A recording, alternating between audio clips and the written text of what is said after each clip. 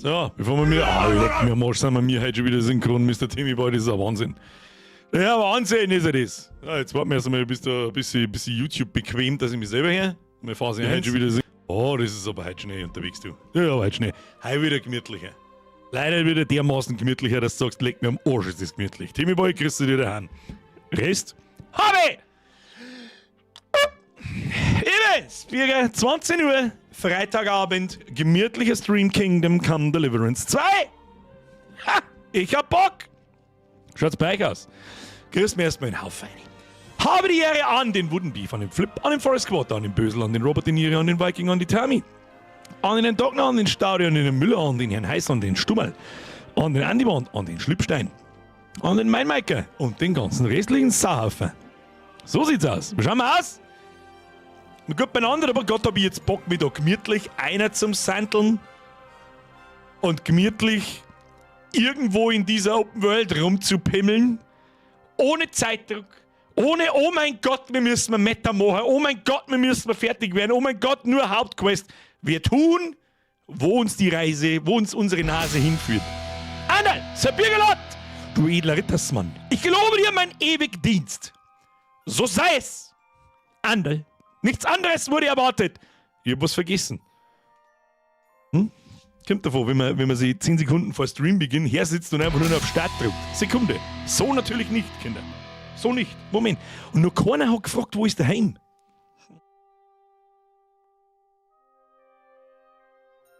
So natürlich nicht. Einmal am Moment noch ein Date und ihr seid schuld. Hey? So? So. Oh ja, ja. Ja. Bin ich nicht gut für euch, ne?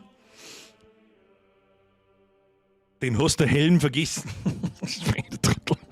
Die edle Rüstung feit. Jetzt ist es euch aufgefallen, gell? So, sobald mir das wieder so zum Kratzen anfängt wie letztes Mal, nimm es und wirf so weit, dass es im Besting im Kreisverkehr abholen könnt. Wenn so oft gefragt worden, wann gibt es den Hut im Shop, wird's so nicht geben. Das ist feinste chinesische Handarbeit. Timmy Boy, Helm wo? Da! Okay, noch so. Nein, das machen wir nicht nochmal, dann kratzt wieder den ganzen Tag mein Gesicht. Weiß der Teufel, was das für ein chinesischer Chemiefaden ist, mit dem das Ding gebaut worden ist. Mike! Nice! Birger Cat Thumbs! Oh, sehe ich erst 69 Monate. Nice. Mike, merci dir. Bambi, merci für den Resub. Kuss auf den Nuss. Der Chef, heute hauen wir sie eine oder was? Das sicherlich, was hast du gemeint? Birger der Graue ist am Start. Oh, mittlerweile kann ich es nicht mehr abstreiten. Es wird von Woche zu Woche wird's tragisch. Schau mal, Bordo. Ah, deswegen, den will ich jetzt noch mit zuschneiden, was Tolles. Herr Darian! Neues Mitglied oder seit einem Monat? Der hat einfach so als Wasser. Nice. Mr. Darian! Der ist hier von und zu Birger. Sir, Sire. Ich weiß nicht so genau, wie man das sagt. Merci dir. Welcome to the Squad. Danke für die Mitgliedschaft. Ab in den Chat habe ich die Ehre, Herr Darian. Ich bin mir nicht sicher, da steht dort ein Mitglied seit einem Monat. Bei mir steht, has become a member. Man ist sie unschlüssig. Darion, Kuss auf die Nuss, merci. Ingal, merci für 35 Monate, habe die Ehre zurück. Eine halbe Brotzeit und so ein Bürgerlot, auf geht's. Ich bin gespannt, was wir heute tun müssen. So, das ist, ich glaube, wir pimpen heute auch nicht bis um 10 nach 8 Uhr umeinander, das ist mir wurscht, wir fangen jetzt dann einfach an. Ja, müssen wir erstmal einen Säcki gescheit aufziehen, weil der auch schon wieder kratzt wie Pflack. Kommt davon, wenn man sie im Steh, kennt das Problem jemand? Vielleicht jemand aus meiner Altersklasse, dass der Bierranzen langsam so groß wird, dass die schwer tust, im Steh Säcke zu ziehen und die hier sitzen musst. Und selbst das unangenehm ist, so ein bisschen. Bin ich da der Einzige oder?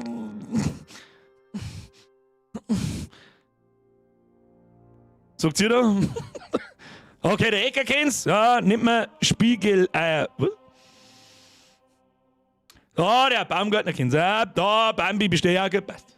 Wobei, wenn Bambi, wenn das der Jahrgang ist und bist nochmal deutlich jünger wie ich, wenn das da schon anfängt, dann bin ich zufrieden. Dann bin ich nicht das einzige gewamperte Kampfgeibe, das irgendwann demnächst Probleme kriegt, dass er sich selber Zicke anzieht. So, startet zum Spinnen bei. Tappen wir sonst? Du, tappen wir sonst. Was machst du denn jetzt nächstes Jahr, wenn es dann Vierer fahren tut? Was für ein Vierer, Alter? Was laberst du? Missverstanden. Ja, das glaube ich, hast du ein bisschen missverstanden. bisschen spät, aber noch geschafft. Mr. Scarecrow. Der Zauberer ist nie zu spät. Er trifft immer genau dann ein. Sie wissen schon. Da der Jackson kann es verstehen, ab 30 gehe ja nachvollziehbar. Bürger wird 23, nein, ich werde 29. Irgendwas zwischen 6 und 46. Lübze! Da habe ich der Bürger, auf geht's nach Beim! Sagt man das so? Das sagt man bei uns nicht so. Also bei uns sagt man nicht Beim. Ich glaube, bei uns sagt man tatsächlich auch, wie man es in Schriftform sagt man Böhmen. Vielleicht die Bämer Grippen vielleicht noch, ja, aber ansonsten, Beim sagt man bei uns glaube ich nicht. So, Deppverlot am Start, Rainer Held, 1238, los der Schmecker. Der Vierer wird erst einmal halbiert. Der ist ja halt, der wird schon halbiert, da haben wir noch nicht mehr angefangen. Wir sagten, dass ich nicht 45 wäre. Und ihr wisst es nicht. Ja, kannst du niemals hier sein. Ich werde nächstes Jahr 30 und freue mich schon. But why? Meister, why? Das ist geil, du bist auch schon sehr lang dabei, wenn mich nicht alles täuscht, eigentlich seit Anfang an. Das heißt, du bist beigetreten mit 24 und jetzt wirst du dann 30. Das ist schon krass, Alter. Und ich denke mir so, wie die ganze Scheiße da hochgefangen wird, bin ich auch gerade 30 geworden so. Scheiße. Das Einzige, an was ich über Dinge kann, ist, wenn die Mama über gesagt hat so, was hast du mit 30 Jahren noch Computer speist oder was?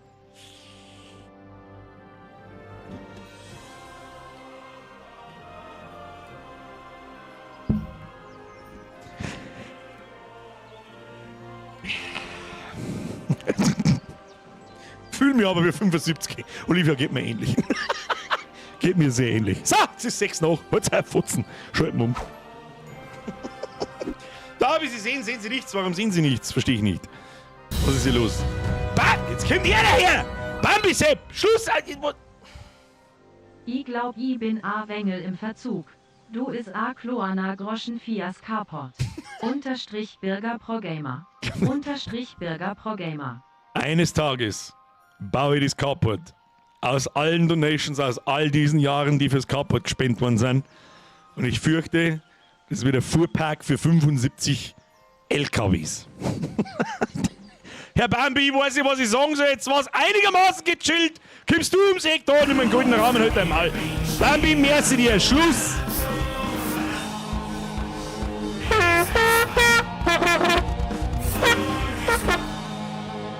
Ja, klar. Zeit ist Swan. Welcome to the squad. Ab in den Chat, da habe ich die ersten. Mr. Eichler. Ab in den Chat, wenn ihr mitmacht. Bis raus! 7 Kill schreibt komische Stimme. Mikrofon. Ich habe komische Stimme. Warte mal, ich muss mich selber schnell hören, warte. Muss mich selber schnell hören. Achtung. In den Chat, wenn ihr mitmacht. Bis raus! 7 Kill schreibt komische Stimme. Mikrofon. Ich habe komische Stimme. Warte mal, ich muss mich selber schnell hören. Falls ihr überhaupt nichts! Falls ihr da! Wir drücken mal auf Fortfahren. Bitte lehnen Sie sich zurück. Im Abschnitt Hilfe des Hauptmenüs findest du detaillierte Leitfäden zu allen Spielmechaniken. Brian, bin Pro-Gamer. Schluss. Gemütlicher ist es halt. Komischer Sound von der von der Dono. Achso. Bambi, merci dir. Ist zu viel. Aber wem erzähle ich das? Du bist da seit 1000 Jahren dabei. So, wo haben wir stehen geblieben? Wir haben in der Wederhexe hier wer redet denn da? Moment, also wir haben stehen geblieben, wir haben Hans noch was gebraut, das weiß ich noch, ein Kamille. Und jetzt essen wir erstmal was. Trank eingießen, aus dem Topf essen. Das gehört, da gibt es immer was zum Futtern. Ja, damit unsere Essensanzeige, der Unfall, das ist immer das Erste. Dann haben wir noch einen kurzen Flashback gekriegt und dann haben wir uns ins Bett gelegt und gespeichert. Sehr gut. Irgendjemanden in der Discord, im Discord habe ich gesehen, es gibt schon einen Mod zum Schnellspeichern. Ich denke, die werde ich auch installieren. Ich habe offstream nicht weitergespielt, in keinster Weise, weil so da jetzt blöd ist da gerade. Deswegen da ich jetzt sagen, schauen wir mal aus, wer da schmerzt da, die lauern die ganze Zeit. Was machen? Oder einige machen es nicht mehr lang oder sie wollen einfach nicht. Normalerweise könnte ich meinen Anspruch... So, jetzt das andere. Was ich vergessen habe. Grafikkarten aufmachen. Was habe ich halt vergessen? Das ist eh nix. Ja, mit dem wir gleich mal noch... Zack, ist schon erledigt. So, mach zu jetzt den Bums. Da passt. Eisscheit! Kannst du mal als Melei von mir grüßen? Ich weiß nicht, wer das Melei ist, aber Melei grüßt dich vom Eisscheit. Der ist auch schon sehr lang dabei. Mir ist wieder ein Resub. Kuss auf die Nuss. So, Schluss jetzt! Ich lebe hier im Wald bei Gelejow. Fast labern die? adeliger Herr. Natürlich. Vor allem, wie lang das labern. Wie viel da schon wieder vertont ist. Da krieg ich einen Vogel. So, du, wie weit seid ihr? Sieh mal, wer da ist. Sieh mal, wer da ist. Heinrich, Hallo. komm zu uns. Kommt zu uns. Freilich kommen wir da zu euch. Sitzen wir da zu. Miete? Guten Morgen, Heinrich. Oh, guten Morgen, Du Heine. weißt gar nicht, wie Weiter sehr geht's. ich mich freue, dich zu sehen. Komm doch zu Tisch, mitten in diesem herrlichen Wald. Ich Im freue Tag mich schon wieder auch, 100. dich zu sehen. Du bist erstaunlich guter Stimmung dafür, dass du gestern nur knapp dem Tod entronnen bist. Das ist wohl Umso wahr. mehr Grund zum Feiern.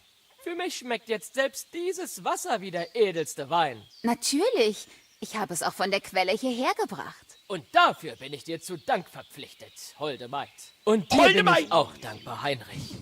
Ihr bin Bojenna beim hat wieder mir Rüster. erzählt, was ihr gestern passiert ist. Das ist jetzt das 3. Mal, dass du mir das Leben gerettet hast. Ich schätze, ich werde dir wohl irgendwelche Ländereien oder so geben müssen. Das 3. Sag mal. Mal? Was um Himmels Willen ist die ersten beiden Male passiert? Oh, ist eine lange Komm, Geschichte, Miete. Heinrich, jetzt lass sie nicht zappeln. Berichte dieser holden Maid von deinen Heldentaten. Holden Maid. Herr Hans wurde von Kumanen gefangen. Um es kurz zu machen. Es ist jetzt die Frage, wie viel wird uns da jetzt erzählt? Ja, Herr Hans wurde von Kumanen gefangen. Nun, einmal gerieten Hans und ich in Handgreiflichkeiten in der Schenke. Zur Strafe musste ich ihn auf die Wildschweinjagd begleiten, Und ich hab eins erlegt. das wütend wurde. Und als Hans dem verwundeten Tier nachjagte, wurde er von Kumanen gefangen genommen. Das ist eine Quest aus dem ersten Teil, ich glaube, ich erinnere mich.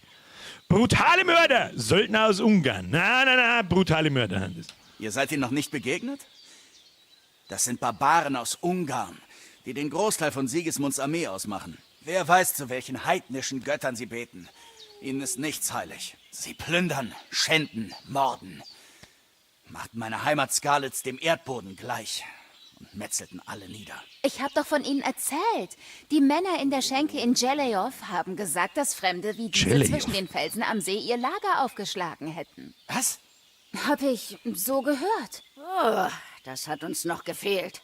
Hoffentlich kommen sie nicht hierher. Was könnten wir zu zweit schon gegen sie ausrichten? Was könnten sie von uns wollen? Aber wenn sie vorhaben, uns auszurauben, schieße ich so viele Pfeile auf sie, dass sie es sich anders überlegen. Aber was ich noch unbedingt wissen will, ist, wie es mit dem jungen Herrn Hans weiterging. Herr Hans! Nun, wie gesagt, sie haben ihn gefangen genommen. Das müssen bestimmt 10 gewesen sein. Ich war hoffnungslos unterlegen. Du musst doppelt gesehen haben. Ich erinnere mich nur an 3. Das beweist nur, wie gut du zählen kannst. Außerdem waren sie bis an die Zähne bewaffnet und hatten Bögen und Rüstung. Es hätten genauso gut 10 sein können. Wie du meinst. Tja, mit etwas Glück gelang es mir jedenfalls, Herrn Hans zu retten. Warum so bescheiden? Du hast sie doch erledigt. Es mag Glück gewesen sein. Aber du weißt doch, Audentes. Fortuna Juvat. Na also, du hast es dir endlich gemerkt. Weiß jemand, was das heißt? Ach, nur so ein Sprichwort von uns. Das Glück ist den Mutigen hold. Vielleicht sagen sie wirklich die Wahrheit darüber, wer sie sind. Wer außer einem Herrn oder Priester kann schon Latein? Und Priester sind das wohl kaum. Wenn ich mich recht erinnere, Eher nicht. hast du von Onkel Hanno schon ein Pferd für meine Rettung bekommen. Deine Pebbles. Also spare ich mir die paar Groschen. Ah, aber für Tallenberg hast du mir nie etwas gegeben. Für Tallenberg? Bernie, das Was sind ist die denn dort Informationen, passiert? die ich brauche, weil ich mir sowieso nicht merken kann. Ich lese kurz vor. Bernie schreibt, auf simpelste Zambro, es gibt einen König Wenzel und einen König Sigismund. Und wir sind, glaube ich, auf der Seite von Wenzel. Soweit war ich bis jetzt auch. Mehr, glaube ich, braucht man auch gar nicht wissen. Wir sind gelb, die anderen sind... Oder haben wir mich nicht zum Sigismund geritten, da am Anfang? Wir haben gelb und sie sind rot. Machen wir es noch einfacher. Für Tallenberg, was ist denn dort passiert? Hans wurde angeschossen. Machen wir es kurz, weil da wird wirklich extrem viel gelabert. Hans wurde bei einem nächtlichen Überfall auf Burg Tallenberg schwer verwundet. Und ich musste ihn auf meinem Rücken vom Schlachtfeld tragen, damit er nicht dem Feind in die Hände fiel. Du meine Güte, ein Überfall auf eine Burg? Das war aufregend, was? Ja, und wie? Wir waren in der Unterzahl, Pfeile regneten herab. Und Horden von Gegnern stürmten unerbittlich von allen Seiten auf uns zu. Ich stehe wirklich in Heinrichs Schuld Und dafür, draus. dass er mich da rausgeholt hat. Aber ich schätze, du hast nun einen Teil deiner Schuld beglichen, Herr. Wie hast du die Banditen besiegt? Danke, dass du mich hergebracht hast. Ja, ich werde dir nie vergessen, dass du mich den ganzen Weg vom See hierher geschleppt hast. Gern geschehen. Die Herren von Leipa lassen ihre Freunde nicht im Stich. Erzählt mal, was habt ihr beiden sonst noch erlebt? Eine ganze Menge. Aber ich fürchte, wir haben jetzt keine Zeit für Geschichten. Wir sind auf wichtiger Mission und können es uns nicht leisten, länger zu verweilen. Wir müssen schnellstmöglich nach Troski. Wie weit ist es bis dort? Nicht weit. Wenn ihr den Hügel vor Żelejow erklommen habt, seht ihr die Burg. Also gut. Wir sollten so schnell wie möglich aufbrechen. Ich mache euch noch etwas zu essen. Für eure Reise. Das ist die beste Idee! Jenna, ich weiß nicht, wie ich dir danken soll. Ah, ich schon. Sobald wir die Sache mit von Bergo erledigt haben, werde ich dich so belohnen, wie man es von einem Ritter erwartet. Du hast mein Wort. Sehr Jetzt bin ich ehrenhaft. aber neugierig. Muss man sagen. Ich hatte noch nie das Wort eines Ritters. Für den Anfang kannst du mir die Schaufel hier lassen. Ohne die sind wir aufgeschmissen. Ja, natürlich. Und danke für alles, was du für uns getan hast. Buschana. Weggegeben, Ich hab Schaufel. was für dich, Heinrich. Sagt sie Du nicht, hast steht hinter Mutter mir. Ärger gemacht, aber ich weiß, dass es keine Absicht war. Und du hast sie beschützt, als es nötig war. Dafür will ich dir danken. Nimm diesen Trank. Er wird dir nützlich sein, wenn du in Ritterschnaps. Gefahr schwebst oder nicht weißt, wohin. Nimm dann einen kleinen Schluck und er wird dir viel Ärger ersparen. Wart es nur ab. Er ist nicht schwer herzustellen. Mit etwas Übung kannst du das auch selbst. Danke, Pavlena. Das Rezept für den Den kann ich Ritterschnaps haben wir auch gleich noch gekriegt. Zweifellos. Aber wir sollten jetzt gehen. Hans hat recht. Wir sind froh, euch getroffen zu haben und stehen für die Hilfe und Gastfreundschaft in eurer Schuld. Gott segne euch. Und die beiden Herren auch. Wie Heinrich sagt, Sehr Gott christlich. segne dich für Sprich deine mit Herrn Capone Großzügigkeit über und die für Reise deine nach Troski. Heilkunst. Und du hast dir die ewige Dankbarkeit des Hauses von Leipa verdient. Falls du jemals in Not gerätst, die Tore von Pirkstein stehen dir jederzeit Still, offen. Spick schaut Vielen gut aus. Dank, Herr. Aber ich weiß nicht, ob ich Pirkstein überhaupt finden würde. Hoffentlich muss ich dein Angebot nie in Anspruch nehmen. Komm, nicht aufpasst, klauen wir noch schnell einen Apfel. Tut mir leid, dass ich zu spät bin. Zwiebeln nehmen wir auch noch Wurde mit. in Troskowitz Kann man was aufgehalten. sonst noch mitnehmen können? Ausgerechnet dort. Und Brot!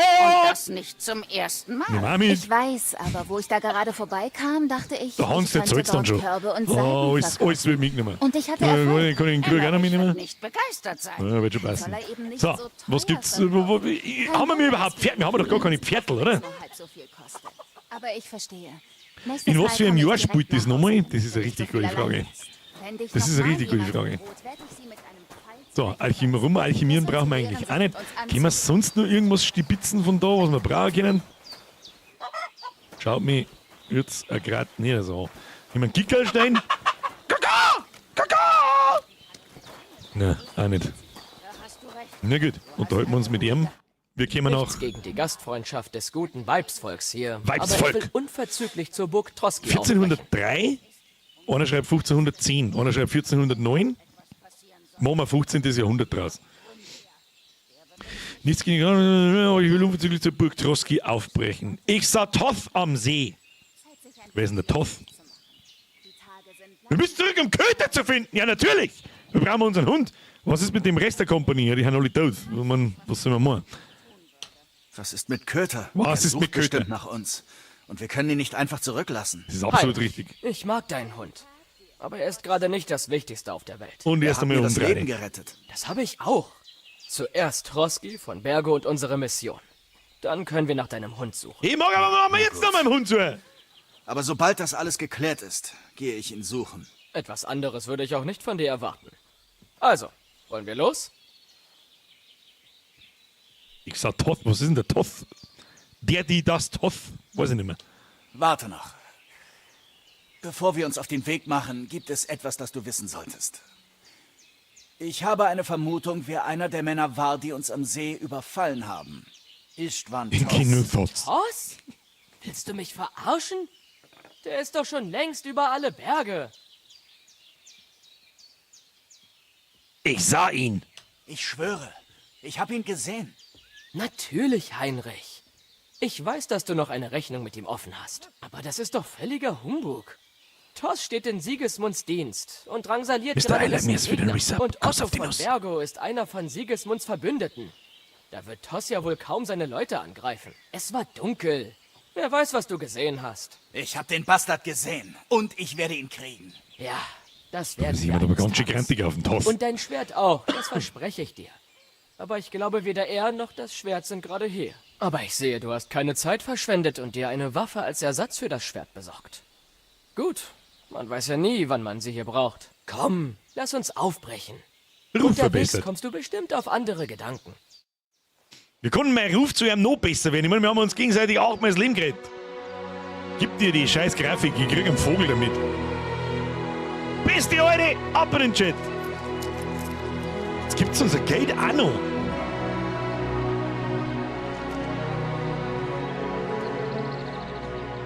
Beste Wederhex. Da müssen wir zurückkommen und der irgendwas bringen.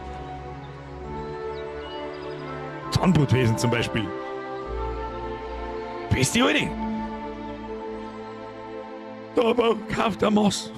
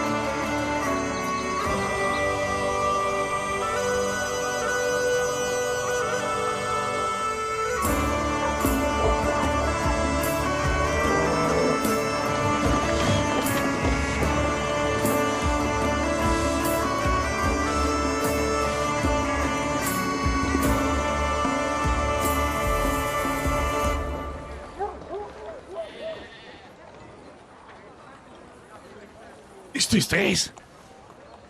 Weiß man nicht. Ganrim! Aber die vom Nachschaussquad. Wie Nachschaussquad? Sind wir jetzt seit 10 Minuten da?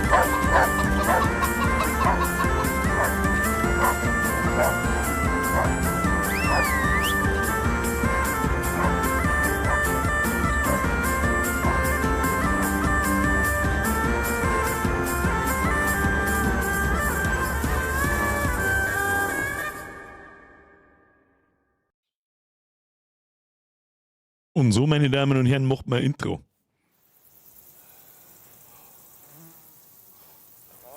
Hoffentlich haben sie einen guten Wundarzt in der Burg. Oder wenigstens einen Barbier. Die alte Frau hat mich zwar aufgepäppelt, aber ich glaube nicht, dass mir Kräuter wirklich helfen. Es geht nichts über einen gelehrten Mann der Medizin.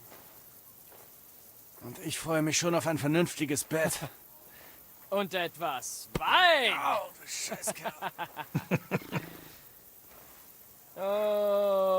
Und geschlossen. Das Intro erst im zweiten Stream zum St. Just Burger Things. Ich habe auch nicht gewusst, dass 2 Minuten später, was das eh.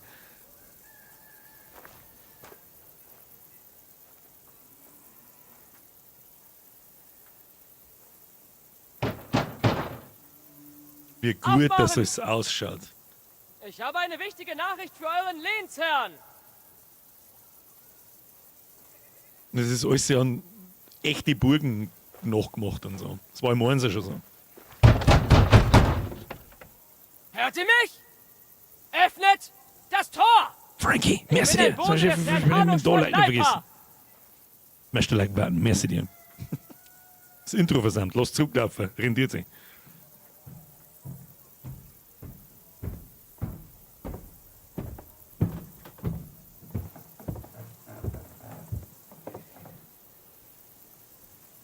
Ihr schwulen Engländer.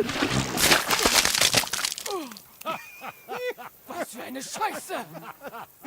Scheiße! Ihr verfickten Pisser! Was Wisst ihr eigentlich, wer ich bin? Nein, wissen wir nicht. Ich bin Herr Hans Carpon von Pirkstein. Erbe von Der wird kurz Ratzal. sein müssen, Entschuldigung.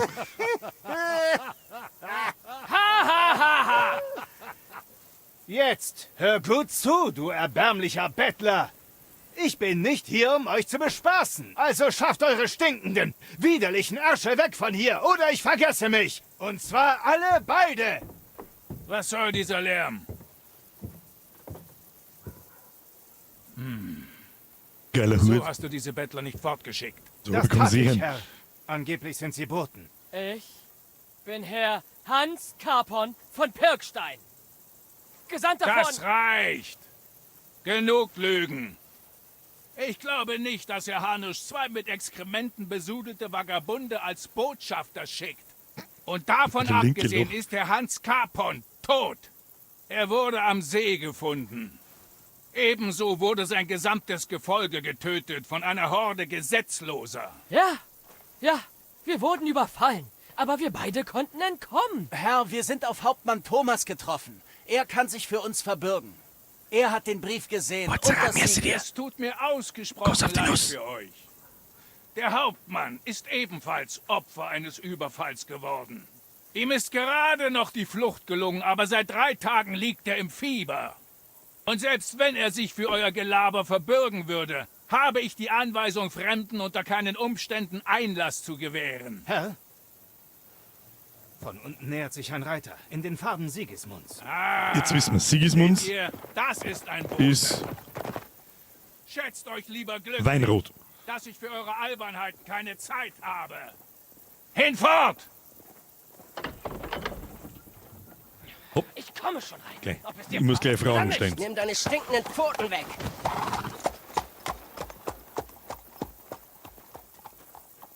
Wartet! Jetzt wartet doch!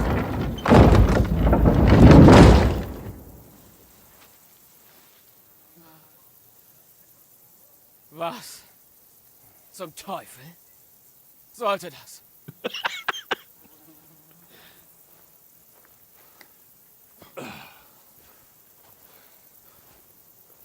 Und was jetzt?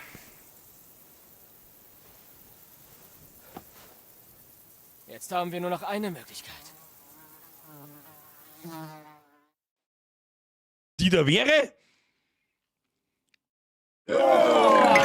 Saufen. Erstmal waschen. Dann saufen. Da oben ist die Burg.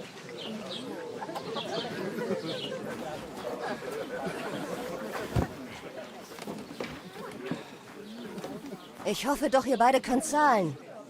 Was glaubst du, wen du hier vor dir hast, Weib? Jemanden, der stinkt wie ein Schweinestall. Echt, versauft mir jetzt das Geld von der Die Wiederhex. letzten Tage waren nicht einfach. Wir wollen uns nur ein bisschen ausruhen, ein Bier trinken und etwas essen. Wenn ihr nicht nur aus dem Schweinetrog trinken wollt, müsst ihr schon mehr hinlegen als das. Bring uns einfach das Beste, was du hast. Und wir zahlen dann später.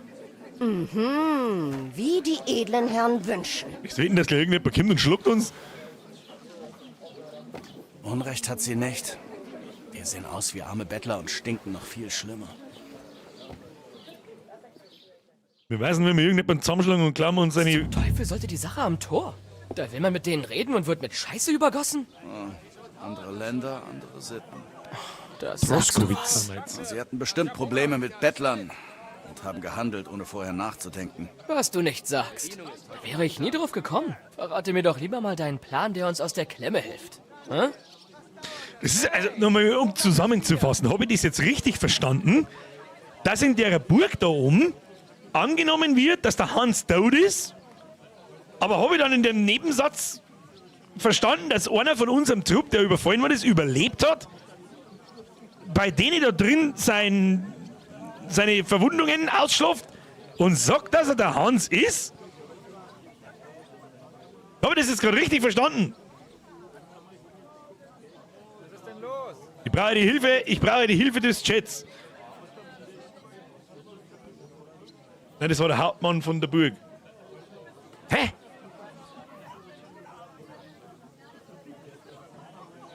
Keiner von uns, deren ihr... Okay, okay. Nein, das ist der Hauptmann Thomas. Wer ist der Hauptmann Thomas gleich wieder? Der ist parallel dazu... Ach so, ja, okay.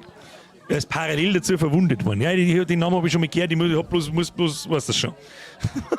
Und da Geschichte in dem Spiel offensichtlich der Hauptgrund ist, das Spiel überhaupt zum Spielen.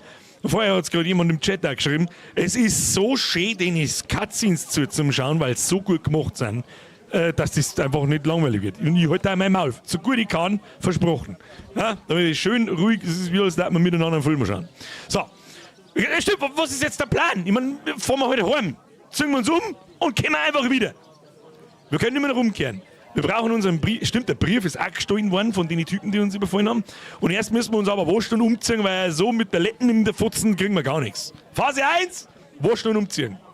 Na, als erstes müssen wir uns wieder ein wenig herausputzen. Uns mal ordentlich abschrubben. Schrubben und anständig rubbeln. Anziehen. Dann glaubt man uns vielleicht auch, dass wir Boten sind. Schön und gut, aber wir können ja nicht mal hier zahlen. Geschweige denn im Badehaus oder beim Schneider. Und da die sagen, lösen wir das Problem durch professionellen Diebstahl. Wir verdienen uns ein paar Groschen, wir gehen zurück nach Ratay, wir könnten zurückgehen. Aber ganz ehrlich, normalerweise ist doch das Logischste, was du jetzt tust, ja, fuck, wir haben ja gefickt. Gehen wir heim, holen wir uns unser Gewand wieder, gehen wir wieder mit Pferdl und los. Deswegen,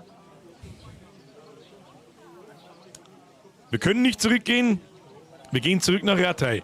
Das möchte ich jetzt wissen, was passiert, ob ich diese Freiheit habe oder ob es der andere abblockt. Am besten wäre es wohl, nach Ratay zurückzukehren und zu Kreuze zu kriechen, hm? Ratay? Du verstehst es einfach nicht, hm? Wir können nicht einfach umkehren. Alle würden über uns lachen. Hanusch würde es verstehen. Das ist keine Schande, wir wurden überfallen. Das ist absolut vernünftig. Wir machen mal einer vernünftig. So gut es geht. Das ist keine Schande. Wir wurden von Banditen überfallen. Ja, und wie konnten sie entkommen? Weil wir ja an diesem blöden See lagern mussten. Wir haben keine Botschaft, kein Geld, nur unsere zerlumpten Kleider. Kopf hoch. Wir finden eine Lösung. Und dann wird alles wieder gut. Gar nichts wird jemals wieder gut, mein Freund. Ich Jetzt sage aber. dir auch die 4 Gründe. Hafer, Kanne, Konrad und Nikolas. Sie können nicht mehr bei uns sitzen, mit uns plaudern und Press plaudern. F für unsere Sie Kameraden. sind ein Festmahl für die Krähen am Arsch der Welt. Das ist wirklich bitter. Aber jetzt hat er einfach abgelenkt, gehen wir halt einfach wieder heim. Du hast keine Schuld an ihrem Tod, gehen wir zurück und begraben sie. Ich bin genauso schuldig wie du. Ja, vielleicht können wir da noch was looten, wenn wir es begraben. Soll man eigentlich schon tun. Ist das wirklich mein erster Gedanke, den ich habe? Deine Freunde sterben? Ja, vielleicht kannst du noch was aus der Hose. Vielleicht haben sie noch einen Geldbeutel dabei und dann kann man sein. Sobald es geht, kehren wir zurück und begraben sie. Ja, so früh wie möglich. Sie waren gute Christen. Auch wenn es nicht immer den Anschein hatte. Wir halten unsere Versprechen aus Bojennas Hütte. Wir halten sie in Ehren, indem wir unseren Auftrag zu Ende bringen. Wir schaffen es in die Burg. Versprochen. Wir werden unsere Männer rächen und dann erhobenen Hauptes nach Ratay zurückkehren. Ehrenwort. Audentes Fortuna Juvat. Audentes Fortuna Juvat. Essen. Na, endlich. Haben wir jetzt wirklich was zum Essen gekriegt? Guten Appetit. Was ist das? Okay. Für ein Fraß. Hey, da ist Fleisch drin. Und ihr habt mehr gekriegt, als ihr bezahlt habt. Wenn Undankbarer ihr Hund. aufgegessen habt, habe ich Arbeit für euch. Oh, Na dann. Prost. müssen wir ein bisschen Kohlen verdienen, ist heftig. Was ist mit unseren Spätzchen begraben? Machen wir später dann. Also nichts looten. Was ist denn? Da ist die Frau vom See. Wegen der wir fast draufgegangen wären? Die hat aber Holz von der Hütte. Was fällt dir ein? Los, geh und rede mit ihr. Sie kann bestätigen, Genau wer wir so war es sind. früher wahrscheinlich. Jetzt mach schon. Na, echt jetzt so? Was? Gott sei mit dir. Eine Kanne voll Wein, bitte. Bei Gott, diese Mit Kanne von ist ja Bergo riesig. zu reden. Ich hab dich hier noch nie gesehen. Wer schickt dich? Doch wohl nicht diese Nomaden. Keine Sorge. Ich komme aus der Burg.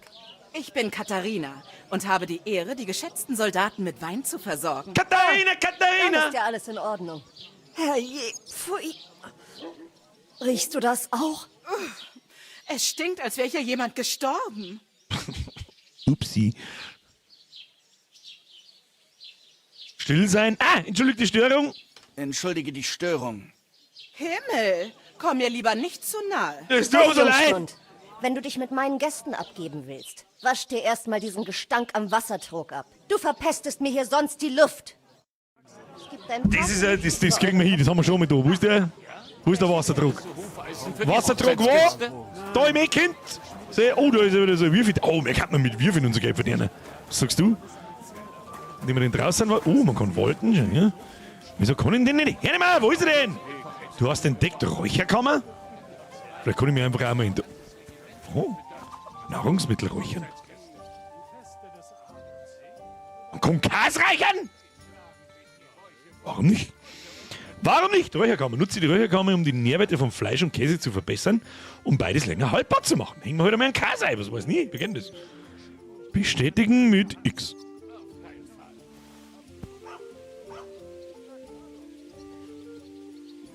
Und wie kriege ich das jemals wieder raus, oder? Sehe ich das dann? Käse, du hast erhalten, geräucherte. Also das geht instant, ich muss da ein bisschen drin bleiben oder so. So, hat er bloß eine Sekunde da, dass ich wieder vergessen habe, was wir eigentlich da wollten. Waschen wollten wir uns. Wo? Herrgott, worin hast du dich denn gewälzt? Das ist natürlich geil, wenn da alle drauf reagieren. Ja, im Brunnen vielleicht. Können wir im Brunnen springen? Was ist denn das da? Was ist das da? Öffnen. Hallo. Machen wir die Bude zu, vielleicht gibt es was zum Klauen. Gibt es da was zum Klauen? Nahrungsmittel trocknen. Selber wie das Reiche. Oh! Kann man den Hammer? Nein, kann man nicht. Warum nicht? Schade. Das hätte ich mir eigentlich schon gewünscht, dass man jeden Scheißdreck mitnehmen kann, aber anscheinend nicht. Oh! Upsala. So. Bitte einmal waschen. Und das klangt. Das Gesicht auch schon und dann stinkt man nicht mehr. Ist das so? Wasch dich am Trog. Sprich mit der Frau vom See. Du bist sauber, wie du es. Dauert das so lange? Die Miezi ist schon. Die Miezi mag's wissen. Ich will dich nicht stören, aber ich kenne dich doch. Ach, ja? Ich erinnere mich nicht. Warte, bist du der Kerl, der die Grube unterm Abtritt der Burg ausmistet? Seid mal langsam, Alter. Ich bin kein Latrinenkehrer. Ihr wurdet von Banditen angegriffen. Wir haben uns beim See Wir haben gesehen. uns doch beim See gesehen. Was denn für ein See? Ich war an keinem See. Ihr wurdet von Banditen angegriffen. Wir haben euch gerettet. Banditen angegriffen, nehmen wir lieber mal. Doch, du warst dort. Banditen haben euch angegriffen. Dich und andere Frauen. Und uns noch dazu. Ich habe wirklich keine Ahnung, wovon du da redest.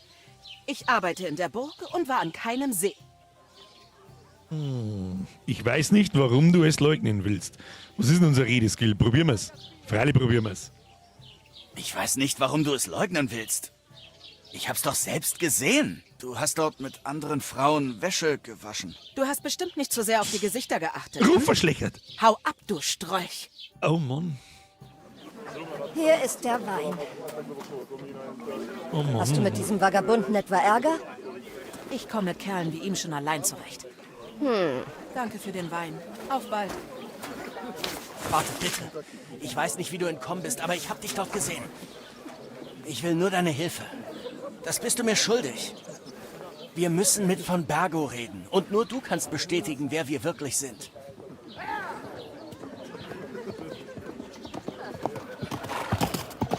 Das war der Bote, der vorher gekommen Sie ist. lassen euch nie in die Burg.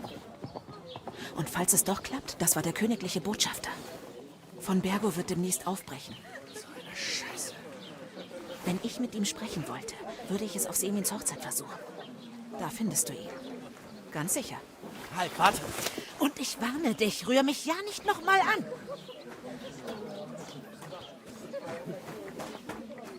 Oh, dir fallen ja gleich die Augen aus dem Gesicht. Hast du denn nichts Besseres zu tun? Ja, kann ich verstehen. War das die Großtat? Möchtest du mir wirklich jetzt verzeihen? Wieso man stehst kann- du hier rum?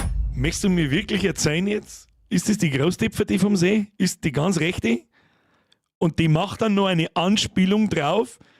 Hast du wohl nicht zu sehr auf die Gesichter geachtet? Ist das dein Ernst? 10 von 10, Alter. 10 von fucking 10, Alter. Wie eine erstarrte Salzsäule. Bist du langsam mal bereit? Wofür? Ich bin noch nicht bereit. Immer bereit. Hä? Wofür denn? Bereit zum Arbeiten. Ihr habt nicht alles bezahlt, was ihr bestellt habt.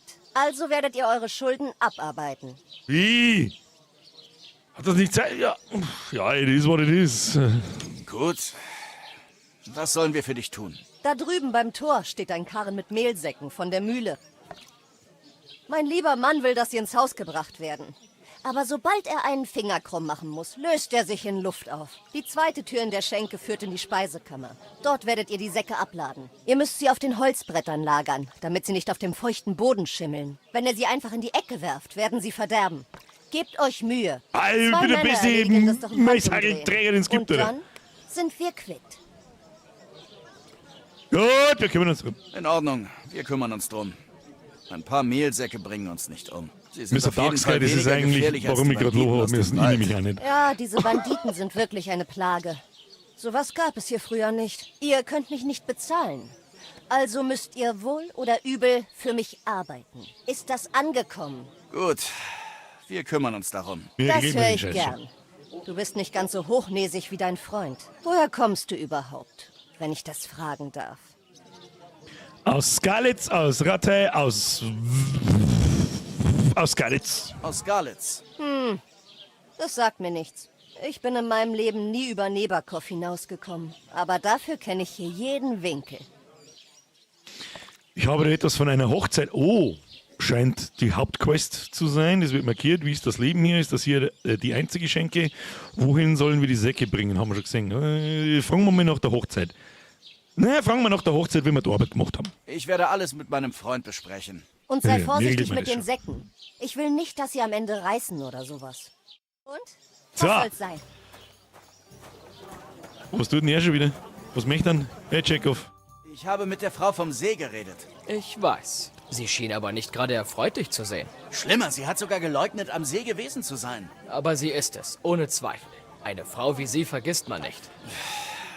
Ich glaube, sie wollte aus irgendeinem Grund nicht darüber reden. Aber eine Sache konnte ich ihr entlocken. Was? Spann mich nicht auf die Folter. Von Bergo wird die Burg bald verlassen. Saka. Wenn er sich Sigismund verpflichtet, bevor wir ihn erreichen, sind wir am Arsch. Lass mich ausreden. In der Region wird es außerdem eine große Hochzeit geben. Irgendein Herr Semin wird heiraten. Die Hochzeit wird ein rauschendes Fest werden. Und was interessiert uns eine Hochzeit in irgendeinem Rattenloch bei Troski? Herr von Bergo wird einer der Gäste sein. Großartige Neuigkeiten, Heinrich. Also müssen wir es nur auf die Gästeliste schaffen. Und das sollte kein Problem sein, denn du hast längst einen gerissenen Plan, oder? Nein. Ja, ich habe leider noch keinen Plan. Verflixt. Muss ich etwa für uns beide denken? Wir könnten uns wohl an den Wegesrand stellen und dort auf von Bergo warten. Na, die Hochzeit scheint mir die bessere Idee zu sein. Wir hören uns um und sehen dann weiter. Da wäre aber noch eine andere Sache. Kriegen wir schon was. Ich habe mit der Wirtin gesprochen. Jetzt müssen mir wir aufgefallen. Mehlsagel schleppen. Wir sollen unsere Schulden abarbeiten. Dafür müssen Möchtest du wir wetten, nur dass er das uns Mehlsäcke machen in lässt? die Speisekammer schleppen. Wenn wir beide mit anpacken, ist das schnell erledigt. Säcke schleppen? Soll das etwa ein Scherz sein? Das haben wir Ich mit mein's ernst. Arbeiten? Ich bin ein Adliger. Was, wenn mich einer sieht? Schön, ich erledige es selbst, weißt du überhaupt, wie du aussiehst. Niemand würde dich erkennen, wir sind im Nu damit fertig. Weißt du überhaupt, wie du ausschaust? Weißt du überhaupt, wie du aussiehst? Nun, gut, ich sehe nicht aus wie ein Adliger, aber an meinen Adern fließt blaues Blut. Die Leute merken sich mein Gesicht. Und wenn alles geklärt ist, spricht sich herum, dass ich wie ein Bettler Säcke geschleppt habe. Du fauler Wäre die Sache Huren! am Tor nicht schlimm genug?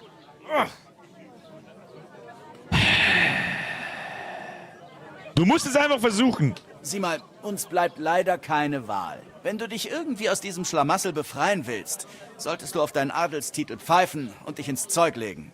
Ein wenig ehrliche Arbeit wird nicht wehtun. Heinrich, Hast du je von den 3 Ständen der Menschen gehört? Nee, ich kenne bloß die 3 Stände der Eine Menschen. adlige Ausrede? Nein, das ist Gottes Gesetz, Oratores.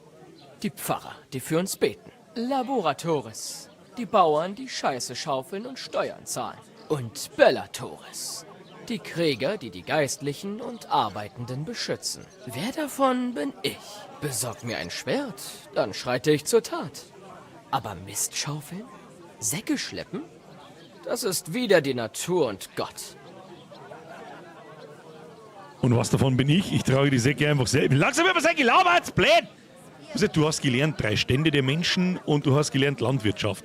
Kriege werden hier nicht gebraucht. Hast du schon einen Knoten in der Zunge? Das ist die richtige Antwort. Hast du schon einen Knoten in der Zunge? Vergiss nicht, dass ich dein Herr bin. Genug dieser Anmaßung. Akzeptier endlich, wo du hingehörst. Kurzum, sei so gut und arbeite endlich. Ich werde mich später erkenntlich zeigen. Willst du mir wirklich? Ja, dann geh ich. Fix nochmal. Dann geh ich mal. Aber du könntest mir echt helfen. Das würde dir nicht schaden. Ah, heul doch nicht rum. Du kommst schon klar. Dieser faule Drecksack. Wenn du dich dann besser fühlst, auf dich wartet eine große Belohnung. Was denn? Das Gefühl? Ländereien? Na klar doch. Ich habe Sogar das Gefühl. mehrere. Aber vor allem helfe ich dir nach diesem ganzen Chaos dabei, deinen Hund zu finden. Okay. Sobald wir etwas Ausrüstung beisammen haben, brechen wir in den Wald auf und suchen nach Köter. Aber wenn ich an die 3 Stände der Menschen denke, dann wäre das vielleicht eher die Aufgabe eines Jägers. Aber genug davon. Wie großzügig von dir, Herr Capon. Ich weiß, liebster Heinrich. So bin ich eben. Okay, Memo an uns. Wirklich in jedem Scheißgespräch kannst du Ruf verlieren. So, Sack Den schleppen. ganzen Tag wegen ein paar dämlicher Säcke. Hey, So, bleibt das Bier? sogar inklusive, Mal wieder Zeit. sogar inklusive Animation. Nicht schlecht. Zweite Tür in der Schenke hat's geheißen. So. Ist das die Schenke? Ich nehme mal an, das ist die Schenke. Dann geht's da einer vielleicht? Achtung. Setze den Sack ab. Ich setze den Sack ab. Schleppe die Mehlsäcke zur Speise. Das muss ich jetzt noch 4-mal machen. Leck mir da. Warte mal, kann man da was klauen? Erstmal schauen. Kann man da was klauen? Was kann man da setzen? Das will ich natürlich nicht. Oh. Schlossknacken, schwer. Braucht man da Werkzeug dazu? Das haben wir noch nicht ausprobiert. Du hast keinen Dietrich. Natürlich braucht man einen Dietrich. Ist ja klar. Ist ja klar. Tutorial beenden. Du benötigst Dietriche, um Schlösser zu knacken. Du kannst sie an verschiedenen Orten finden oder bei zwielichtigen Händlern kaufen. Ja, kriegen wir schon hin. Ich glaube, wir haben noch ein bisschen zu grün hinter den Ohren. Ich habe etwas Ruhe. Da, Vollsprint. Wo war der Miezi? Wo der Miezi? Miezi, wo? Ich hab da Miezi Mountain gehört. Wo ist die Miezi? Ich meine nicht die Miezi. Wo ist die Miezi? Nein, die findet man schon noch. Der Clown bin ich. Hey, wir hatten den Maisock da wieder hingeworfen. Das wühlt die schwarze Galle auf und macht dich... Der Clown bin ich. Na, spreng ihn nicht jetzt! Gib mir einmal ernsthaft! Gib mir einmal ernsthaft das Spiel spielen! Einmal! Um Gottes Willen. Ja. Nummer 2. Aber machen wir das schon gut. Aber gut, ich sage, ich schleppe. Schleppe die Mehlsäcke in die Speisen. Da hätte man schon helfen können, der faule Drecksack. Kruzifix einmal. Du hast gelernt, Begrüßungen. Hä? Sag fallen lassen, nichts fallen lassen. Der Fuhrmann des Müllers. Was ist mit dem? Der schaut so... Mit dem schmerzen wir jetzt noch einmal, wenn wir wieder rauskommen. Was war vielleicht hat er Arbeit für uns? Ah, müssen wir ein paar Groschall hier, ein Gröschchen da. Und dann kauft man unser Schwert und stecht mal ja. Jetzt muss der Bürger schon im Stream arbeiten. Ja, ist immer den ganzen Tag Mehlsack nicht auf den Boden lassen, sonst schimmeln sie, nicht vergessen. Ja, das hab ich schon gesagt. Wir müssen auf den Holzding muss auf. Da muss auf. Ja, schon hin. Und irgendwie beamen sie da immer davor, wenn ich wieder fort bin, ist er nicht mehr da. Kann man da hinten was klauen? Wieso kann ich jetzt den Kickerl da nicht klauen? Lass mich doch mal was klauen. No. Haben wir da? Schlossknacken, Mittel. Erinnere mich im Einser noch dran. Da habe ich irgendwann angefangen auf Stealth und... Was hast du gesagt? Sag das nochmal.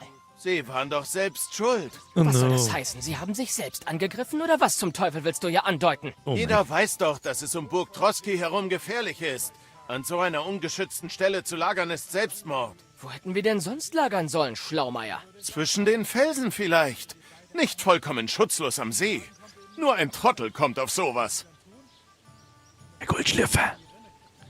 Schweigen, beruhigt euch, beleidigt nicht unsere toten Kameraden. Du bist ein Trottel! Du bist dämlich. Jetzt fängst du auch noch an? Das tut sein Heinrich. Du bist dämlich. Einem Bauern, der sich für einen großen Strategen hält, lässt sich nicht reden. Ich glaube euch kein einziges Wort. Redekunst 6 und Ihr halben Hemd Spezialisierungspunkt. wollt einen Kampf gegen Banditen überstanden haben, mit denen selbst von Bergo Schwierigkeiten hat? Glaub doch, was du willst. Aber ich sage die Wahrheit. Tatsächlich werde ich über alle Beleidigungen hinwegsehen, wenn du dich entschuldigst. Und mich zur Hochzeit einlädst. Du willst also zu dieser Hochzeit, ja? Lass mich dir einen Rat geben, mein Freund. Wenn du dich beim Schmied oder Müller nützlich machst, werden sie dir Zugang zur Hochzeit verschaffen. Dann kannst du an diesem prächtigen Ereignis teilnehmen, zumindest aus der Ferne, und dir deine Lügen sparen. Ich bin Hans Carpon, Herr von Pirkstein. Und ich verlange umgehend eine Entschuldigung. Ich bin Hans Carpon, Herr von Pirkstein. Hans Carpon, Herr von Pirkstein. Lalalalalalala. Du langweilst mich langsam mit deinem dämlichen, ausgedachten Namen. Ja, Also jetzt keine kein Vollgas an dir aufs Maul! Dann werde ich dir eine Lektion erteilen müssen. Oh, mir zittern die Knie. Schweigen, genug davon. Entschuldigt dich bei Herrn Capon, wir sollten gehen. Genug Schluss davon! damit. Hört endlich auf, alle beide. Kümmer dich um deinen Kram. Nimm diese Vogelscheuche von einem Freund und hau endlich ab. Ich bin Sich entschuldigen können. Und stattdessen machst du weiter? Viel Spaß dabei, deine Zähne mit gebrochenen Fingern aufzusammeln. Oh, Das ist ja gut. das will ich sehen. Komm doch Oh her. Gott, gibt's jetzt eine waffenlose Schlägerei?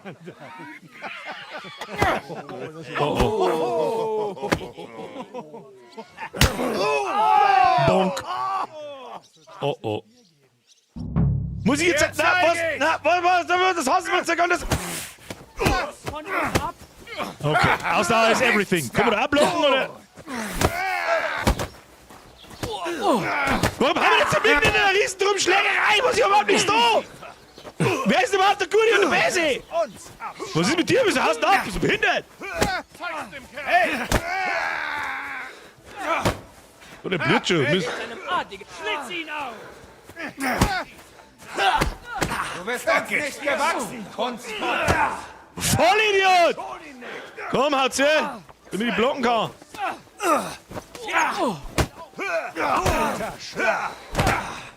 Ja, Bruder, ich sag jetzt... Verdammt! Schlitz ihn auf! Chill.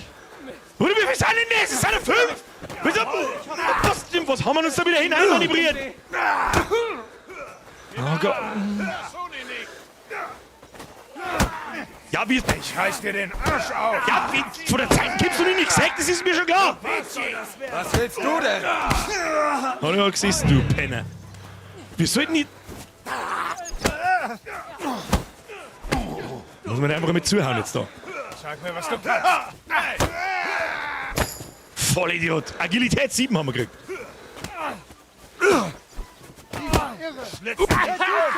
Auf die Fresse hauen, du Wichser! Mich kriegst du nicht! Pass aufs Maul.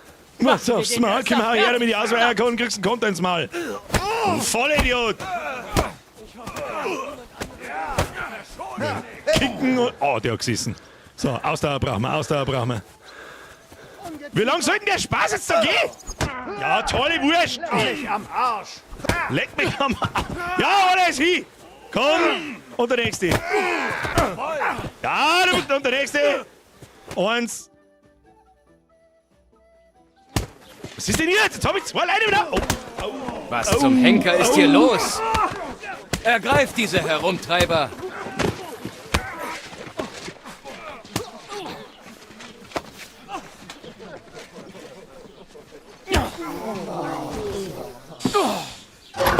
What?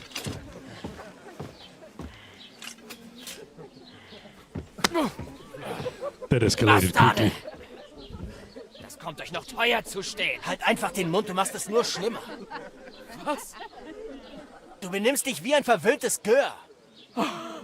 Du wagst es so mit...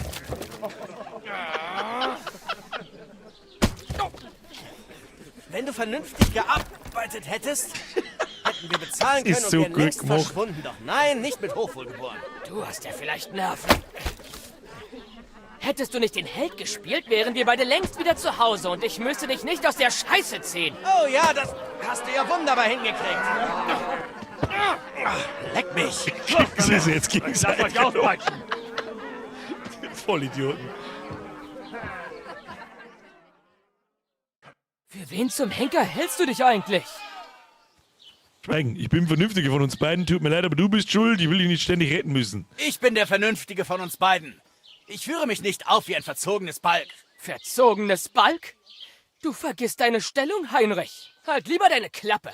Ich hätte dich nicht mitnehmen sollen. Na, da sind wir uns ja endlich mal einig. Ich könnte in der Mühle sitzen, anstatt hier am Pranger zu verrotten. Und wessen Schuld ist das?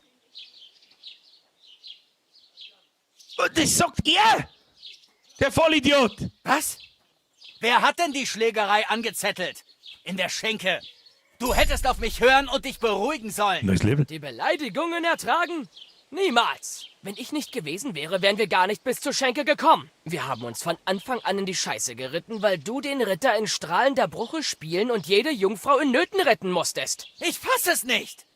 Du willst mir die Schuld zuschieben? Einfach so? Ja, wem denn sonst? Du bist nur ein einfacher Bauer, der keine Ahnung von der Welt hat. Na, jetzt der mal aber mal. Hallo? Du verzogener Huren! Du bist ein verzogenes Balk, das nicht versteht, was es da von sich gibt. Was zum Geier willst du damit sagen? Ich kann dich nicht länger ertragen. Dich und deine Strafpredigt. Du solltest sicherstellen, dass nichts schief geht. Und wie ist das gelaufen?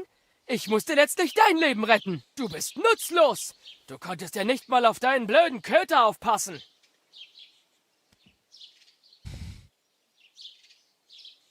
Schwören? Ich nicht mehr schwören. Ich habe keine Ahnung, was passiert, aber mir schwören wir mal. Brudi, ich schwör. Es reicht. Verdammt, siehst du denn nicht, wie schlecht du mich die ganze Zeit behandelst? Ich reiße mir für dich ein Bein aus. Ich erdulde alle dämlichen Launen. Und was bekomme ich dafür? Beleidigungen und Anschuldigungen. Du hast dich von Anfang an benommen, als wäre alles eine nette Landpartie. Du interessierst dich nur für Huren und Wein. Du weißt, dass der Überfall deine Schuld war. Und jetzt fährst du die Krallen aus, um es nicht zuzugeben. Was willst du da? Lass mich ausreden. Ich wurde nicht mit einem Silberlöffel im Mund geboren wie du, aber im Gegensatz zu dir hätte ich diese Nachricht überbringen können. Ich bin nämlich verantwortungsbewusst und kann mich so benehmen, dass ich anderen keine Schande mache. Meine Eltern wären vermutlich stolz auf mich. Von welchen Eltern sprichst du? Ratzig? Gut, von mir aus ratzig. Auf dich wäre niemand stolz, Kapern. Niemand!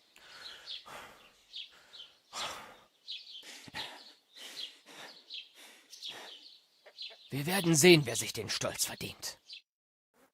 Au, jetzt kriegen wir uns jetzt so krass, dass wir...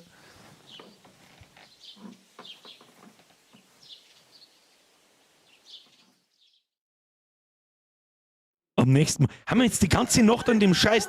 Ist das der Ernst? Da haben wir einfach keinen Spaß verstanden früher, gell?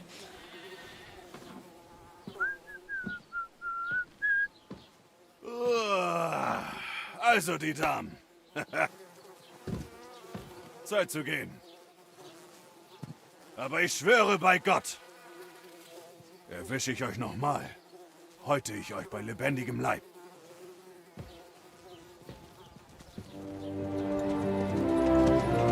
Zucht und Ordnung! Das ist er. Oh, das ist der andere, der sich auf den Weg muss, Ist oder? das nicht unser Herr Otto? Was? Hey! Herr von Bergo! Bonk. Geil. Stark. Oh, Scheiße. Also, wo waren wir?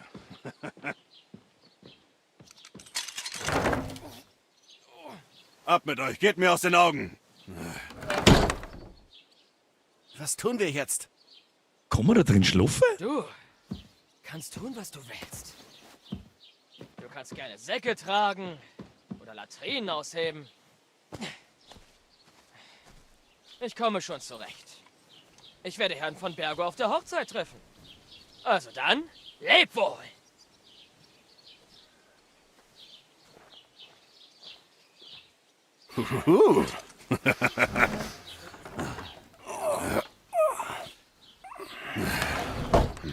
Ich wäre an deiner Stelle froh. Diesen Tage nichts los zu sein, habe ich nicht recht? Na dann, jetzt verzieh dich. Schön eingeleitet, warum wir jetzt auch allein unterwegs sind. Muss ich sagen. Ist das etwa, wie Writing funktioniert? Weiß nicht. Bruder,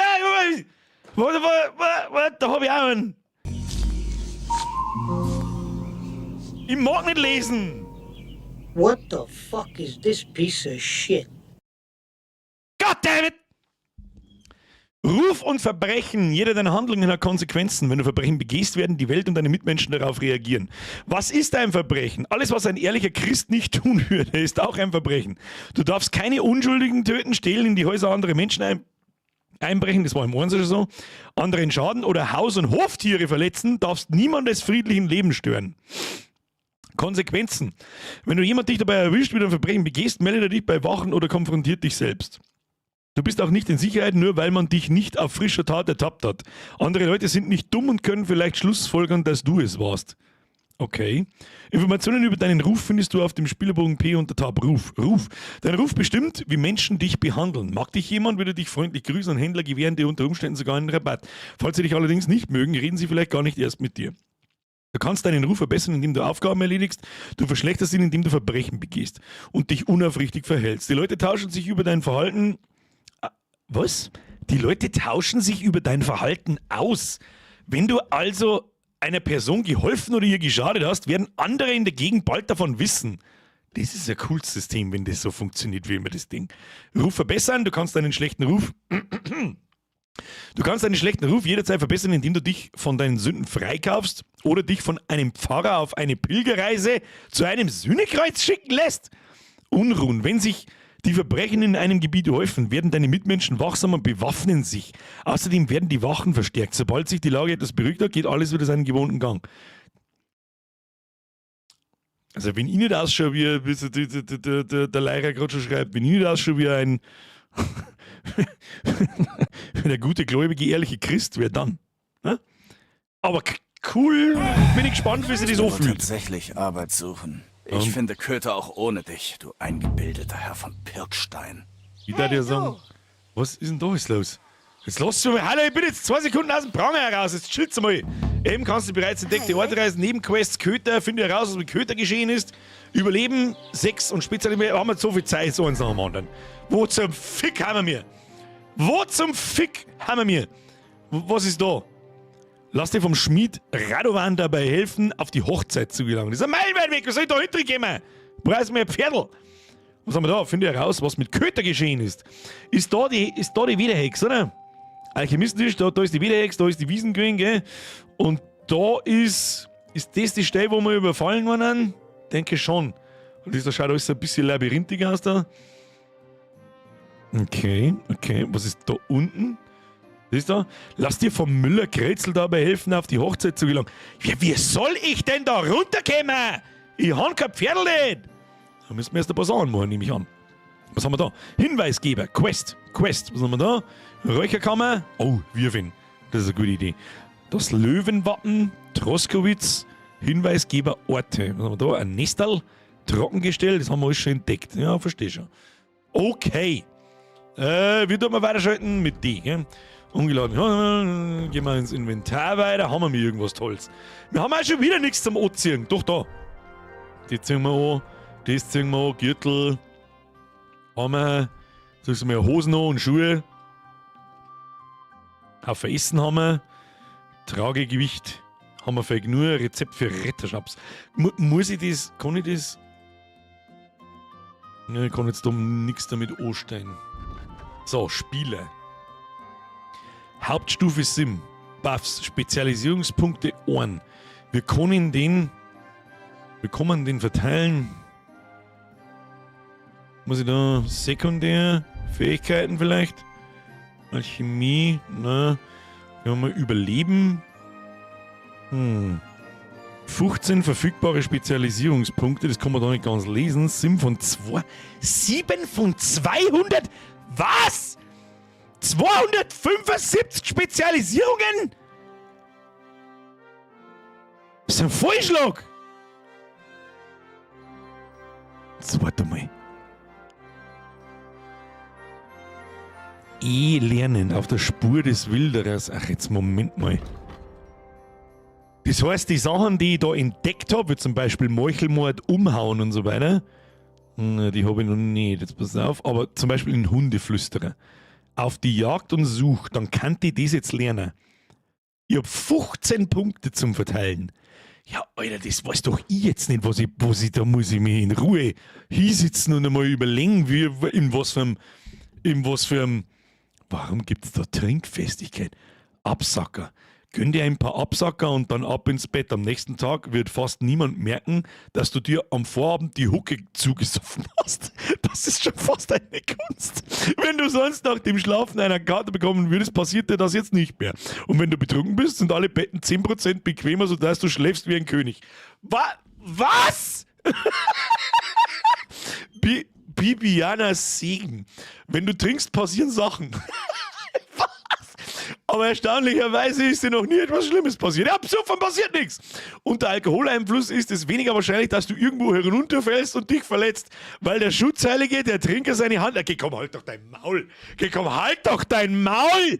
Du kannst dann Alkoholiker spielen. Zu Hause in Skalitz hast du gelernt, dich selbst ziemlich betrunken ins Bett zu schleichen, um deine Eltern nicht zu wecken. Erstaunlicherweise bewegst du dich in Innenräumen 20% leiser, wenn du betrunken bist. So, Alter...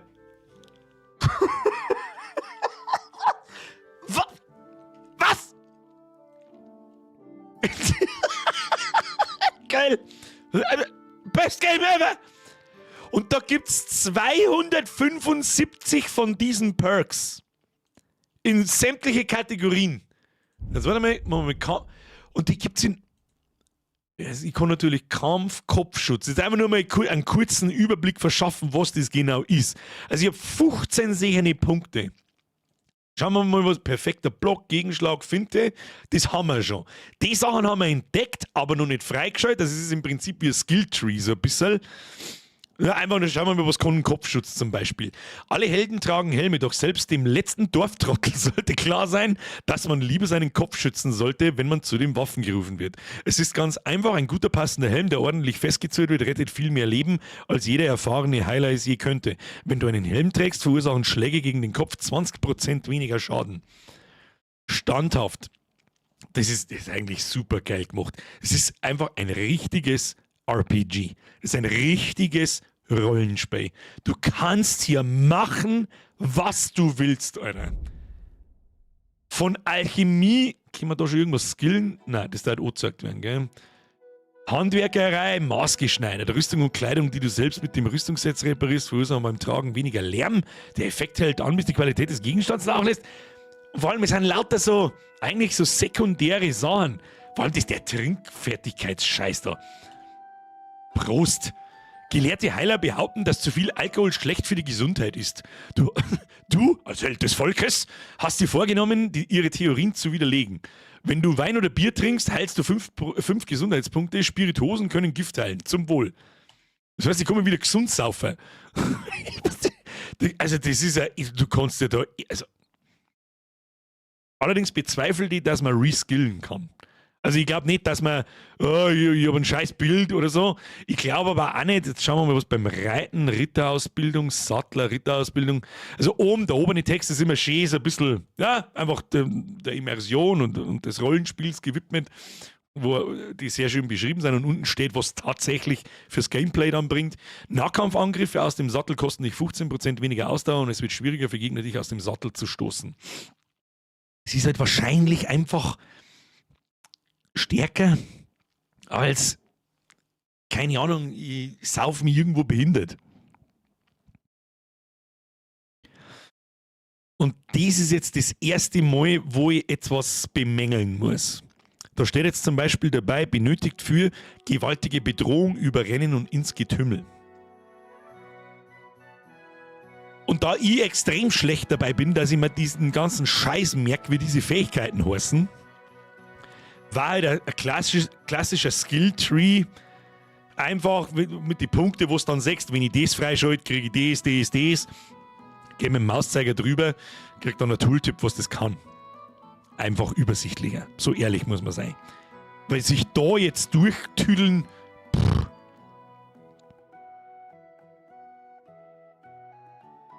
Ich will auf niemanden mit dem Finger zeigen, aber das hätte man besser machen können. Aber es geht schon. Das ist im Einser genauso gewesen. Das ist schade, dass die das nicht anders gemacht haben. Reiten Hundeflüsterer. Da haben wir einen Lebensretter. Köter beschützt dich in Kämpfen und greift sogar Gegner an, wenn du es ihm befiehlst. Auf die Jagd. Du kannst Köter auf die Jagd schicken und ihn auf Wild hetzen. Er wird dir eine große Hilfe sein. Such. Du kannst Köter den Befehl geben durch Gerüche. Ich kann dir jetzt schon sagen, wo die Hälfte von meinen Skillpunkten hinwandert. Du kannst Köter den Befehl geben, durch Gerüche, interessante Orte oder gejagtes Wild aufzuspüren. Nütze dazu den Befehl, lauf frei. Er bellt, sobald er etwas gefunden hat. Mit der Hilfe deines besten Freundes entgeht dir nichts. Das ist absolut geil. Körperwärme. Wenn du in der Wildnis übernachtest, hält dein Hund dich warm. Die Qualität deines Bettes verbessert sich daher um 20%, kann dabei aber 50% der Qualität nicht überschreiten. Loyaler Gefährte. Wenn Köter flieht, ist die Zeit, bis er zu dir zurückkehrt, um ein Viertel verkürzt. Wenn du deinen Hund bei dir hast, ist dein Charisma um 3 erhöht. Das ist wie in echt. Ha? Gehst mit einem kleinen Hund spazieren, kannst du mit Gift draufnehmen, dass du mindestens 5 Karren nachschauen. Höllenhund. Wenn dein Hund bei dir ist, wirkst du bedrohlicher und gefährlicher. Dies wirkt sich auf Fertigkeitsproben in Macht und Schrecken aus, aber auch im Kampf, weil Gegner eher aufgeben oder wegrennen. Und wenn sie dies nicht tun, fällt ihnen der Kampf gegen dich schwerer. Alter! Der verdammte Kenner ist der stärkste im ganzen Game! Ich weiß nicht, was ich skillen soll! Werte. Okay, jetzt passen wir auf. 15 verfügen. Kann ich da jetzt... Alter, wie viel... Wer soll es denn... Hauptstufe, was kann ich da? Charmanter Mann, Opportunist. Wenn sich dein Ruf verschlechtert, nimmt er um 10% weniger ab. Wenn sich dein Ruf verbessert, nimmt er um 10% mehr zu. Ach Gott, ich weiß nicht, was soll ich machen? Was soll ich machen? Jetzt warte mal. Halt, stopp. Sekundär, da haben wir noch gar nichts. Okay. Es ist nicht vollkommen willkürlich. Jetzt pass auf. Ich hab da ich kann jetzt nicht 15 Punkte da einer skillen, sondern ich habe in der Hauptstufe einen und komme aus der Liste noch eine Sache aus. Gut, das macht es wieder um einiges übersichtlicher und um einiges einfacher. Sehr gut. Sehr gut. Ich nehme die Nummer 3. Sehr gut. Kann man respekten? Glaube ich nicht. Glaube ich nicht. Aber ich glaube auch nicht, dass du so krass verskillen kannst, dass du irgendeinen Scheiß machst. Kann ich mir nicht vorstellen. Wenn man Ruf, Schäfer, Wildhüter, Waldbewohner, Mühlen, ein Haufen Unentdeckte, das sind wahrscheinlich Städte, nehme ich mal an, so wie da, Troskowitz, da haben wir Gemeine, da wird wirklich jeder Einzelne aufgelistet, das ist schon geil gemacht. Oh mein Gott, werde ich da fest, oh mein Gott. Mann, ich hab keine Zeit dafür. Ich hab keine Zeit dafür, jede Waffen kannst du einzeln skillen, oder wie? Tiefer Schreiter, das sind Kombos, okay, Kampf. Da hätte ich auch 2 Punkte. Standhaft. Was haben wir da mit dem Schwert? Faustkampf, Schießkunst. Oh Gott. Statistik, allgemein. Verstrichene Zeit in der Spielwelt, gesamtes... Okay, komm, Alter. Das ist insane. Das ist insane. Das ist absolut insane. Ich liebe es. Ich liebe es jetzt schon. Gehen wir mal nochmal zurück. Schreibt nämlich ganz was Interessantes. Gehen wir mal auf Werte. Gehen wir mal auf Bringt. Haben wir mir irgendwas für die Ausdauer. Aber jetzt müssen wir erstmal Geld verdienen. Da ist Skillen wahrscheinlich noch nicht so wichtig. Außer, wir haben ja vorher einen Punkt gehabt, Moment, wo sich unser Ruf verbessert. Wo war denn das drin? Haben wir schon soweit. Wo? Funkelt die Wahl. Silberzunge. Beim Falschen erhältst du einen Bonus von +4 auf Redekunst, wodurch du leichter bessere Preise aushandeln kannst. War beim Hundeflüster Heimlichkeit Überleben. Wo war denn das? Oder haben wir das einfach nur irgendwo random gelesen, was wir noch gar nicht freigeschaltet haben? Weiß ich jetzt gerade nicht. Wurscht. Bei Rufverbesserung ist immer gut. Da fehlt eine Suchfunktion. Mit dem CAC W dahin. Hauptstufe was? Tatsächlich! Dankeschön. Wenigstens einer passt auf. Rocky, Dankeschön. Und ich sage dir, was ist. Das nehmen wir. Wenn sich der Ruf verbessert, nimmt er um 10% mehr zu. Das nehmen wir. Ja? Hat gleich besser drauf. Wunderbar. Also ich möchte wissen, wie man es lernt. Auf E. Willst du diese Spezialisierung wirklich erlernen? Oder bringt es auf Dauer mehr, wenn wir weniger Ruf verlieren? Ja. Rein damit. Passt schon. Passt schon! Okay. So, genügend im Menü rumgegurkt. Wir brauchen auf alle Fälle erst einmal ein Pferdl oder irgendwas, weil ich glaube nicht, dass wir mir zu Fuß bis da rumlaufen können. Also können wir schon, aber das kann 3-4 Tage dauern. Da brauchen wir erstmal ein bisschen einen Flins in den Hosentaschen. Ein wenig Flins. Du kannst relativ schnell reinscheißen bei NPCs. Ja, das kann ich mir schon, denke ich mir schon. So, jetzt schauen wir erst mal, was die Miese mit. War das dieser andere? Wer bist du? Ich bin der Heinrich. Servus, grüß Gott. Das wird doch Zeit. Ansehen? Komm her. Ach so, ich kann... Warum schreibt man die Mieze da? Du siehst nicht aus, als wärst du in Eile. Ich bin nicht in Eile. Was willst du von mir? Wie lautet deine Geschichte? Das interessiert mich nicht. Was willst du von mir? Was willst du von mir? Ich will überhaupt nichts von dir. Ich sollte dir eigentlich sogar danken. Aha.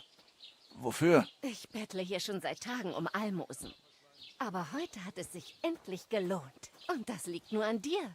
Dein Spektakel hat fast ganz Troskowitz vor die Tür gelockt. Oh, eine Diebin, hä? Gern geschehen, erinnere mich bloß nicht. Gern geschehen. Immerhin hatte die Sache dann auch was Gutes. Oh, schön. Nicht viele Menschen machen so einen starken ersten Eindruck wie du. Aber es ist doch gut so. Hm? Jetzt kann es nur aufwärts gehen.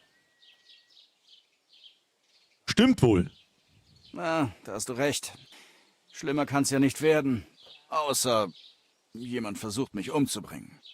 Schon wieder. Es ist ein neuer Tag und die Sonne scheint.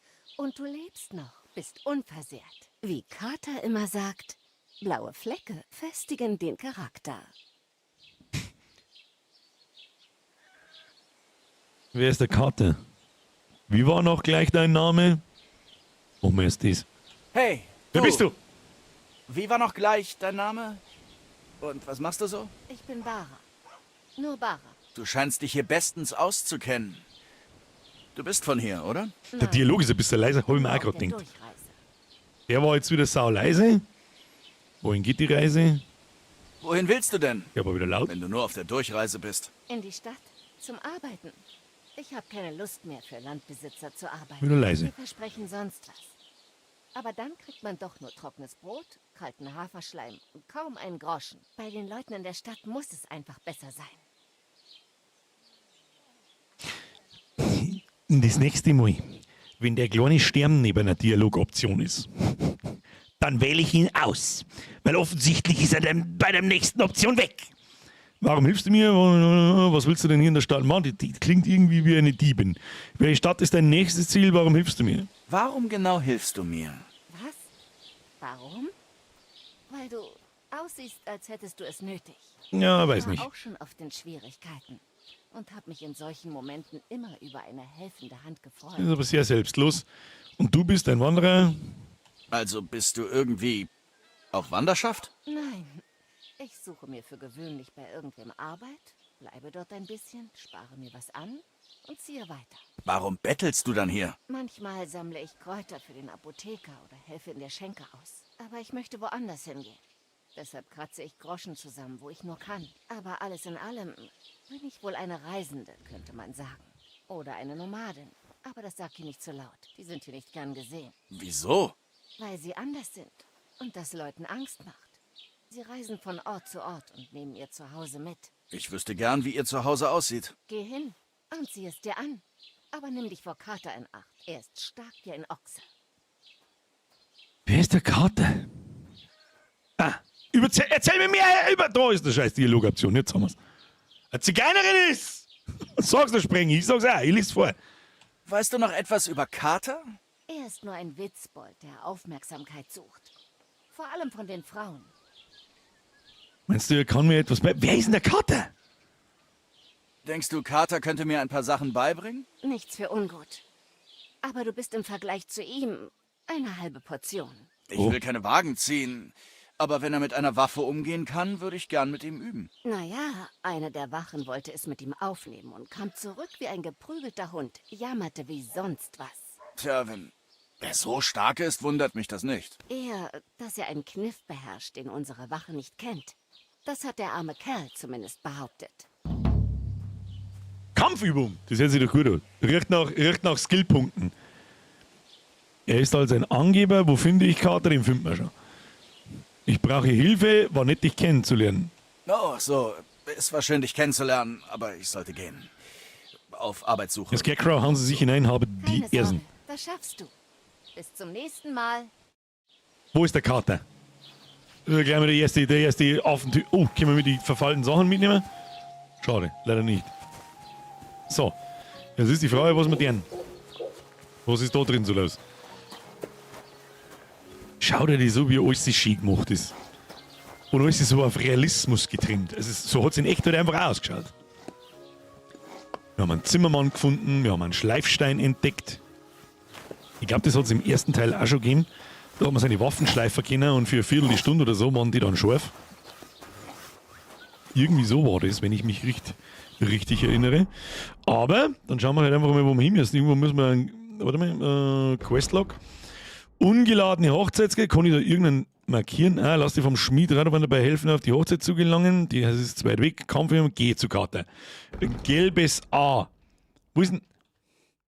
Das kann ja nicht ernst sein, dass ich da muss, oder? Das ist doch ewig weit. Das ist ja. Was, kann ich nicht da durch die Pampa rennen?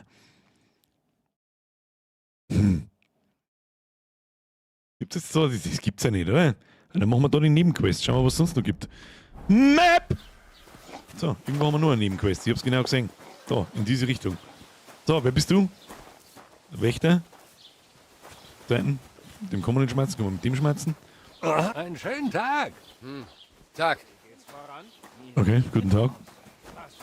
So, irgendwo so. Oh, er schaut betroffen aus. Was mit dir?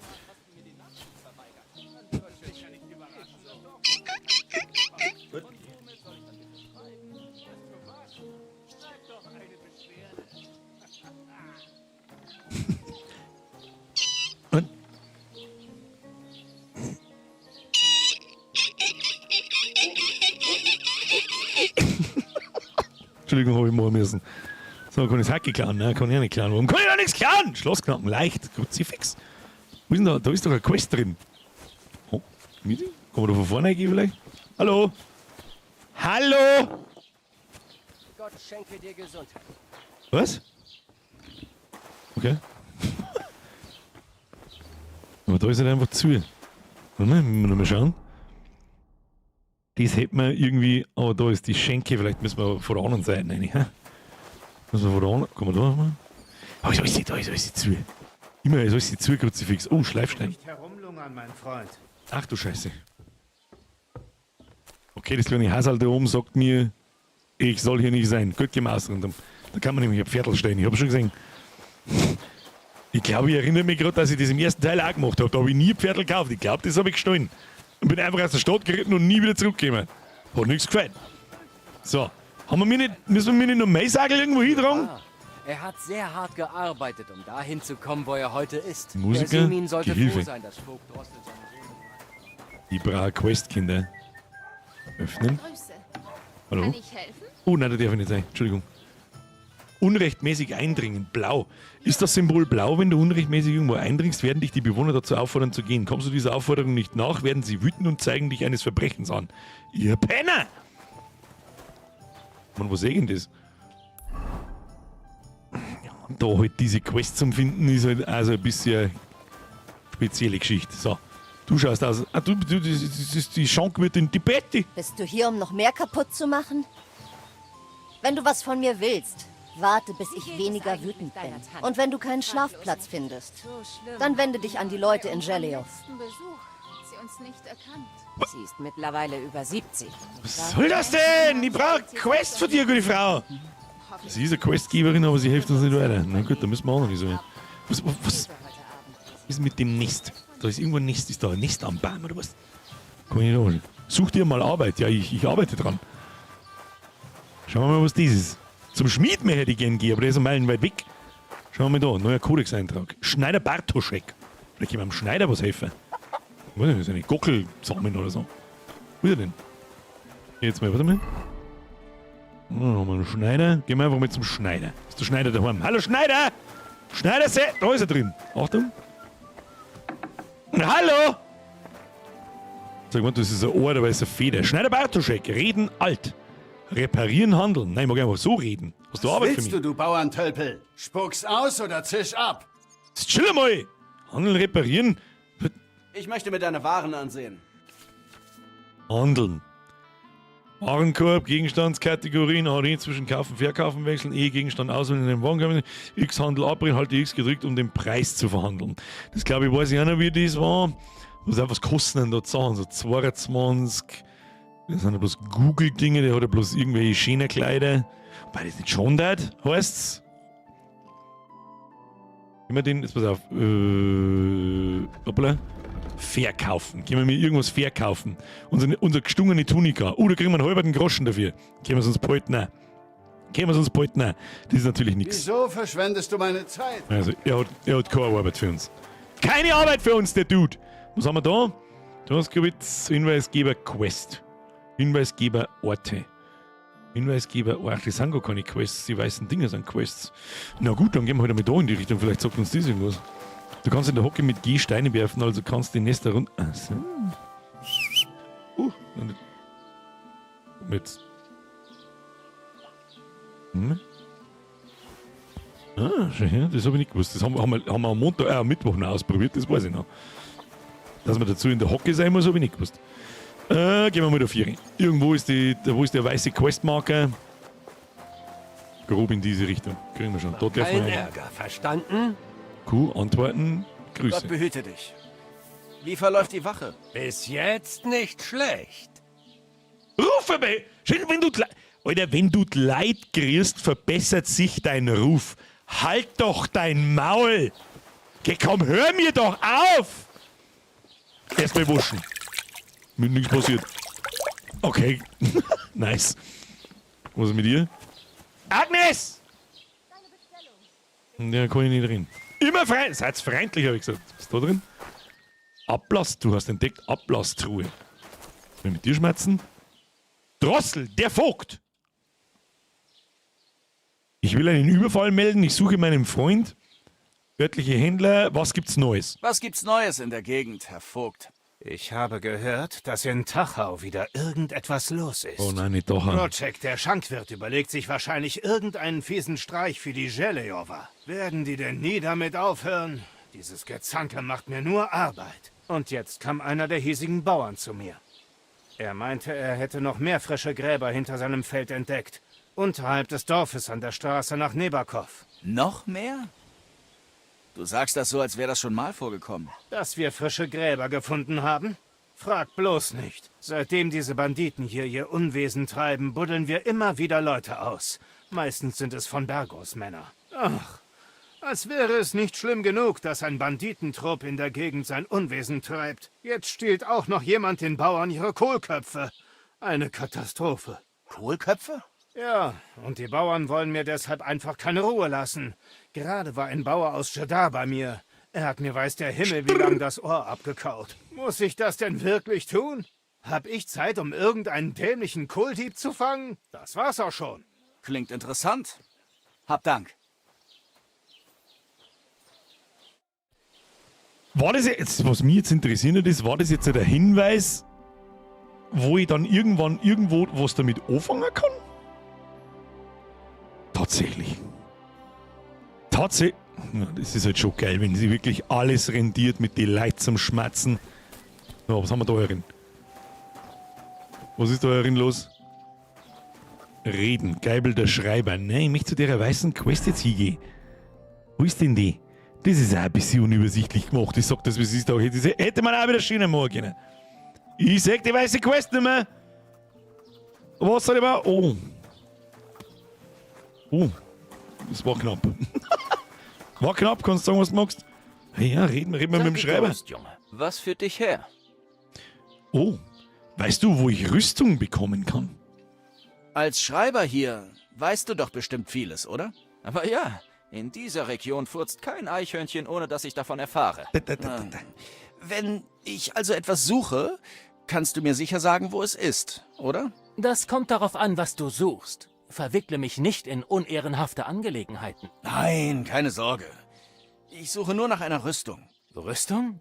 Wenn du dich nicht von Bergos Gefolge anschließen willst, weiß ich auch nicht weiter. Aber frag mal Radovan, den Schmied von Tachau.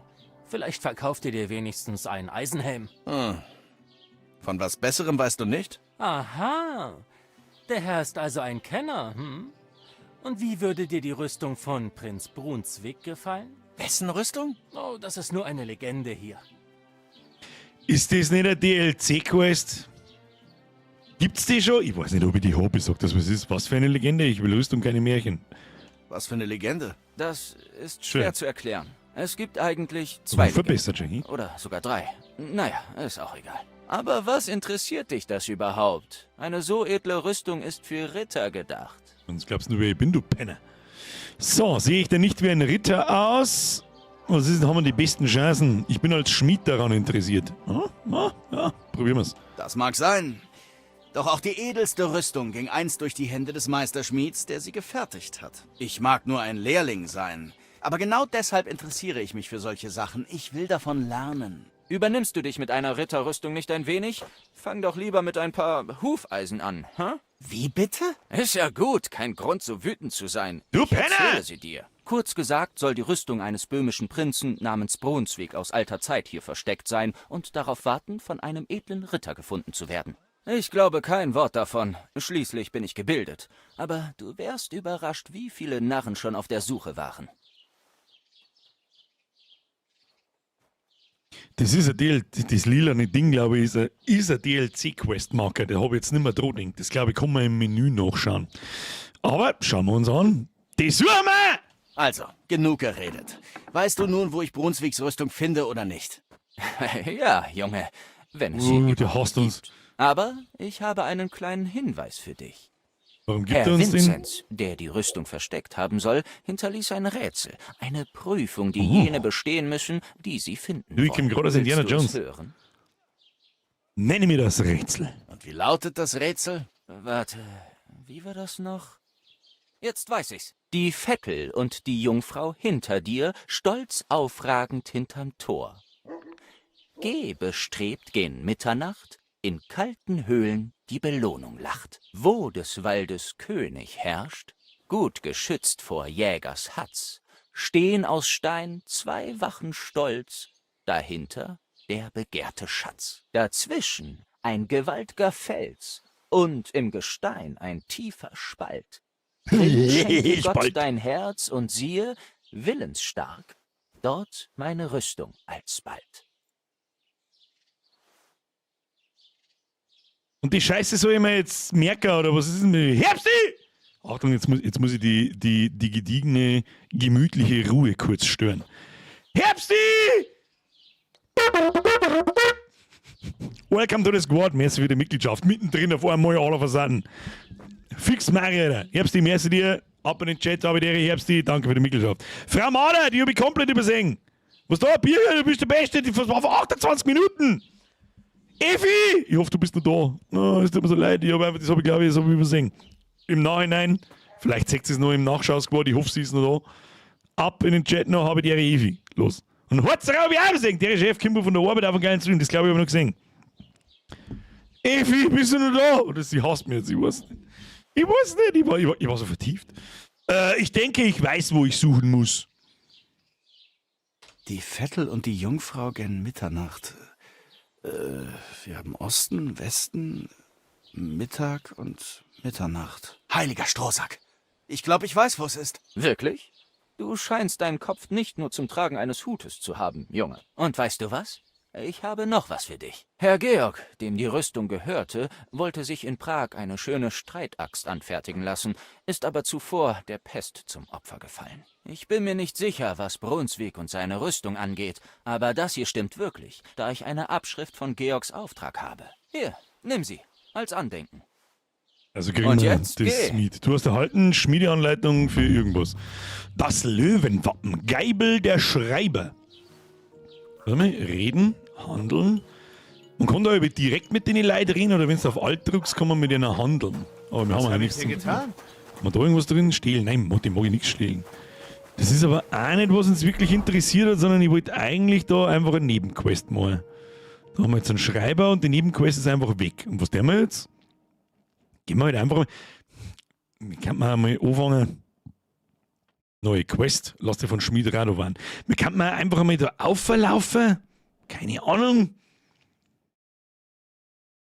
Bringt's das? Aber ich muss doch da mit bei irgendjemandem arbeiten können oder so.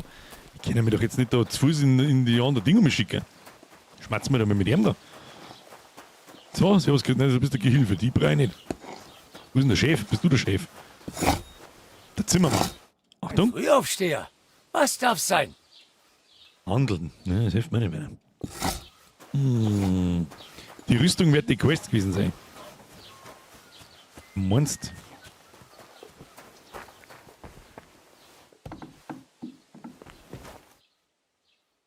Privater Bereich. Da gehen wir nicht rein. Da gehen wir nicht rein. Oder wir machen zu. Oh, bisschen still. Probieren wir es einmal aus.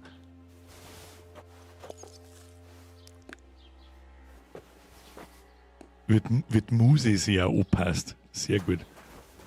Tja, zum Clown. Bleib drin. Der ist hier reingestürmt. Du darfst hier nicht sein. Entschuldigung, ich bin schon fort. Bin schon fort. Vater des Zimmermanns. Entschuldigung. Okay, passt. Ich bin schon fort, ab. War gar nicht so schwer, oder? Scheiße. Hoffentlich fehlt nichts. Ich guck besser mal in den Truhen. Alter, das wenn's auch noch deren. Dass die in die Truhen noch schon ob Zeig feit. Geleckt mich doch! So, bist du der Zimmermann? Sein lauter Gehilfen! Gott schenke dir Gesundheit. Gott schenke dir Gesundheit? Das ist alchemietisch irgendwo. Schau mal da mal einer. Gibt's auch nix. Ja, dann werden wir zum Schmiedeaufel laufen müssen. Nehme ich mal schwer an. Nee, ich finde hier keinen Zimmermann. Vielleicht kriegen wir Skillpunkte durch Laufen. Oh mein Gott, was ist mit dir? Bara, ach, sie tut wieder umeinander bädeln. Ja, gut. Können wir das auch? Weiß ich nicht. Was haben wir da? Das schaut nach Händler aus. Wer bist du? Mizi? Hausmädchen? Neuer Kodex-Eintrag. Brauchen wir nicht. Was haben wir da drin? Ah ja. Jürg Tömel, der Händler. Vielleicht hat der eine Aufgabe für uns. Was mit dir? Gott segne dich. Der hat einen Leibwächter herin. Ja, die wissen schon. Das kannst du hier nicht einfach so rumspazieren. Entschuldigung, Alter. Alter. Wie krass ist denn das gemacht, dass du da einfach nicht... Jetzt warte mal, jetzt reden wir mal mit ihm da alt. Reden einfach. Willkommen. Hier findest du alles, was du brauchst. Entschuldige die Auswahl.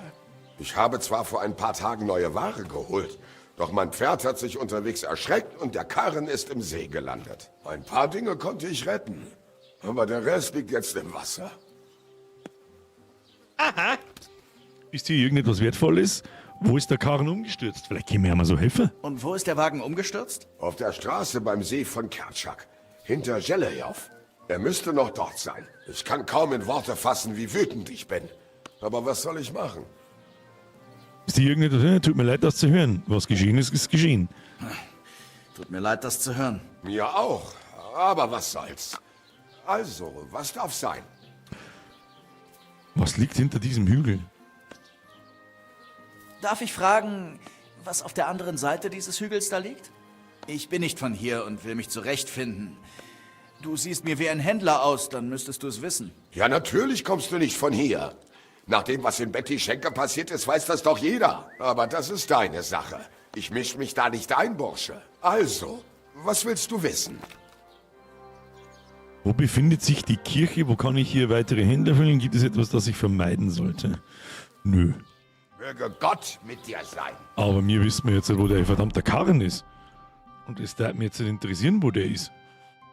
Denkt man den auf der Karte irgendwo? Haben wir irgendwie einen Nebenquest-Eintrag gekriegt oder so? Hinter Siedlow. Ich weiß gar nicht, wo das überhaupt ist.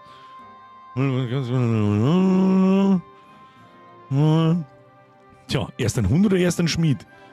Jeder hat sagen Schmied, dann Hund. Aber wenn wir da schon herunten sind, ist es auch da nicht mehr so weit oben, gell? Und auch da hin nicht so weit. Gehe zu Karte. Ja, es ist einfach sehr gemütlich, das Spiel. Sehr gemütlich. Näher ranzoomen für Nebenquests. Näher zoomen.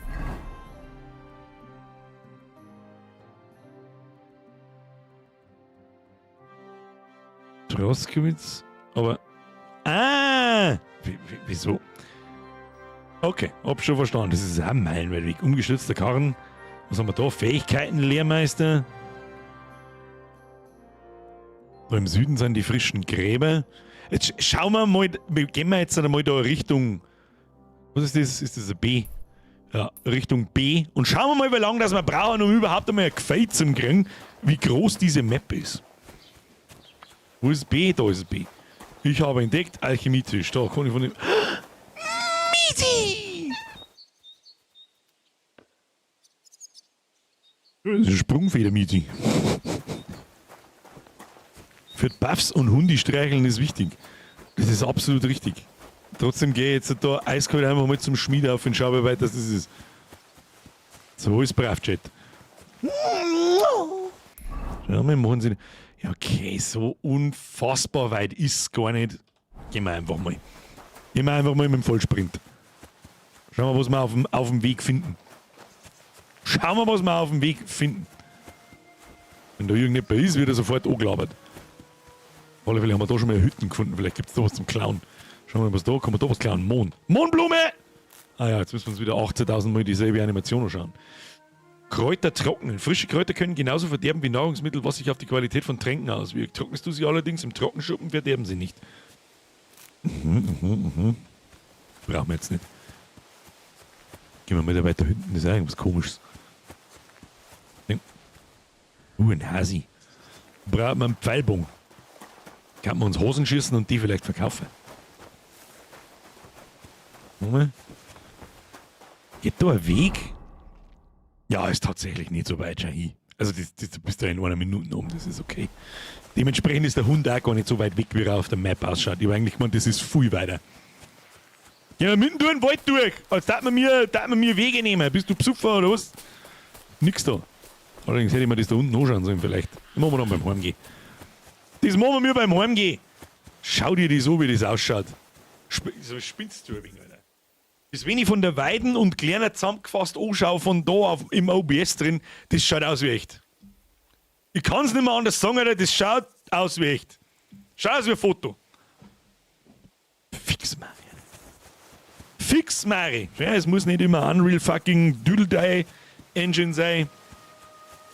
Geht auch so. Richtig brutal. Da ist jemand! Was ist da los? Was? Oh no. Warte mal, tu mir ein Schwert. tu mir mein Jagdschwert. Daher. Fackel. Rüsten wir aus. Und wir essen mal einen Apfel. Du trägst keinen Beutel. Ich muss auf I bleiben. Dann essen wir einen Apfel. An apple a day keeps the doctor away. Allerdings schauen wir die. Oh, jetzt sag, was ist da los? Der hat einen Schädel. Dein Geld oder stirb. Oh oh. Beruhige dich. Halt, du Pisser!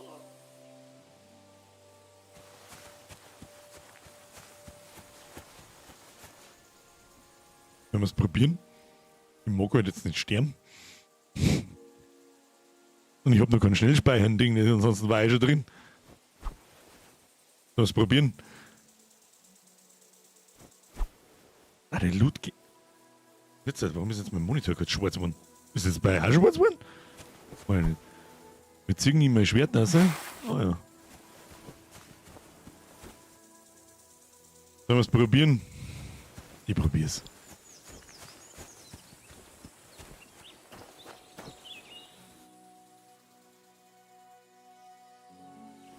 Ich probier's. Nein, mit dem Schädel, der fickt mich. Der fickt mich. Also, ich mache einen Helm und ein Rüst. Nein, das der wir nicht, der bringt uns um. Und wenn nicht gleich weg, ich glaube, dass wir die einfach nachlaufen und erschlagen mich. Nein, das der da haben wir noch schon 2 Runden. Das Risiko gehen wir nicht ein. Was tut denn er da? Ist gut oder schlecht?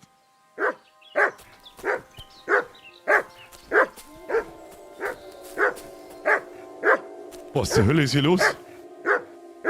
Die Rüstung war jetzt doch wert. Ja, das ist mir schon klar. Oder, was? Los.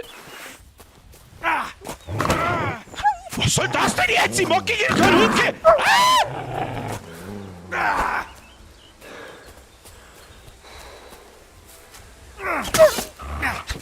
Ich mag nicht gegen einen Hund gehen. Verspitzt du ein wenig, oder was?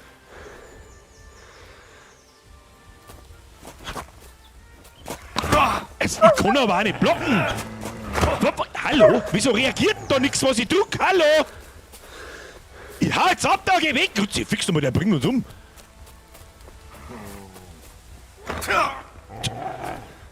Fix doch mal. Ich kann aber auch nicht gescheit anvisieren. Ich kann das nicht blocken. Ich kann es nicht blocken! Ja, Kikimo, so bringt mir jetzt der Hund um. Das ist ein Witz, ich hab.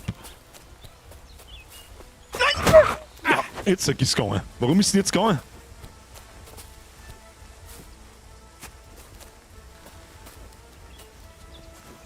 Das Arschloch! Ich kann.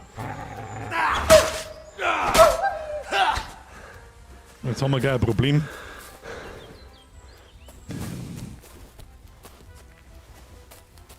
Ich weiß nicht, was ich machen soll. Kruzifix.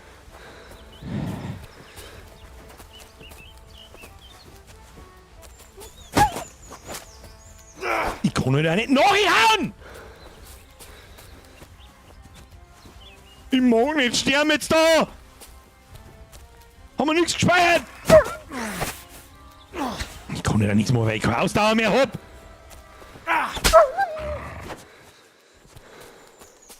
Hast du das jetzt beieinander? Ja, du Arschviech! Lass mir was essen. Bringt das was? Ich weiß nicht. Ich bin mal verbannt. Bringt mir nichts. Was soll ich machen? Ich lauf davon. Kruzifix ist dieser. Da ist das Kampfsystem auch ganz seltsam anders. Naja, ich hab. Wie kriegt man wieder Leben? Zeit für einen Topf. Nix Zeit da für einen Topf. Ich hab mich noch nicht sterben sehen. Jetzt ist doch mein Fuß ist kaputt und meine Hand ist kaputt. Kann ich das nicht mit Verband irgendwie mal? Kann ich nicht mal. Ein Trank schmieden, der Retterschnaps. Trinken, abwerfen. Was kann denn der? Speichert das Spiel. Den hätten wir eigentlich saufen sollen, bevor wir die Typen angreifen mit Vollidioten. Oder besser gesagt, ich Vollidiot. Ja, ist ja wurscht. Learn it the hard way. Wir spielen mal Hardcore. So, jetzt werden wir uns erstmal waschen. Lieber Herr Schmied, darf ich mich bitte noch einmal waschen? Oh, ich tu mir Schwert weg. Vielleicht sollten wir erstmal schlafen oder irgend sowas. Ja, völlig im Arsch. Ich weiß gar nicht, was das Symbol, was heißt denn das Symbol da, das Gelbe? Das neben dem Fuß. Was heißt das? Was kann das sein? Nein! Nicht dieselbe Scheiße schon wieder. Nein! Braver Lumpi. Hau ab! Oh mein Gott. Heilige Mutter Gottes. Wurdest du von einem Pferd gerammt? Nein, irgendeine scheiß Straßenkütte hat mich fast zusammengefressen. Erklären. Es ist nichts. Nur ein Kratzer. Naja, weiß auch nicht. Aber geil, wenn... Mieti.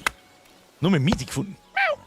Es ist alles so rot. Mit was ich... Ja, Hund weh, du beißt mir in den Arsch. Ich tu dich weg. Wo ist denn der Schmied? Was ist denn da herum? Nein, wir greifen jetzt...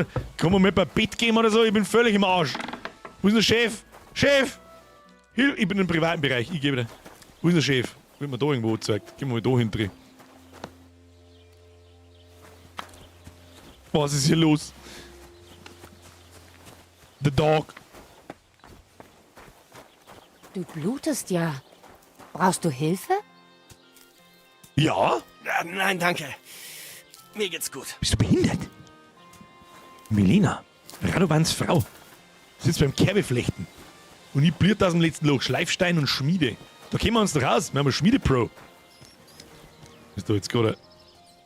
Weiß ich nicht was. Oh, Apfel. Na, nicht stehlen.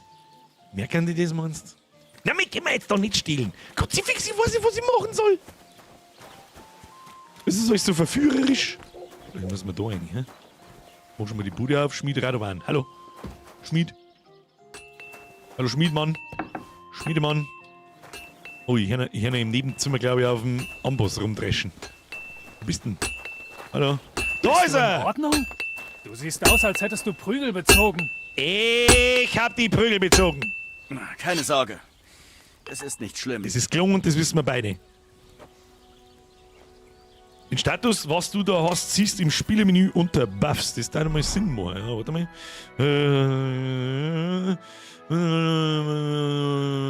Spielemenü.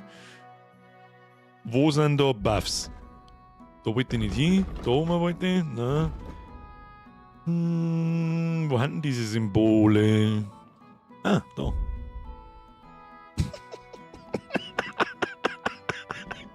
Du Fettsack!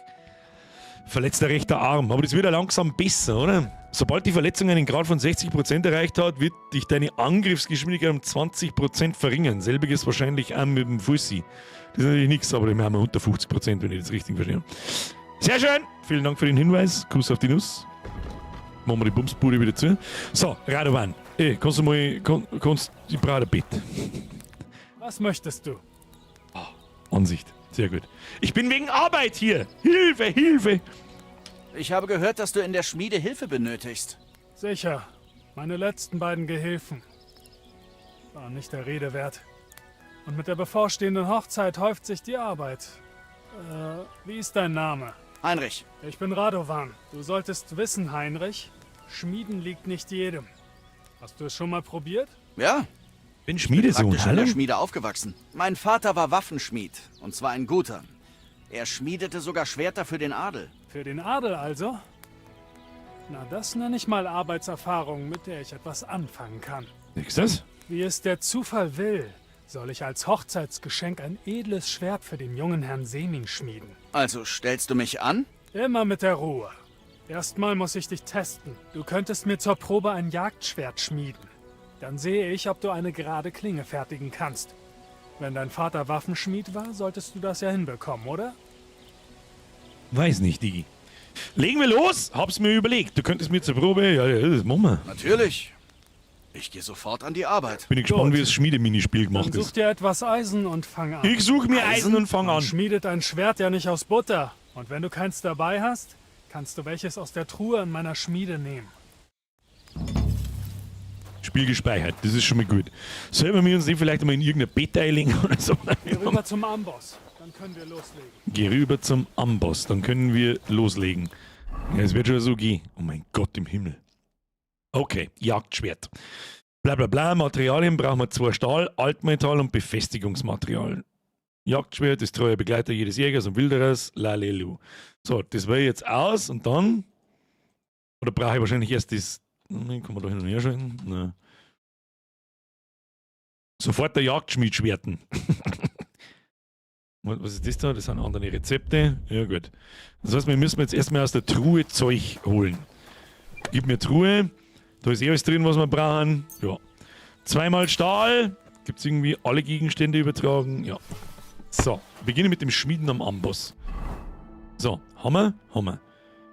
Herstellen. Die Esse ist jetzt kalt, also probier's doch mal aus. Manche Dinge wie Schwerter sind zu lang für die Flamme. Du musst sie Stück für Stück erhitzen. Doch mal ein bisschen Den Rohling bewegen. Bewege den Rohling in der Esse vor und zurück, um dessen Einzelteile zu erhitzen. Ist der ernst? Jetzt muss die Esse noch schön heiß werden. Über dir ist Wie schnell muss ich das machen? Wie bei meiner alten oder? Betreibt den Blasebalg. Was denn? Halte Q gedrückt, um Luft in die Esse zu blasen und so die Temperatur zu erhöhen.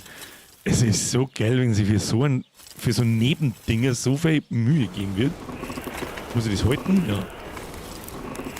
Wird das dann auch wirklich nur an der Stelle heiß? Lol, tatsächlich. Alter, wie geil ist denn das gemacht mit dem? Okay. Du kannst die Temperatur anhand der Farbe bestimmen. Aber wenn das Schwert im Feuer ist, geht das nicht. Du musst es zwischendurch herausholen und ansehen. Ja, dann müssen wir es noch hinterschirmen. Drücke F um... Hab ich schon? Die Farbe von Stroh, so wie es sein muss. Talent. Noch ein bisschen. Jetzt erhitze das ganze Teil. Und das alles im Rotfilter. Hilft Also komm nicht. rüber zum Amboss.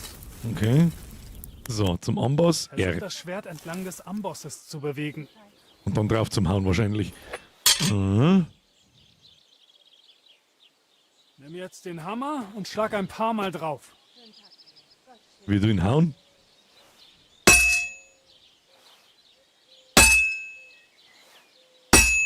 Dann muss ich einfach, weiß ich auch nicht. Oh. Siehst du die Funken? Die sieht man bei einem guten Schlag.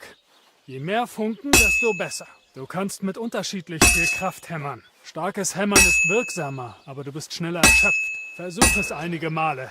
Hämmer mit Ach, aller meine Kraft. Ausdauer geht da kaputt. Damit ich sehe, wie stark du bist. Je länger du Klingt schon drückst, mal desto ganz Kraft. gut. Sicher, wenn man einfach nur einen Amboss mit einem Hammer schlagen müsste, könnte das jeder Teufel. Du musst den Rohling gleichmäßig bearbeiten. Ein Schlag nach dem anderen. Die besten Ergebnisse werden erzielt, wenn der gesamte Rolling gleichmäßig auf ganzer Länge mit dem Hammer bearbeitet wird. Versuche es selbst.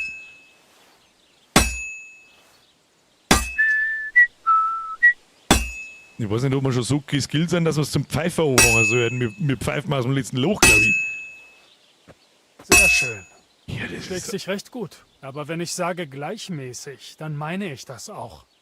Ein Schwert hat zwei Seiten, so wie viele Dinge. Und ich auch. Dreh es um und mach auf der anderen Seite weiter. Ja, aber wie? Drücke F und Rolling 2. Ja. Okay. Also einmal. Oh. Ich meine, ich sehe ja nicht, wo ich schon draufgehauen habe. Mit was für einem Abstand muss ich da draufhauen? Gut. Jetzt bearbeite mal beide Seiten. Kurz bevor du fertig bist, nimmt es langsam die gewünschte Form an. Es wird sowieso bald abkühlen. Erinnere dich an, erst nimmt der Rolling immer mehr die Form eines Gegenstandes an, den du schmieden willst.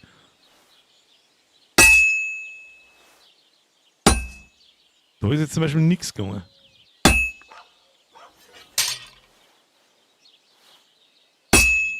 Okay. Ich mach's jetzt so zentimeterweise. Da ist schon zu hart anscheinend, da wo es so gliert, oder was?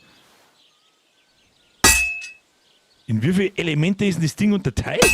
Was weiß ich denn? Muss man es nochmal heiß machen, den Rolling bewegen? Ich kann ihn nicht mehr heiß machen. Ich glaube, ich darf einmal sagen, das Ding ist so in 3 Teile unterteilt. Und wenn Funken kämen, ist gut. Es ist jetzt abgekühlt. Du kannst nicht alles auf einmal machen. Zwischendurch musst du es zurück in die Esse schieben. Wollte ich gerade sagen. Manchmal Das, muss man den du ganzen hast Tag wahrscheinlich nicht hin und Unrecht. zurückgehen. Aber das ist alles Teil des Handwerks. Jetzt zurück an die Esse. Erhitze alles noch einmal, wie vorhin.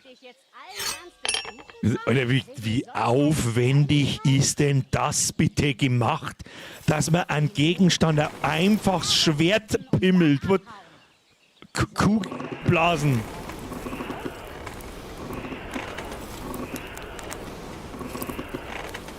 Weil da ist es auch so. Ich bin ein bisschen 4 gefahren, mittlerer Teil, hinterer Teil. Ja, sie sind 3 Teile unterteilt.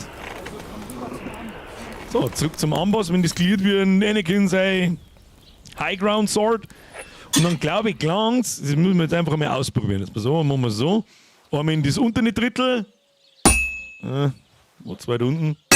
Zack. Einmal in die Mitte rein. Zack.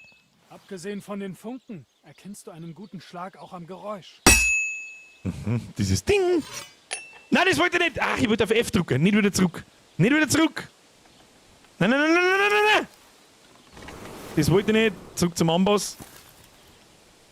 Zurück zum Amboss. Ich wollte das Schwert umdrehen. Und dann haben wir halt nochmal da drauf. Hilft ja nicht. Das war nix. So mittelmäßig.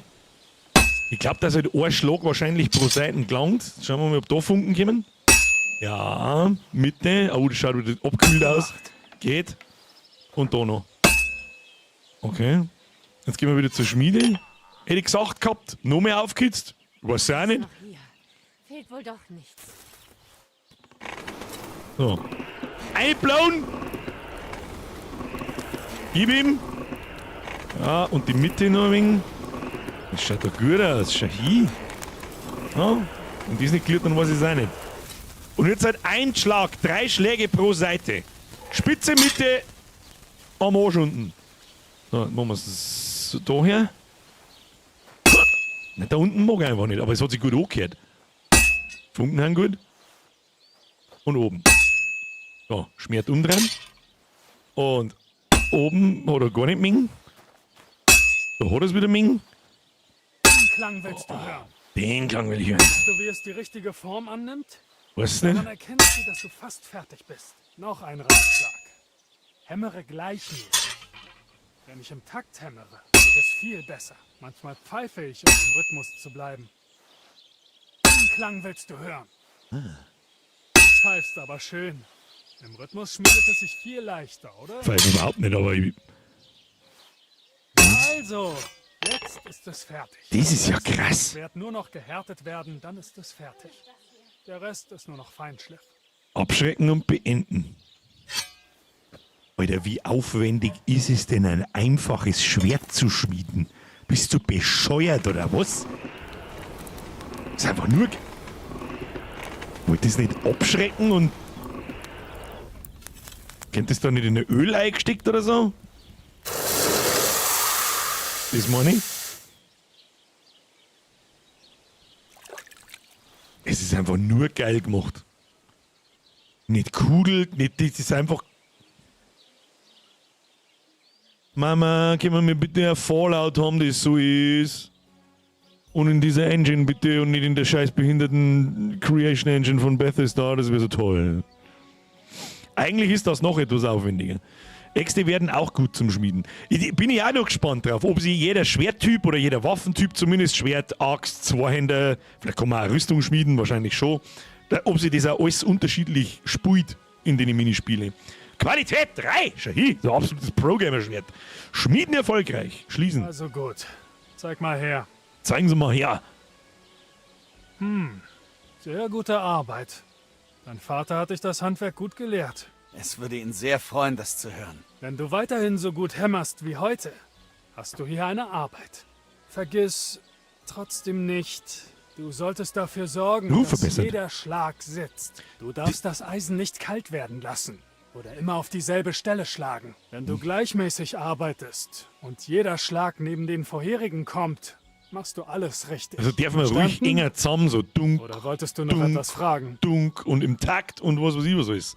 Warum soll ich beim Schmieden pfeifen? Woran erkenne ich einen guten Schlag? Wie erhitze ich das Eisen richtig? Warum muss ich gleichmäßig schmieden?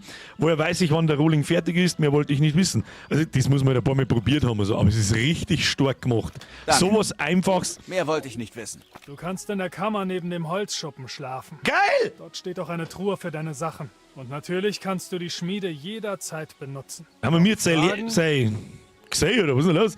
Wo bekomme ich Materialien? Wo bekomme ich Materialien? Wo bekomme ich Materialien? Das Notwendigste kannst du von mir kaufen. Aber wenn du ein hübsches Schwert mit Verzierungen schmieden willst, kann ich dir nicht helfen. Das hier ist nur ein Dorf. Die Leute hier wollen keine Prachtstücke und können sie sich auch nicht leisten. Was kann ich mit dem Schmiedegut machen? Ja, jetzt selber hernehmen oder verkaufen wahrscheinlich. Wo genau kann ich schlafen? Und ja genau, das hat er uns auch gerade gesagt. Neben der Schupfe hat es, glaube ich, geheißen. Und nun? Was glaubst du denn? Du wirst nicht faulenzen. Ich werde gleich eine Aufgabe für dich finden. Du bist recht gut mit Schwertern, aber die Leute hier brauchen vor allem Äxte und Hufeisen. Also gut, hier sind ein paar einfache Zeichnungen davon, wie die aussehen sollen. Und etwas Eisen. Du kannst gleich damit anfangen. Einfach so? Hilfst du mir nicht? Sakra, Bursche. Ich habe dich genommen, weil du schon ein paar Dinge kannst. Ich guck dir nicht den ganzen Tag über die Schulter. Du erledigst diese kleineren Arbeiten. Schmiede, solange du kannst, und dann verkauf das alles. Wenn du etwas Geld verdient hast und dich wieder rauswagen willst, gebe ich dir interessantere Aufgaben. Du hast dein eigenes Bett. Der größte Vorteil eines eigenen Bettes ist, dass es dir immer zur Verfügung steht. Außerdem speichert das Spiel automatisch, wenn du darin schläfst. Das ist das Erste, was wir jetzt da werden, weil sonst kippen wir aus die Latschen, wir haben wir völlig im Arsch. Ich sage überhaupt, wo ist denn da mein eigenes Bett? Sehe ich das auf der irgendwo? Neue Quest. Ist das vielleicht Teil meiner Quest oder was? Löwenwappen brauchen wir nicht. Köter holen wir uns dann. Hochzeitsgeld, lass dich vom Schmied runter und Hochzeit zugelangen. Mehr sehen wir da nicht, aber da oben haben wir eine neue Quest. Wo ist unser Bett? Wo ist unser Bett? Was weiß ich, was da ein Schupfer ist. Ist das Schupfer? Das wird doch auch normalerweise angezeigt, oder nicht? Hoppala, da wird man nicht. Wird mein Bett nicht eigentlich auch angezeigt? Kann ich mir das irgendwie anzeigen lassen? Weiß das jemand? Kannst die Schupfer da oben sein? Naja, aber erstmal schlafen. Ja, natürlich. Erstmal schlafen. Am Haus bei der Schubkorn. Haus, Schubkorn. Du blutest ja. Brauchst du Hilfe? Ja, aber wenn ich dir das jetzt sage, hilft mir sowieso keiner. Pass auf, wo du hingehst. Ist das meine Bude? Ah, da wird es schon angezeigt. Jawohl! Ah! Haben wir sogar einen Eimer zum Einscheißen. Nice. Oh, wir haben sogar eine eigene Truhe schon. Machen wir die Bumsbude zu. Was haben wir da? Schmiedewerkzeuge. So, da haben wir eine Kiste. Inventar öffnen, D. Und dann kann ich das jetzt da. Oh, da können wir natürlich unser Besseres hernehmen schon. Ein Jagdschwert, eine Rüstung und so weiter und so fort. Aber was wir mir jetzt erst einmal tun? Setzen, schlafen und speichern. Die Frage ist, wie lange wollen wir schlafen? Weil das Problem wird wahrscheinlich so ein bisschen sein, ich mag nicht in der Finstern speien. Gelangt das? Was bringt denn das da? Effekte 27, 18, 27, 36, das bringt uns wieder ein bisschen Leben zurück, oder? Schlafen wir mal bis um 5 Uhr, hätte ich gesagt. Schlafen wir mal bis um 5 Uhr. Beginnen, Ja, wenigstens ein bisschen ein Leben wieder. Der Rest der wird dann schon. So, Kinder, jetzt machen wir mal eine kurze Pause. Ich hätte vorgeschlagen, machen wir 5 Minuten Pause, holen wir uns was zum Trinken, gehen wir eine rauchen, holen wir uns was zum Beißen oder was auch immer ihr für, wie soll ich sagen, Bedürfnisse habt. Ich gehe auf alle Fälle eine rauchen und kurz bieseln und dann sehen wir uns gleich wieder. Wir dämmen, das Obacht. Was dämmen dabei rein? Dämmen dabei, da dämmen wir dabei, bei Obacht, was möchtest du sehen? Was wollt ihr sehen? Was dämmen rein? Normalerweise lasse ich da immer ein kurzes Video von mir laufen. Was machen wir da? Was machen wir da? Gehen wir einfach mit Bier rein, schauen, was kommt. Toll, jetzt muss ich mir das Game auch kaufen. Herr Darion, ganz ehrlich, wir haben jetzt 2 Stunden schon wieder da. Erstens, so vergangen. Zweitens, wir haben fast kein Gameplay nicht gehabt, sondern das war alles Cutscenes. Wie viel dermaßen viele Sätze sind denn da bitte vertont in dieser Scheiße? Kann man das irgendjemand mal sagen? Kriegst du einen Vogel? So, jetzt pass auf, was der mal rein. Irgendwas, was ich auf die Schnelle finde. Ah, da haben wir letztes Mal stehen geblieben. Oh, und glaube ich, ne? Das haben wir aber schon ein paar Mal da gehabt, das Thema wieder weg. Was wollen wir trinken? 7 Tage lang. Was wollen wir trinken? So ein Durst. So, was haben wir da Schönes? Das Preiseneis haben wir schon lange nicht mehr angeschaut, glaube ich. Das haben wir, glaube ich, auch schon lange nicht mehr angeschaut. Das ist der mal einfach rein, wie es wurscht ist. So, jetzt pass auf. Machen wir so. Achtung, wir machen wo gehen wir hin? YouTube. Passt das schon? Ja, da ist sonst nichts. Da ist sonst nichts off, was irgendjemand interessiert. So, machen wir so. Sehr schön. Ich bin da. Hallo. Ich blende mich dabei aus. Ich mache da ein Pause-Ding her und bin ungefähr in 5 Minuten wieder da. In der Zwischenzeit habt ihr eigentlich schon mal auf den Like-Button gesmasht. Unglaublich guter, unglaublich Kurzspiel. Ist aber heute sehr, sehr piano und sehr chillig. Aber gut, so, ich tue mich jetzt da weg und mute mich kurz. Wir sehen uns in 5 Minuten wieder. Bis gleich. Die Jessica Padonna schreibt mir. Ein Link. Jetzt kommt der scheiß TikTok, Alter. Der Luke schreibt mir. Nicht einmal der Virus rotte Dummheit aus. Schon wieder jetzt scheiß TikTok, Alter. Die Julia schreibt. Schon wieder ein TikTok-Link. Der Nico Griebam schreibt schon wieder ein TikTok-Link. Alter, was ist mit euch? Warum immer nur scheiß TikTok, Alter? Habe! Blatt! Übrigens, der Biergeld! So, wir fangen da jetzt an. Seit einer Zeit kriege ich keine YouTube- oder Facebook-Videos mehr von irgendwelchen Chefkochdecken oder anderen Preisenaffen, sondern nur noch diese absolutäre Totalausfall in hochkant gefilmte TikTok-Scheiße. Aber, weil ich halt mehr so der offene Typ bin, hab ich mir gedacht, gut, dann setze ich mich halt damit auseinander. Vielleicht ist ja gar nicht so schlimm. Nicht, dass ich in meinem Entertainment-Dasein noch etwas übersehe. Nee, war. Und angefangen hat es so. Brr. Alter, Account gemacht und gleich mit 3 Follower. Nice! So, schauen wir uns die Scheiße mal an.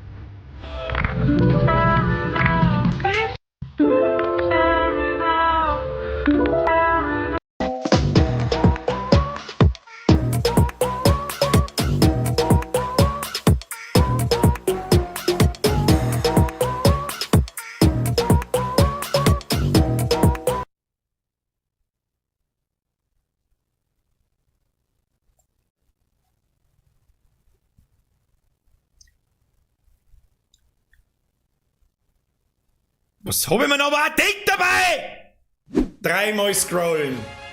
Und mir ist da schon das Hirn 14-mal stehen bleiben. Aber gut, urteilen wir nicht zu früh. Ich habe auch schon ein paar völlig out of context Bullshit-Videos gemacht. Also ist es nicht. Darum habe ich mir mal seine Accounts ein wenig genauer angeschaut.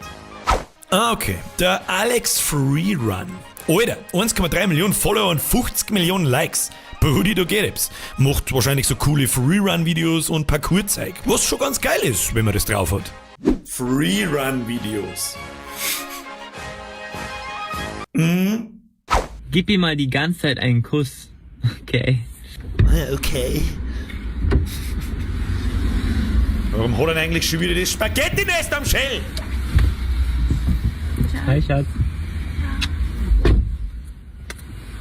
Sollen wir losfahren? Hallo, sollen wir losfahren? Sollen wir losfahren? Kannst du mir antworten? Antworte mir! Was soll das? Das frage ich mich auch, ja. Wenn du mir noch einen Kuss gibst, dann hau ich dir in die Eier! Nein! Gib ihm mal die ganze Zeit.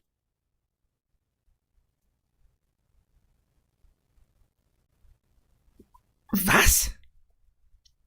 Gib ihr mal die ganze Zeit einen Kuss. Plus weg, Herzrot. Was? Warum? Freerun, Parkour, wo? Wo? Warum? Und das Allerschlimmste ist, die Scheiße hat 231.000 Likes. Likes! Nicht Views, Likes! Warum habe ich das Gefühl, dass mir jetzt einzelne Bussi Sauts wieder war? Wie gesagt, random Bullshit habe ich auch schon verbrochen, so ist es nicht. Schauen wir uns zur Sicherheit noch an so. Bro, du musst mir helfen. Ich schaff's einfach nicht mehr. Lucy kann man nicht bändigen. Sie ist so verrückt geworden. Es ist so verrückt. Fessel sie doch. Fesseln? Fessel sie doch. Bro, wir müssen sie fesseln. Ja, Mann, let's go. Wer ist jetzt? Was ist bei ihr los? Scheiße, Bro. Wir brauchen Felix, wir brauchen... Okay, komm schon. Wir stürmen jetzt. Komm, let's go. Let's go. Bro, du musst mir helfen.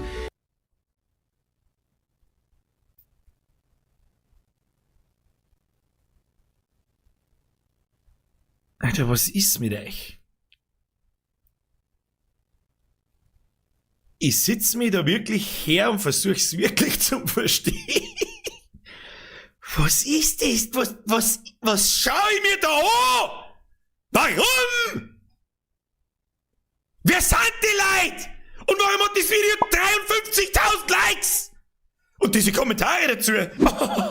Ich bin cool 22. Auch wenn's gespielt ist, zu lustig. Bitte mehr? Ja, unbedingt.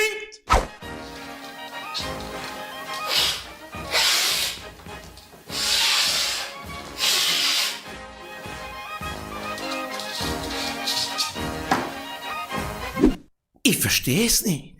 Was ist mit ihm? Was möchte man sagen? Was ist seine Aufgabe? Ist er kreativ? Ist er lustig? Kann er irgendwas Tolles? Ich weiß es nicht! Was ist das für eine hirnverbrannte Dummscheiße? Aber gut, den erstbesten Volldeppen, den findest du überall. Den gibt's auch auf YouTube. Oder Facebook oder Instagram, gerade genug gibt's es. Egal.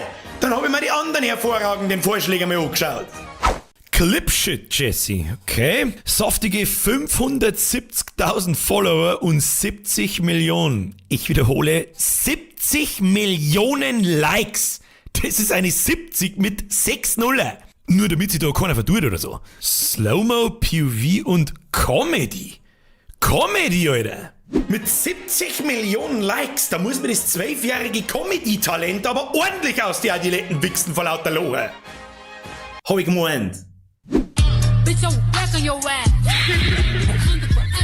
Like a honey bun, spit like a Tommy gun, roll. Bitch, What the fuck? I'm back on your ass. Like a honey bun, spit like a Tommy gun, roll. Bitch, Comedy! Wo? I'm back on your ass. Like a honey bun, spit like a Tommy gun, roll. Bitch, Was schau ich mir denn da an, Alter? Was? back on your ass. Like a honey bun, spit like a Tommy gun, roll. Bitch, I'm back on. Und was dir die Hähne da? Ohne weitere Fragen zum Stellen, bevor er im totalen Delirium landet, habe ich ganz schnell das nächste angeklickt.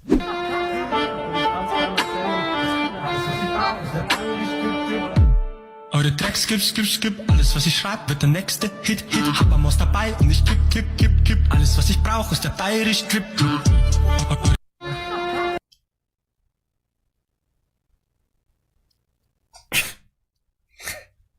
Also mir abgesehen vom generellen...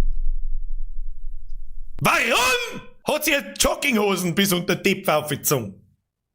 Gehört das so? Hat man das halt so? Aber das Geilste ist, weil das noch nicht gelangt. Die Scheiße hat 86.000 Likes!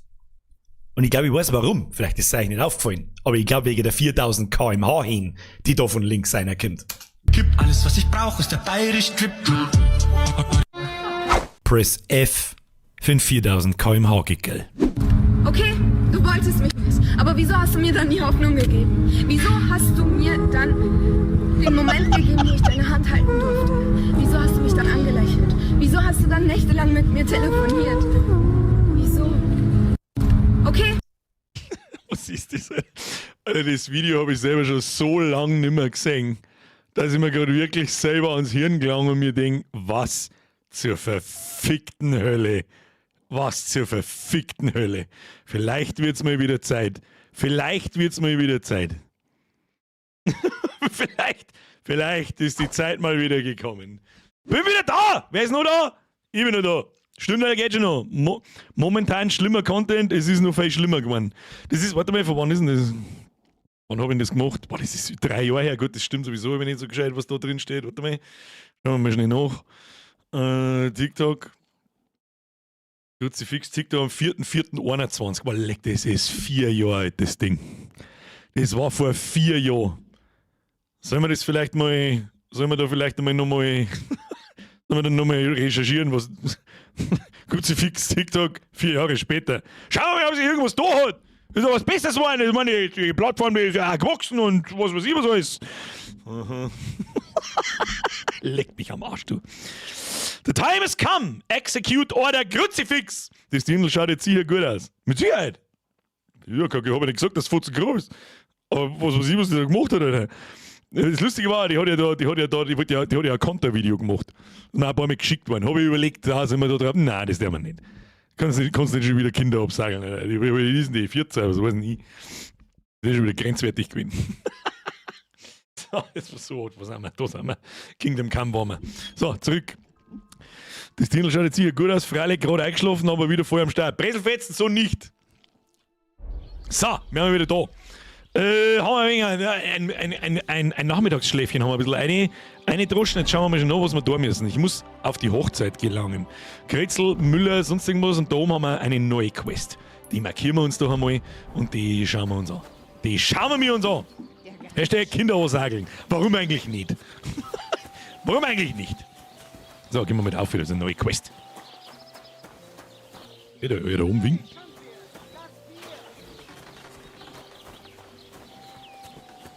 Und zertifizierten RecherchemitarbeiterInnen außen zusammen recherchiert. Birger kann bald bei Sissi Top mitmachen. Ja, vielleicht nicht mehr. Ich arbeite dran. So, hast du mir gewungen oder der Trunkenbold Marisch? Das ist ja guter. So, was mit dir, Mieti? Manka, alt, redeln, handeln. Nein, will ich nicht. Quest brauche ich. Gott schenke dir Gesundheit. Oh. Ich nehm Bier. Geiler Typ, der will mir hier sitzen. Zu dir. Gott schenke dir Gesundheit. Ich will Bier! So, hab noch keinen Groschen. Was haben wir da? Proschek, der Schankwirt. Ach, er ist der Questmeister. Gib mir eine Quest. Meister, jetzt bleib da! Ich hoffe, es bleibt so schön. Nein, jetzt darf ich da wieder nicht reingehen, oder? Doch, darf ich schon. Sei gesegnet. Sei gesegnet. Was ist mit dir? Lass mich schmerzen jetzt mit dir. Hopp.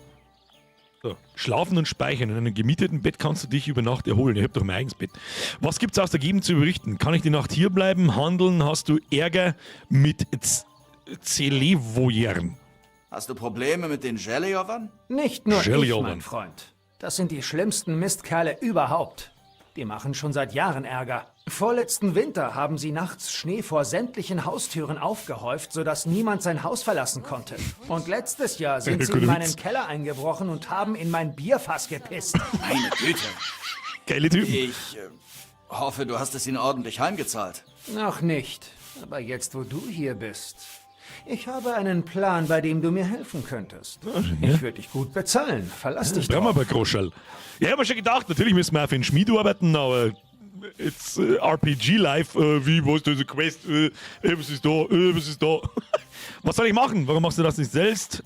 Na schön, ich helfe dir, was soll ich machen? Was genau soll ich für dich machen? Keine Sorge, du wirst nichts schaufeln oder irgendwo reinpissen müssen. Schade. Aber ich erzähle dir erst, was genau ich plane, wenn du mir deine Hilfe versprochen hast. Ich will dir nicht meinen Plan verraten, nur damit du dann direkt den Jellyjovan davon erzählst. Ja, hau rein. Schön. Ich helfe dir. Sicher Leid vermöbeln Hör mal oder so. zu. Der alte Ulbram, der Besitzer des größten Grundstücks in Jellyjov, hat einen wunderschönen Bullen. Weiß wie Schnee ist der. Albino-Bullen. Das prächtigste Tier weit und breit. Natürlich ist er sehr stolz auf den und will, dass ihm nichts passiert. Muss er und keiben. wir... Hab ich auch Erfahrung. Damit meine Leidopissen habe ich Erfahrung. Keibeziehen habe ich Erfahrung. Wunderschönen Haben wir alles drauf, alles haben wir mit Bullen drauf. einen schicken neuen Anstrich verpassen.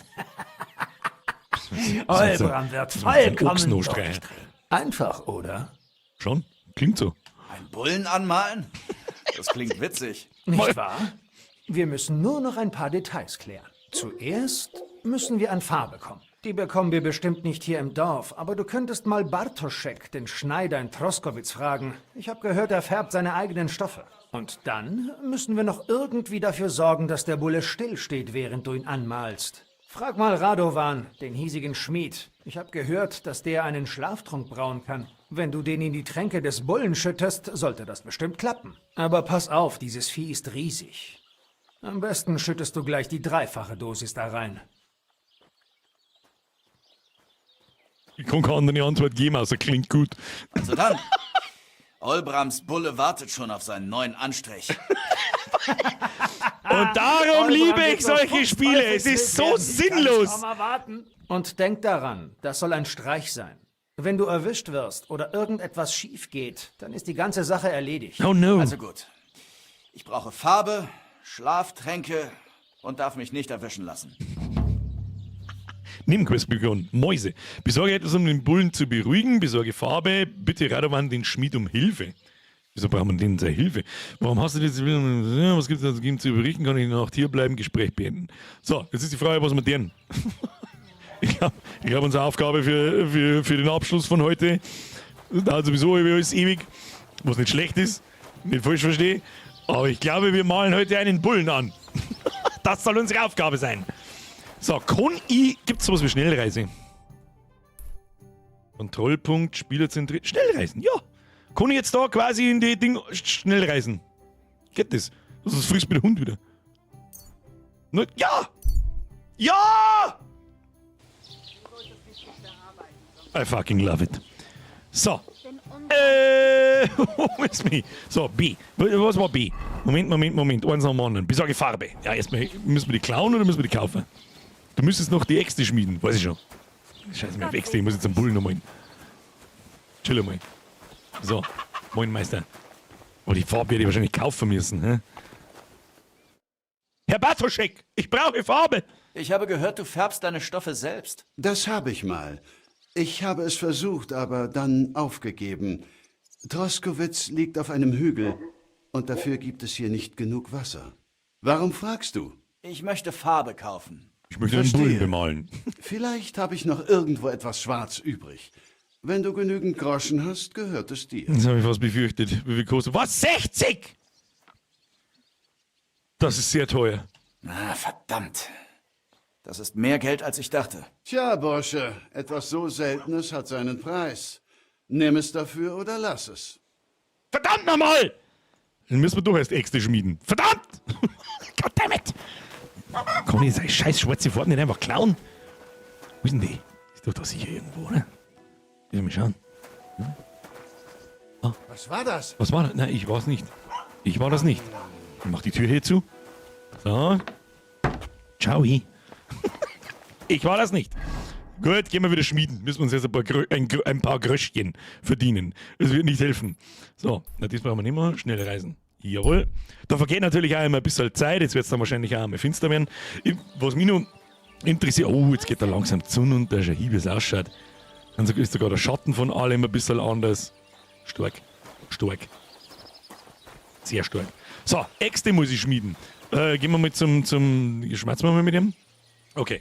Erzähl mir von den interessanten Aufgaben. Übers Schmieden, ich brauche etwas, um das Vieh zu beruhigen. Ich brauche etwas mehr Übung. Unterrichtest du mich handeln? Ich möchte mir deine Waren ansehen. Jetzt pass Obacht, weil da kosten halt die Schwerter kosten so 180, 200. Das ist alles sauber zu viel. Aber, hoppla, ich möchte einmal was verkaufen. Und zwar, wir verkaufen mal das da.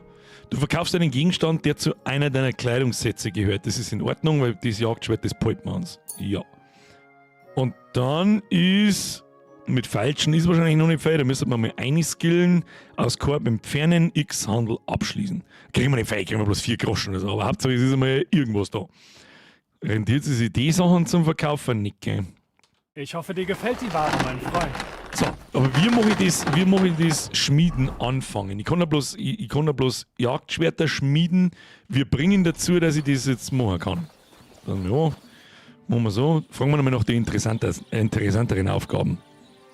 Es geht um die 2 nichtsnutzigen Gehilfen von mir, Wenzer und Franz. Ja, Franz! Sie sind mit einem Karren voller Waren nach Semin gefahren und nie zurückgekehrt. Soll ich sie ausfindig machen? Ja, gern. Aber viel wichtiger ist es, dass du herausfindest, wo mein Karren und vor allem die Waren abgeblieben sind. Geh nach Semin und finde raus, was verdammt nochmal passiert ist. Wo sind sie hin? Wenzer und Franz, Ladung, ich erledige das. Gut, ich mache mich ans Werk. Du kriegst halt immer irgendwelche Wenn die beiden Folgequests. Tölpel besoffen sind, tritt ihn von mir in den Arsch. Geil. Mit Freuden. Mit Freuden. Ich werde die Nüchternheit einprügeln. Ah, Zeichnungen haben wir gekriegt, stimmt. Wie funktioniert das? So, machen wir Gespräch beenden.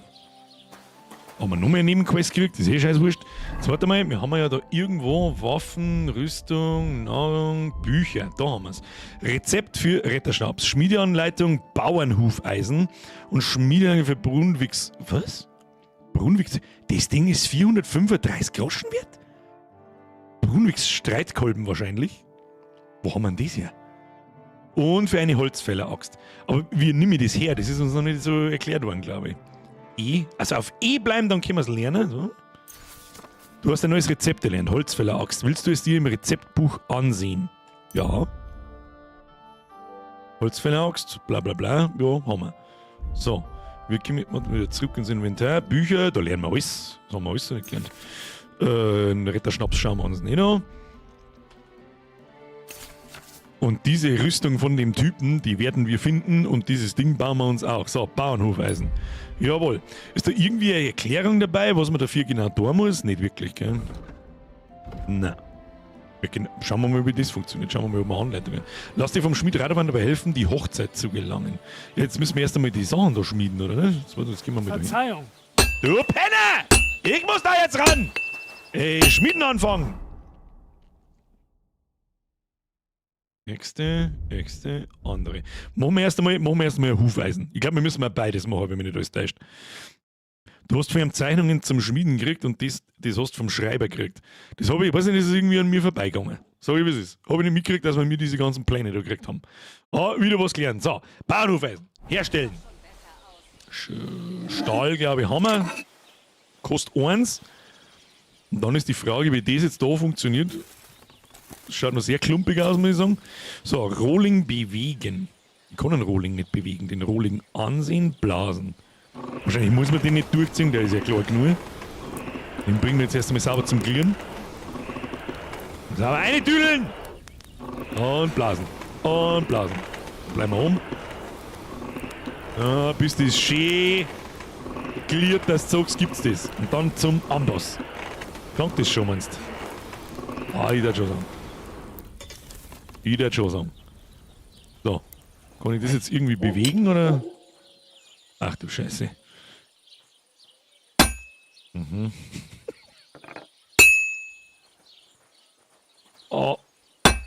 Ach, Alter, wer... Die Steuerung ist jetzt nicht so geil, muss ich sagen. Und? Hast du alles regeln können? Hoffentlich. Aber es hat mich das ganze Erbe meines Vaters und den Ring meiner Schwiegermutter gekostet. Dass sich das Hufeisen mitbewegt, wenn ich da ziel, macht mich narrisch. Soll, wenn er sich weiter verschuldet. Das war das 3. Mal. Okay, drehen wir es mal um. Er soll mit ihm darüber reden. Und. Ach, bitte. Der Pfarrer 2. spielt mit ihm. Was? Du hast 3. richtig gehört. Seine Haushälterin meinte, 4. dass er eine Brosche hat, die letzten Monat verschwand. 5. Ist sie da hingekommen? 6. 10. Oh, das soll nicht so funktionieren. Okay.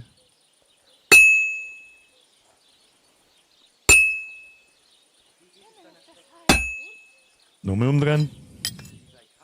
Herr Berger, dann fürchte ich, ist das Spiel nichts für dich. Weil das Zielen mit dem Hammer ist eine Vollkatastrophe!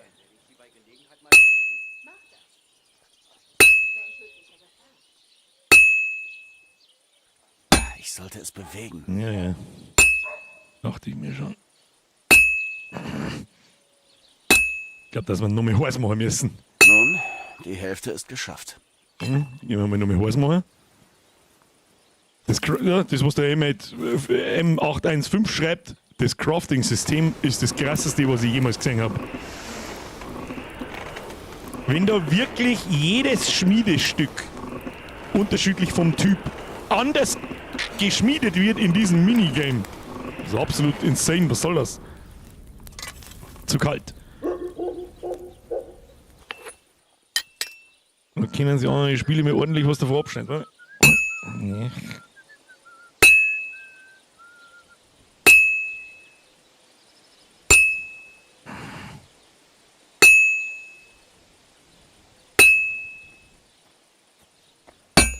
Fix. Wie nicht. So, umdrehen. 1, 2, 3. Was Pfeifer gleich wieder bringt, habe ich vergessen, weil da höre ich wieder einen Takt noch irgendwas aus.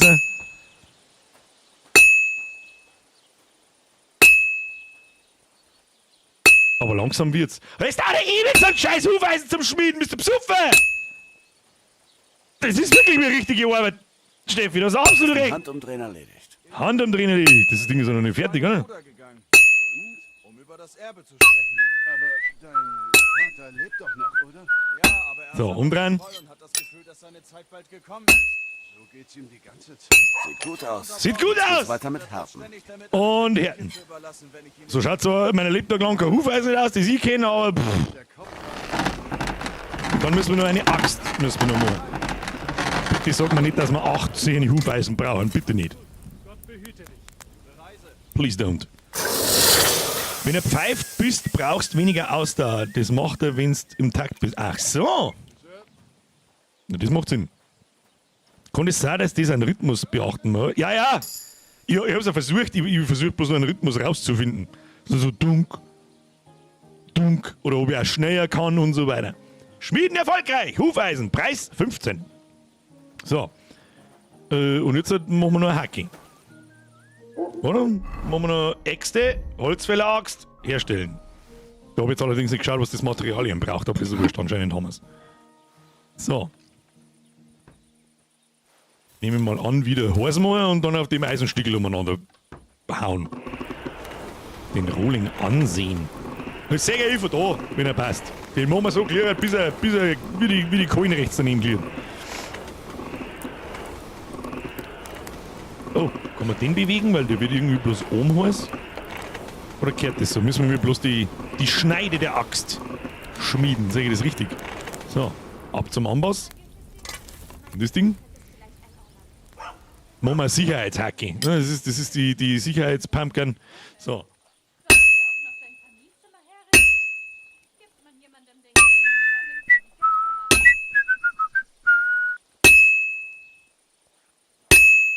Der war ein bisschen schneller, sag ich aber.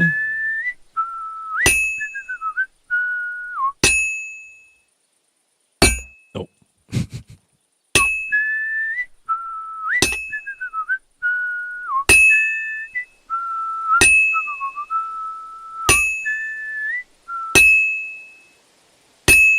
Mal umdrehen.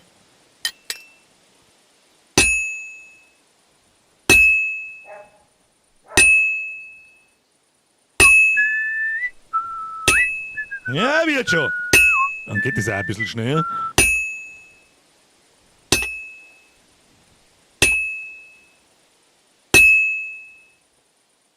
Wenn Funken kämen, ist alles cremig.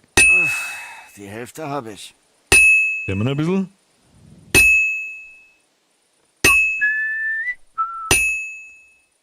Jetzt waren wir außerhalb vom Takt.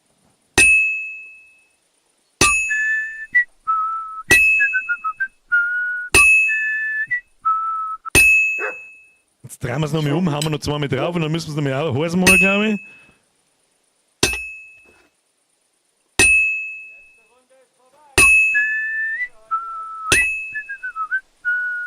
Wird schon. Ich finde es faszinierend, dass sie wirklich das Polygon gemachte Objekt wirklich in das Hacke verwandelt. Aus dem Takt wieder kommen.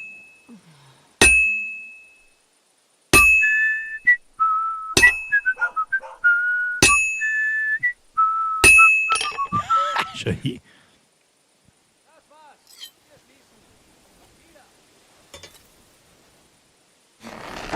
Was ist jetzt? Wenn der Hammer auf dem Amboss klingt, der Schmied vor Freude in die Höhe springt. Immer so kurz so.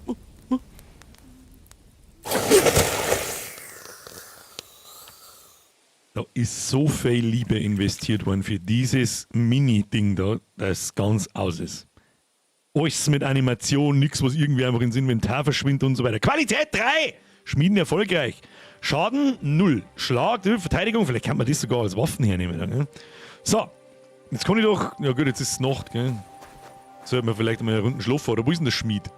Gehen wir da jemanden fragen, wo der Schmied ist? Du solltest nicht im Dunkeln umherwandern. Sonst geht's da schon noch gut, Weibertz. Weibertz. Kann ich das irgendwie. Warte mal. Ne. Der Hauptschwert. Kann ich die Fackel eigentlich irgendwie nehmen? Wer nimmt man die Fackel? Hab ich die irgendwo? Was hast du damit denn vor? Entschuldigung, wollte ich nicht. Nein, Entschuldigung, ich wollte kein Schwert ausziehen. Da ist der Hund. Du musst das Ding schärfen, dann bekommst mehr Kohle. Mr. JS. Richtig gute Idee, das haben wir auch noch gar nicht ausprobiert, gell? Müsste das nicht eigentlich da, ja?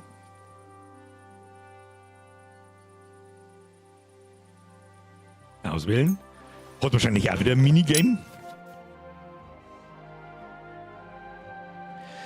Du kannst deine Klingenwaffen reparieren, indem du sie mit einem Schleifstein schärfst. Damit sparst du dir ein Reparaturset oder die Groschen für eine Reparatur. Waffe schärfen, bewege die Klinge vorsichtig entlang des Schleifsteins, während du den richtigen Winkel beibehältst. Mit Leertaste kannst du den Schleifstein drehen, Waffe am Schleifstein bewegen und Winkel ändern. Wenn die Klinge Funken sprüht, bedeutet das, dass du sie richtig schärfst. Wenn von der Klinge Rauch ausgeht, bist du gerade im Begriff, die Waffe zu zerstören. Wenn die Waffe perfekt geschärft ist, gibt Heinrich dir Bescheid. Werden wir dann schon sehen. Wie tut man das?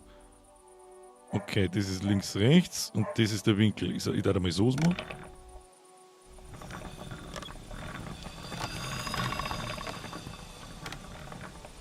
Okay, nicht schnell.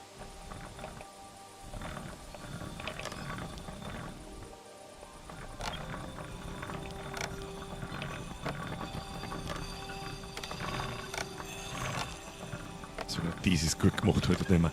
Ich weiß, dass das auch im ersten Teil gegeben hat, bloß weiß ich nicht mehr, wie es da funktioniert oder ob es da schon genau das gleiche war.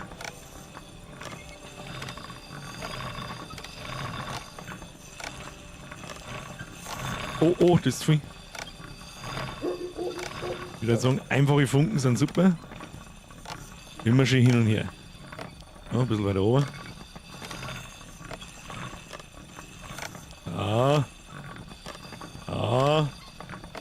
Wie lange dauern die Gaudi? Der Bergmann schreibt R. Was ist mit R? Ich sage nichts von R. Das sollte reichen. Ist das schon hier? Anhalten, Escape bleiben. Scheiße, wie viel haben wir vorher gekriegt? Wie viel haben wir vorher gekriegt? Weiß es nicht mehr. R ist gleich Fackel. Achso, für die Fackel ist R. R? Tatsache! Und sogar da reagieren die Dorfbewohner drauf, wenn du im Finstern rumrennst. Ohne Fackel. Völlig neidisch. Starke Funken sind super, da kannst du ruhig Gas geben, bloß Raucher darfst du nicht. Also, ja, lass das sagen, die muss man halt erst mal rausfinden. Ja, aber für was habe ich denn euch dabei? So, die Frage ist, was wir jetzt deren recht viel reißen wir da heute sowieso nicht mehr. Jetzt legen wir uns nochmal ins Bett ein, schlafen, damit unser Lebensbalken mal wieder in den Tag geht. So, machen wir die Bumsbude zu, damit mir da keiner beim Heiten zuschaut. So, setzen, schlafen und speichern. Haben wir auch genug Zeit. Geht ja nicht um Zeit. Es geht ja nicht um Zeit.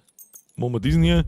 Ja, nix da. Stehen wir um 8 Uhr stehen wir mir auf. Der frühe Wurm vögelt den Tag oder so.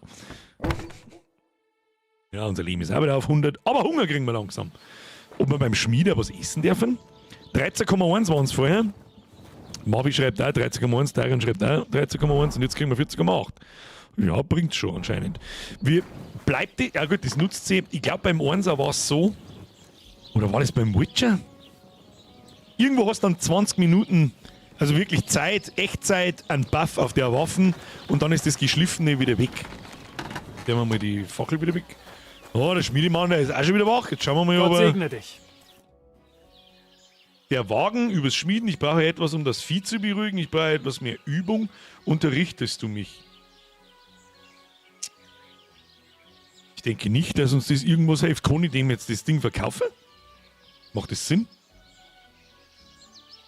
Was bietest du denn an? Bei ein paar Groschen warten einmal langsam nicht schlecht. Ein paar Gröschchen. Die Hufeisendinger? Zeigt mir irgendwo, was ich in meinem Kerbe drin hab zum Verkaufen? Wie verkaufe ich? Er gibt mir ja auch bloß 4. Was, er gibt mir für die Axt genauso viel wie für die scheiß Hufeisen? Ist du besoffen? Wo sägen ich? Händler. Du 4,6. Sollen wir das falsch nochmal probieren? Nein, nicht bevor wir nicht einen gekillt haben. Das ist natürlich nichts. Tun wir aus Korb entfernen. In den Korb. Wo säge ich? Ach da. Da ist ein ganz kleines goldenes Schnipsel ist da dort, dass man sagt, das wollen wir verkaufen. Ja, das verkaufen wir jetzt halt einfach. Los, nimm. Handel abschließen, ohne ich hoffe, falschen. dir gefällt die Ware, mein Freund. Natürlich gefällt mir das. Da, hier, Ruf verbessert, weißt du. So. Was genau hat uns das jetzt gebracht? Wir können uns noch lange nicht die Farbe leisten. Das müssen wir irgendwie anders regeln. Das müssen wir einfach irgendwie anders regeln. Und ich hätte gerne das Rezept für Dietriche, merke ich gerade. Aber gut. So, jetzt mal so wacht. Mir, der wir jetzt, da haben wir den Ausflug. Ein Karren, der dem Schmied Radovan gehört und mit Ausrüstungen beladen war. Wo ist der? Hoppala. Karte. Müssen wir so machen. Sonst sehen wir es wieder nicht. Da ist nix. Was ist das da? Der Krämer. Ich kann mich jetzt schon wieder nicht mehr erinnern, was das gleich wieder war. Wo ist der Karren? Wo ist der Karren? Stopp. Einfach weiß. Die verschwundenen Arbeiter sollen einen Wagen nach Semin fahren. Da sollte ich mit meiner Suche beginnen. Wo ist denn Semin? Hoppala. Wo zum Fick ist Semin? Sage Farbe, das hilft mir jetzt nichts. Den Schlafdruck kannst du vom Schmied noch holen oder lernen. Stimmt. Wenn wir schon mal noch da sind, das ist absolut richtig, aber momentan interessiert mich, wo Hinweisgeber, Quest, da kann man würfeln, kann man natürlich auch ein paar Groschen mit Würfeln verdienen. Schmiede, bitte gerade einen Schmied um Hilfe. Fragen wir das noch schnell. Verdammt. Da ist mir her. Ich brauche etwas, um Vieh zu beruhigen. Ich brauche etwas, das Tiere einschlafen lässt. Project meinte, du weißt vielleicht was. Hast du die Arbeit als Schmied satt und dich stattdessen der Landwirtschaft gewidmet? Ich weiß zufälligerweise was. Ich habe da einen Trank, der sogar eine aufgeschreckte Stute sofort einschlafen lässt. Einmal habe ich ihn aus Versehen selbst getrunken und 3 Tage lang geschlafen. Aber das Rezept ist ein altes Schmiedegeheimnis, das ich nicht einfach aus der Hand gebe. Du bist ein Handwerksgenosse, also kann ich es dir verraten. Dann hör mal zu. Du kochst Mohnblumen und Disteln in Öl. Wenn das abgekühlt ist, fügst du etwas Einbeere hinzu. Danke, das werde ich. Damit werde ich nicht fertig. Freilich, wir haben einen Alchemistenkönig. Das klingt nicht allzu kompliziert. Danke. Ist das jetzt in unserem Rezept drin? Weil da ist jetzt nirgendwo irgendwas gestanden. Warte mal, singen wir mal. Wie der Hund grabt schon. Du, dein Gackel vergraben, was ist denn da? Das ist denn da? So, jetzt passen wir auf. Bücher, Schmiedeanleitung. Ja. Sagt man das irgendwo, was man schon gelernt hat? Handwerkskunst. Gifte, Kräuter, Tränke, Kamillenaufguss, Retterschnaps.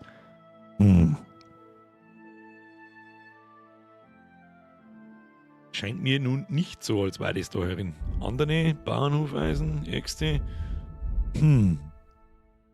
Die Schmiede und den Stadel gibt's für Blue Bricks aus Nippelklötz. Herr Hörfmann, mehr's wieder ein Resub. Kuss auf die Nuss. Stimmt. Haben die nicht wirklich ein Collabo mit Kingdom Come 1 gehabt? Damals?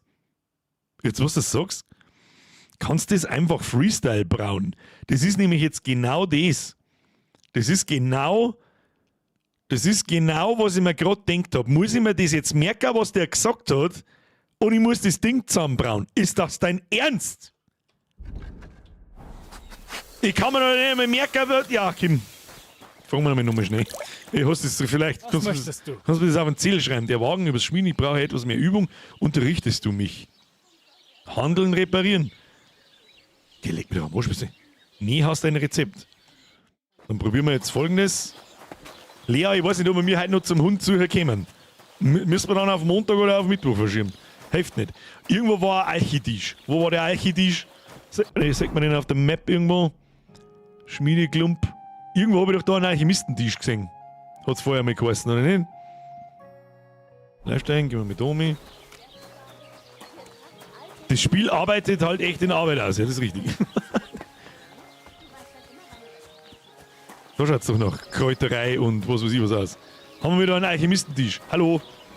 Haben Sie, ich weiß nicht, ob ich da reingehen darf. Darf ich da reingehen? Da ist der Krämer. Ah, du hast entdeckt, der Krämer. Oh, da darf ich nicht sein. Ich gehe wieder. Okay, tschüss, ich weiß nicht. Wer bist du? Und der Händler, hilft mir nicht weiter. Und dann hat es da keinen Alchemistentisch nicht gegeben.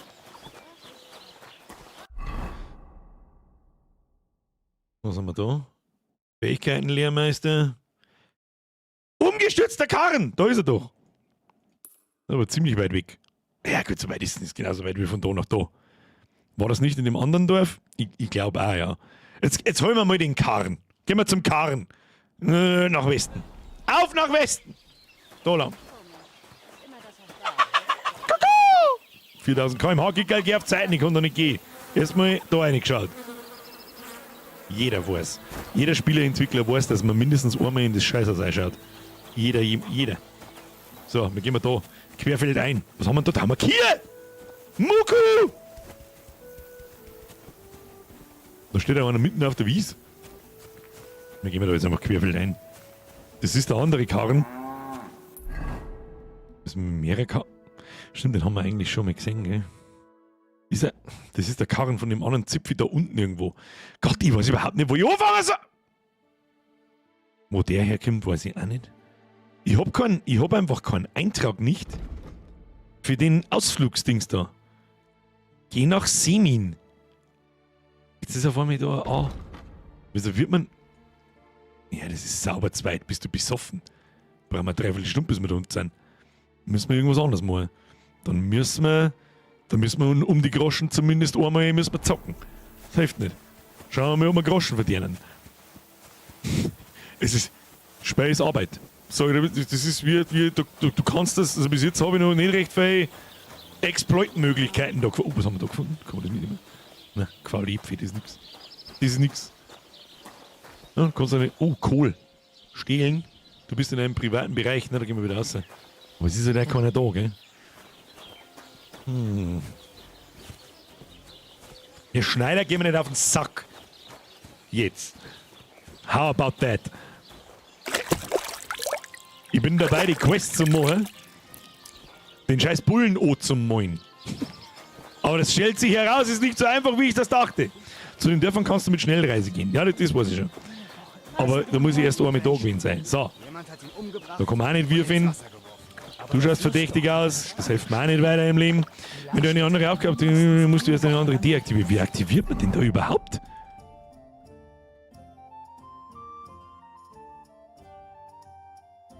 Wie aktiv... Mehr Anzeigen Quest. Ah. Mit X. Hahaha. Zauber zu weit weg. Köter. Mäuse.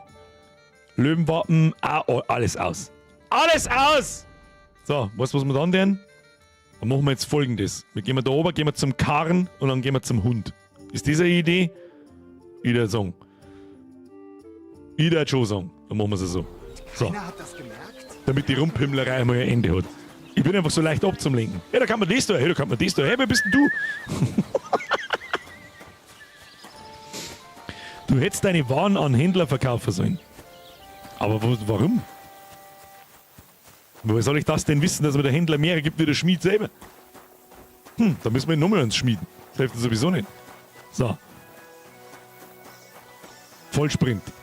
Volle Gas, Leberkäse. Wehe, da kommt wieder irgendein Hundsviech, das uns 3/4 top beißt. Krieg einen Vogel. Vollsprint. Wie die Wege da gemacht haben. Vollkommen random und nix schaut irgendwie gleich aus. Der Chef ist selber ein geiziger Hund. Das muss er mir etwas sagen, woher soll ich das wissen? Woher soll ich das wissen? Das bin ich aus anderen Spielen nicht gewohnt. Warte mal, kurz auf die Map schauen. Das ist auch cool, wie sich dann die Wolken da so verziehen. Wir gehen nicht mehr mitten durch den Wald. Außerdem haben da überall, also gehen wir mal da gerade aus dem Weg nach. Gehen wir mal da gerade aus dem Weg nach und dann biegen wir irgendwo links ab. Das ist da wieder mitten, da ist eh schon wieder irgendwas. Irgendwas ist davon. Was ist davon?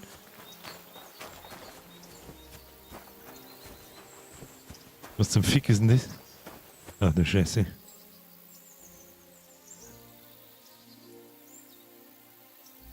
wir das Risiko ein. Speichern haben wir ja so halbscharig.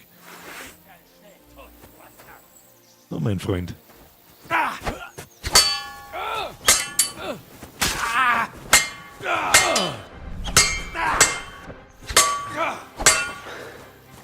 Leg mir Musch. Der hat aber scheiße wütend, Mann. Was willst du denn?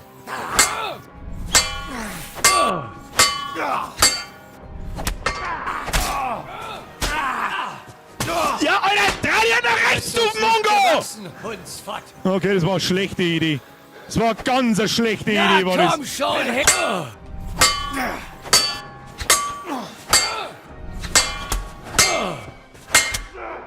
Es war eine ganz miserable Idee. Okay, Freunde der Sonne, da haben wir den Arsch noch ein bisschen zu weit unten. Puh! Okay. Was ist eigentlich dieses 4-3-5 Goldrezept? Das ist ein Streitkolben vom So. Was haben wir jetzt alles verloren? Also keine... Alter, da fällt ja himmelweit. Ich hau 2 mit Zürbin aus der Puste. Und was ganz schlimm ist, wenn da 2 Leute um die rundum sind und ich versuche mich nach links zum anderen zum Drehen. Und das geht einfach nicht. Sondern er fixiert die ganze Zeit den einen Typen, auf den ich da gefokust bin. Weiß nicht, Digi. Weiß nicht, Digi, was ich da verhalten soll, aber da werden wir sich wahrscheinlich drüber gewohnen müssen. So, was habe ich noch? Ich habe nichts mehr. 13 Groschen habe ich noch. Herzlichen Glückwunsch. So, Das Spiel ist so unfassbar geil gemacht, es ist balsam für die Seele bei den anderen Games, das ist absolut richtig. Du musst halt, weil vorher da auch mal jemand gesagt, hast schon irgendwie ein erstes Fazit, ich bin halt leicht abzulenken, aber ich mag solche Spiele. Ja? Da kannst du Stunden drin verbringen und hast eigentlich nichts da. Und es war aber keine Sekunde langweilig. Und, wie soll ich sagen, du musst halt Bock drauf haben, Zeit zu verbringen. Alles andere Krampf. So, dann machen wir es jetzt ganz anders. Bevor wir nochmal zu den Halunken dahinter gehen, machen wir jetzt eine Schnellreise nach Troskowitz und laufen wir dann von dort zum Hund. Das ist eine gute Idee. So, Schnellreisen. Ja. Easy. So, dann Hund markieren. Und schauen wir uns den zumindest noch an. Schauen wir mal, ob wir da vielleicht nicht sterben. Außerdem hätte ich den Hund gern. So, wo ist denn das Ding, Togel? Hoppala, jetzt habe ich das Mikrofon nicht gehabt, das ist nichts. Ich glaube nicht, dass das Schwert auch noch schärfen, das hätte nicht. Das hat jetzt nicht den Anschein gemacht, als hätte ich da den Hauch einer Chance.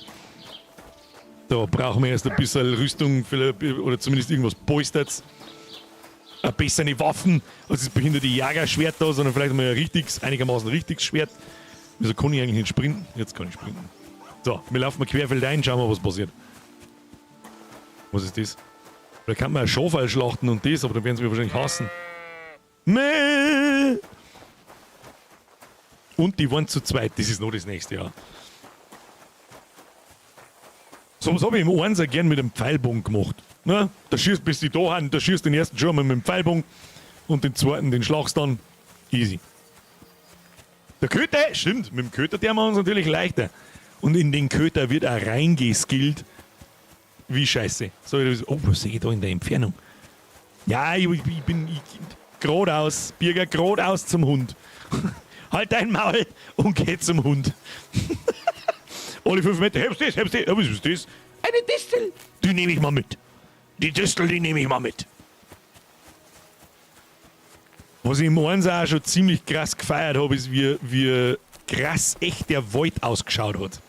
Du bist, glaube ich, auch irgendwann einmal mit dem Hans, also mit dem Spezi da, mit dem wir uns jetzt gekriegt haben.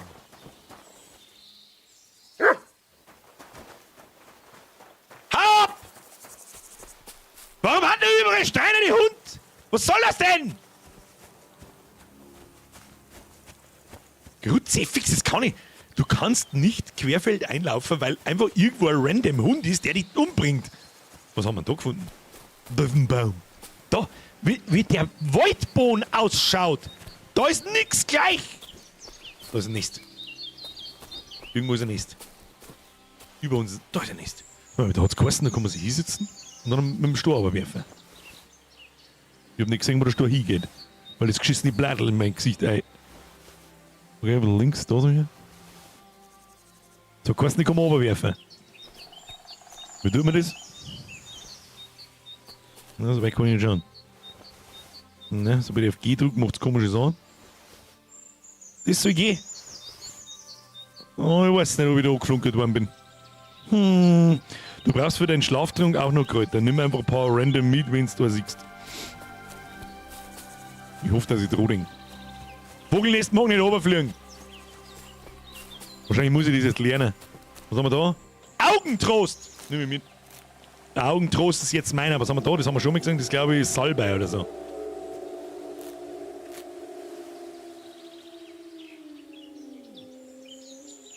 Und das hilft. Ich gehe mal wieder aus dem Wald raus. Wald nicht gut. Nicht gut Wald. So, wo sind wir mir überhaupt? Müssen wir aber einmal durch den Wald durch, da herunten war ein Weg und dann darf man da oben kommen. Kriegen wir schon. Birger oder auch der Botaniker. Vollgeist. Da, hier Distel. Also alle 50 Meter nehmen wir mal irgendwas mit. Meide den Wald. Ja, ja. Hab schon gespannt. Tun Sie sich nicht in der... Da haben wir noch was. Augentrost. Ich weiß nicht, für was man braucht, aber Mohn brauchst, hat es geheißen. Mohn haben rote Blärmeln. Das, ausnahmsweise, das weiß ich sogar gerade noch. Das ist kein Mohn. Das ist mir schon klar. Oh, da ist jemand schon hin. Ja, ich gehe schon vorbei. Leck mir am Arsch jetzt. Aber da ist jemand. Okay, der ist auf der Karte markiert. Passt. Und das dünne Stickerl da, das durchqueren wir durch den Wald. Da müssen wir durch. Das hilft nicht. Sobald der Hund knurrt, drehen wir einfach um und laufen woanders. Werden wir schon irgendwie hinkriegen. Die Umgebung ist so unglaublich gut und schön gemacht, das ist wirklich narrisch. Das haben wir genug. Jetzt schau, dass die schleichst. Oh, die Gelbe schaut wichtig aus. Kann die? Nein, kann nichts. So, weh, da ist jetzt wieder irgendein Hundsviech. Bloß, dass du lang gewinnst. So. Schwamme! Steinpilz! Steinpilz nehme ich mit. Steinpilz nehme ich mit. Schirmling nehme ich mit. Kommen wir zur Not einmal rein. So. Aber der Helch, der kann auf die... über vom Bambi, wie gut. Ich tue euch nichts. Schleicht euch. Ich tue euch nichts. Kannst auf die Jagd gehen. Das tun wir jetzt aber nicht. Außerdem ohne Pfeilbogen, schwierig. Hauptsache, da ist kein Hund. Alles andere ist mir wurscht. Ich mag weder einen Hund umbringen, noch mag ich vom Hund umgebracht werden. Was ist das? Was ist das? Nix. So. Köter! Wir sind unterwegs! Die laufen ein bisschen sehr schnell, muss man sagen. Sagt es wirklich Steinpilz in London, das kommt drauf an.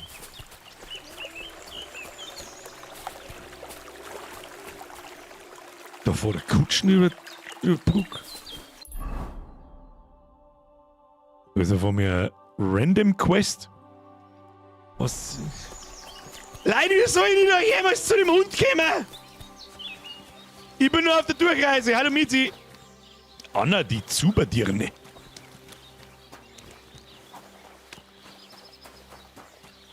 Badehaus? Gib ab, du Bettler! Chill mal. Gib mir den wieder, das ist meiner. Deiner? Von wegen. Ich muss gehen. Alter, schau dir, wie von da der See ausschaut. Alter, schau dir auf, wie der See ausschaut von da. Was ist denn mit dem Spui? Muss jetzt da außen und umlaufen? Na, kommen wir uns links drehen und da der Straße nach. Kriegen wir schon.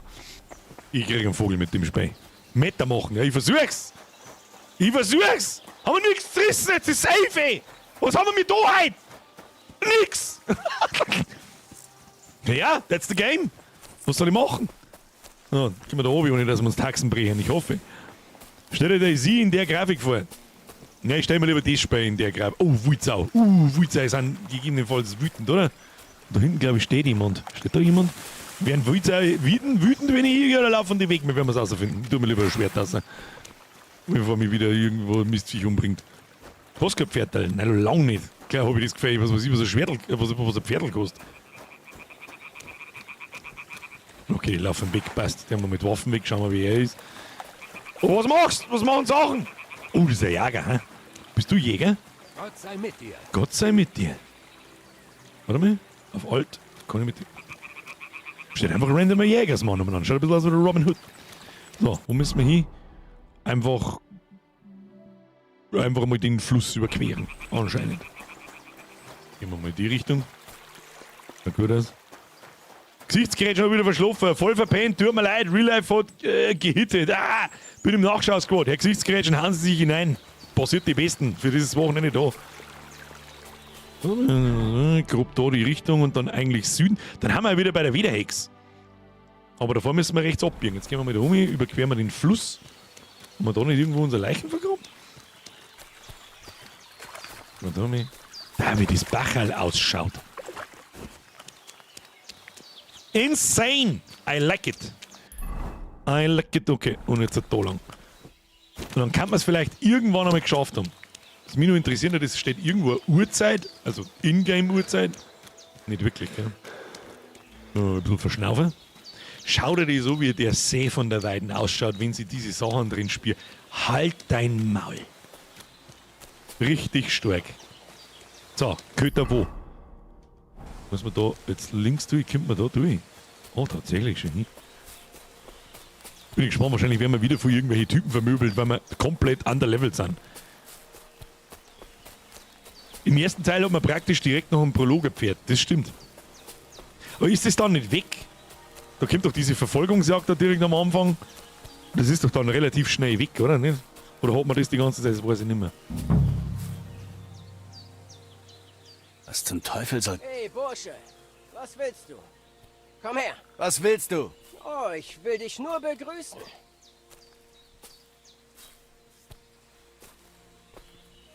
Du bist schon tot. Du Penner! Scheißdreck, werde ich auf dich, du bist verloren!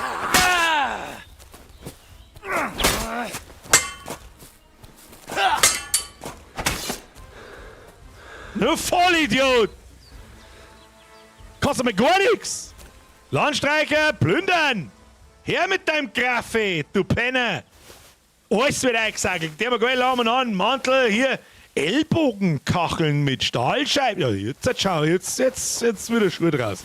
Die Schlüssel für alle Türen und Truhen? Was? 5 Groschen? Alle nehmen. Zinnmarke des Kriegers? Was ist das alles? Alles wird eingesagelt. Her mit dem Schund! Jetzt sind wir... Oh, jetzt duscht's. Okay. Wenn du dich oder dich der Obrigkeit ergeben willst, drücke Alt und Welle 1 für aufgeben. Das habe ich übersehen. Was hast du denn dem jetzt gestohlen? Tot und ausgeraubt. Genau wie Capon ihn zurückgelassen hat. Und keine Spur von Köter. Keine Spur von Köter. Aber stimmt, wir haben ja wegen dem Hund da. Oh. Da drüben liegt etwas. Hoffentlich ist es nicht Köter. Ist nicht der Köter. Untersuchen. Ein hübsches Stück Wild, in das herzhaft reingebissen wurde. War Köter vielleicht hier? Köter ist hier nirgendwo. Irgendjemand muss ihn bei sich aufgenommen haben. Die Hütte des Kräuterweibs ist nicht weit von hier. Vielleicht sollte ich sie fragen, ob sie ihn gesehen hat. Die gute alte Kräuterdame schon hin. Kann man jetzt mit dem Viech noch irgendwas machen? Stimmt. Schwert nicht liegen lassen. Das ist nicht im Inventar, das liegt daneben irgendwo umeinander, oder? So will ich es schon übersehen. Aber ich sehe hier kein Schwert. Sehe ich hier ein Schwert? Ich sehe hier kein Schwert. Warte mal, den wir nochmal untersuchen. Da ist auf alle Fälle nichts mehr drin. Da wir den Körper aufheben. Schieben wir nochmal ein wenig weg. Geh mal auf Zeiten da! Weg mit dir! Schwert nicht liegen lassen. Aber ich sehe kein Schwert. Wo ist das? Birgen das Schwert mit. Ja, ich habe euch schon gehört. Aber ich sehe kein Schwert nicht liegen. Du Handel stecken. Halt, da war was. Landstreicher. Links von ihm. Das ist kein Schwert, das ist kein Schwert. Ich bin entweder komplett blind. Weißt, links ist halt auch relativ. Wo links? Da links? Da links? Oder da links? Oder ist warte mal, ist da ein Schwert? Man sieht den Typen. Schieben wir uns das einmal wieder ein. Dieses Schwert, no. Sag mal, Schirmling! Den nehme ich mit. Also entweder bin ich komplett, ich lebe jetzt den Typen einmal, ach mit F kann man auf ihn. Und wirf den da einmal hin und dann schaue ich nochmal. Ich kann mir nicht vorstellen, dass die Dinger despawnen, oder? Also ich sehe da kein Schwert umeinander liegen. Bei aller Liebe, ich kann kein Schwert hier sehen. Das ist aber hier Achterbahn, du. Ich fürchte, das Schwert ist weg. Na, und aus Versehen aufgeklappt haben wir es auch nicht wirklich. Na, Verscheißdreck haben wir dabei.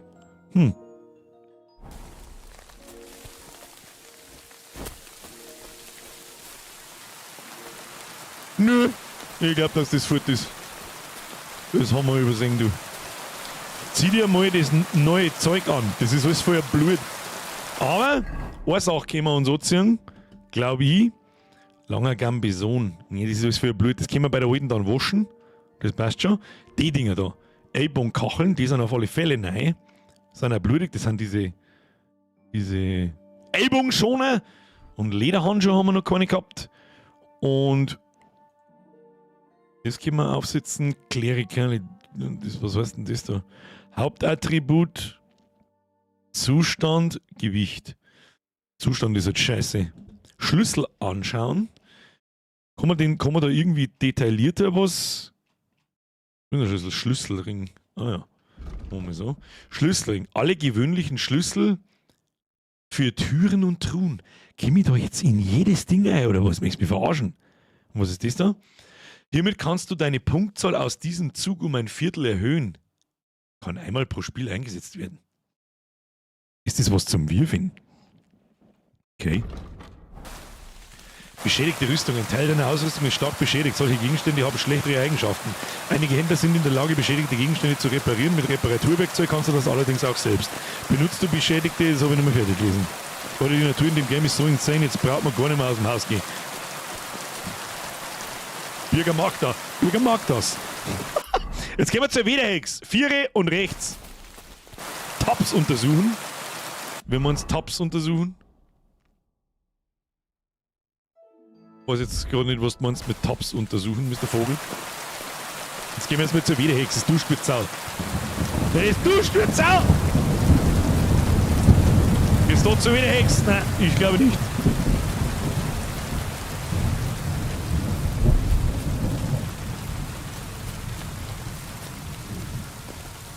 Also bis jetzt habe ich die Umgebungsgrafik von Hunter Call of the Wild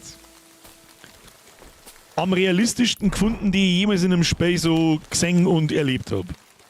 Hat sich gerade geändert, muss ich ganz ehrlich sagen. Du hast doch nur einige Skillpunkte zum Vergehen. 14 Stück, oder? Ja, habe ich. Das mache ich aber in Ruhe irgendwann. Oh, da lese ich mir alles in Ruhe durch. Und nicht schnell, so wie jetzt da. Und ich mag mir jetzt auch nicht da eine Stunde her sitzen und die Sachen alle durch. Ich glaube, da gibt es, glaube ich, schöne Sachen zum Zuschauen und zum Machen. Und so wichtig ist es noch nicht. Jetzt waschen wir uns erst einmal. Jetzt stellt sich dann wahrscheinlich heraus, dass die Wiederhex fort ist und dann ist das wieder und das wieder und das wieder. Oh mein, hat der Hund keinen Zwinger nicht, der arme Teufel. Der arme Teufel! So, schauen wir mal, wer da ist. Hallo! Hallo! Ich will unsere Schuld begleichen. 150 Gold? Ja, das machen wir schon irgendwann, aber nicht jetzt. Du, ich bin knapp bei Kasse. War mein Hund vielleicht hier? Ist etwas passiert? War mein Hund vielleicht hier? Hast du einen herumstreuenden Hund gesehen? Ich dachte, er wäre tot, aber offenbar lebt er noch. Es tut mir leid, aber ich habe hier keine Hunde gesehen. Massaker. Hast du eine Idee, wohin er gelaufen sein könnte? Wenn ich ein Hund wäre, würde ich dahin gehen, wo es Essen gibt. Am Teich sind jede Menge Fischer und die Schenke schmeißt das übrig gebliebene Essen immer raus. Meinst du, er würde Essensreste stehlen? Natürlich ist er Hund. Nicht mit Hunden aus. Vielleicht ist er auch zum Jagen in den Wald gerannt. Da wäre er weder der Erste noch der Leider Letzte. heute nicht geschafft, haben im Nachschaussquad. Grüß aus Tirol. Schöne Grüße zurück aus Tirol. Viel Spaß im Vielleicht Nachschaussquad. ist ein Hund in der Wildnis und hat sich ihnen Küsschen aufs Nüsschen, angeschlossen. danke dir. Danke. Köter, befrage das Kräuterweib, höre dich in der Schenke nach Köter um, frage den Fischer, ob er mehr über Köter weiß. Schauen wir mal. Jetzt schaut einmal die so. Wenn das nicht echt ausschaut, weiß ich es auch nicht. Da werde ich noch oft drüber schwadronieren. So der Freiweg, wie es ist. So, da können wir eigentlich schnell reisen. Und was ist da oben? Da könnte man dann eigentlich noch hinlaufen. Jetzt machen wir so. Na nicht. Wieso kann ich da jetzt nicht schnell reisen? Von hier aus kannst du nicht schnell reisen. Wieso nicht? Geht das nur von Stadt zu Stadt? Das ist natürlich extrem ärgerlich. Und das war sehr schade, muss ich sagen, weil den ganzen Pümmelweg da jetzt wieder zurücklaufen. Nein, nicht. Nein, nicht konsequent. Nicht. Nein. Aber das zu mal? Nein. Ich laufe jetzt außen rundum, fuck ich Sau und du lässt mich in Ruhe. Damit das klar ist. Scheiß lang gewinnst. Nee, du warst auf einer Treppe funktioniert. Das war natürlich jetzt, warte mal, tatsächlich. Haben wir schon da. Gut. In einem Haus funktioniert es nicht. Das kannten sie aber auch hinschreiben. Alle Treppen funktionieren nicht. Was ist das? Badehaus? Da müssen wir auf die Schenke. Oder irgendjemand die Räucherkammer. Oh. Also eben Kiel schreibt, wie lange zockst du noch? Kann ich noch nicht sagen. Aber nicht mehr allzu lang. Ist ja schon viel nach ewig. Ist ja schon viel nach ewig. Es ist so ein schönes, gemütliches Spiel einfach. Ist halt einfach mal was anderes.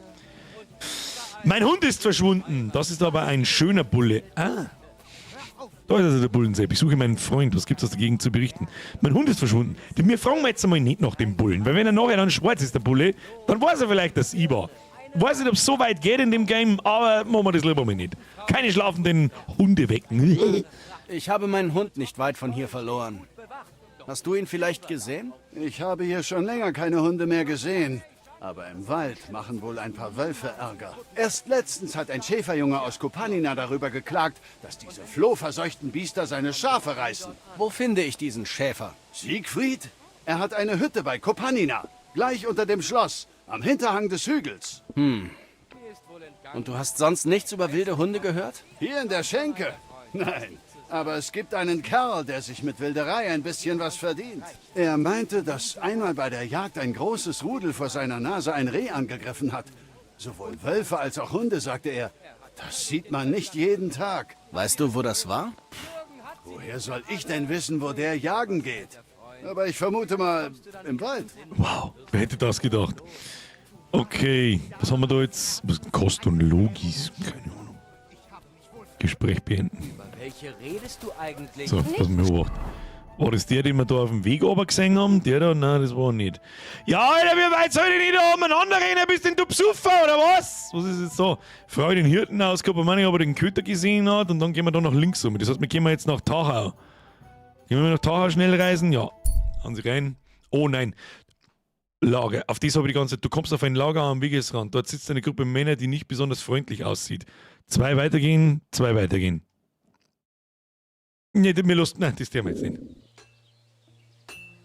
Aber jetzt mal komm, haben wir den Maibaum ansehen. Ein schöner Maibaum. Gegen einen Vogel mit dem Speer, ne?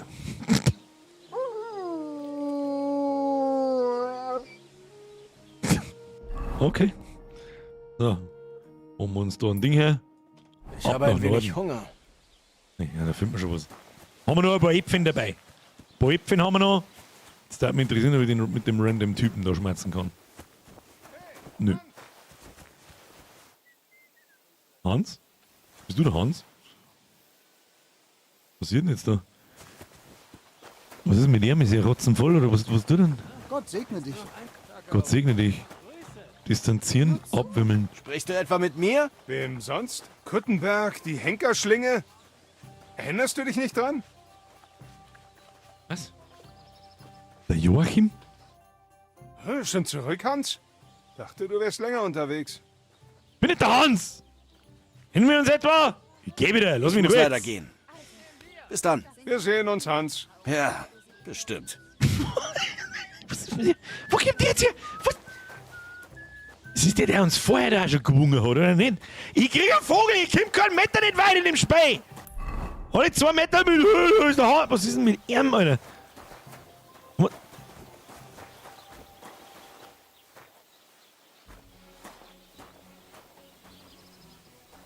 Ist der voll oder was? Kannst du dir das Pferd nicht ausleihen? Weiß ich nicht. Ausleihen. Wahrscheinlich schon, aber dann kann ich nie wieder in die Stadt zurückkehren, wahrscheinlich. Wobei, wenn sie mich nicht sehen, die können ja nicht wissen, dass es mir waren. Jetzt laufen wir mal zum F vom Affi.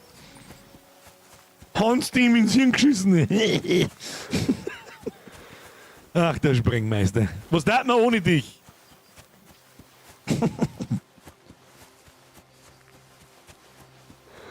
Stimmt, gute Frage eigentlich. Wusterring vielleicht. Mr. Farr ist eine gute Frage, das hätte man eigentlich ausprobieren können. Was haben wir noch gefunden? Lager am Straßenrand. Da was drin? Da ist gar nichts drin. Können wir da kochen?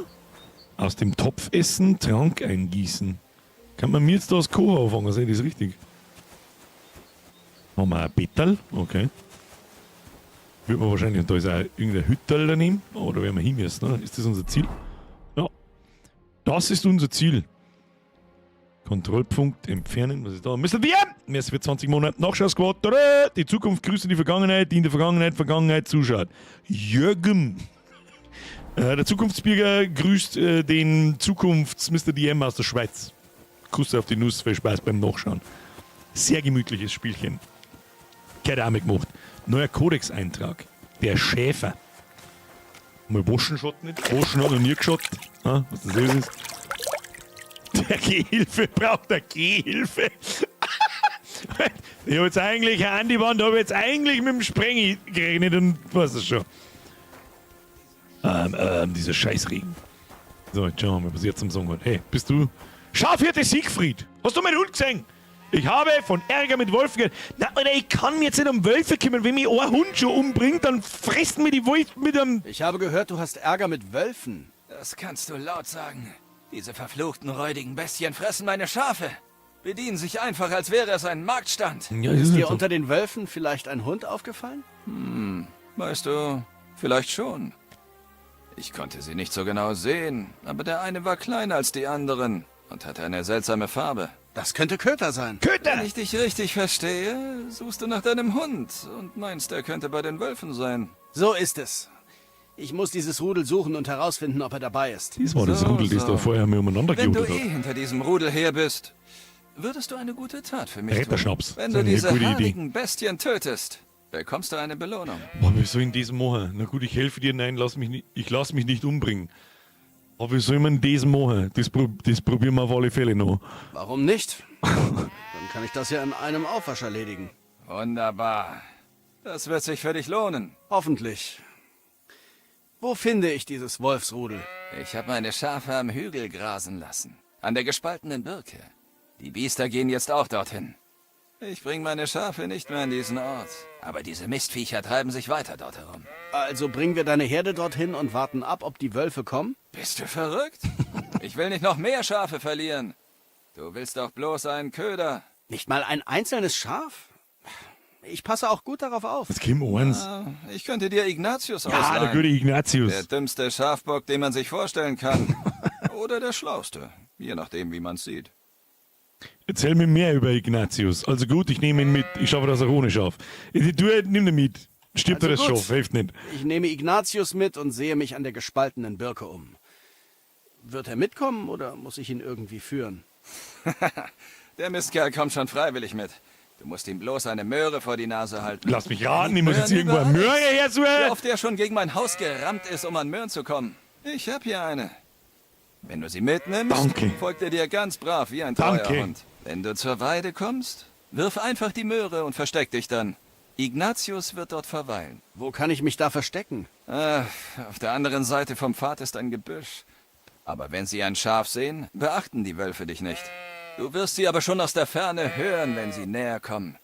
Ich kenne kein schrecklicheres Geräusch als dieses verfluchte Heulen. Haben wir schon gehört. Wir sehen uns, mein Freund. So. Das wird der nächste Topf für heute. Darf ich da mal was essen? Essen stehlen. Nein, ich mag nichts stehlen. So, Ignaz, ist das der Ignaz? Wie geht es dir? Wie geht's dir, Ignatius? Tut mir leid. Ich dachte, du wärst jetzt gesprächiger, weil wir nun Partner sind. Kommst du nie?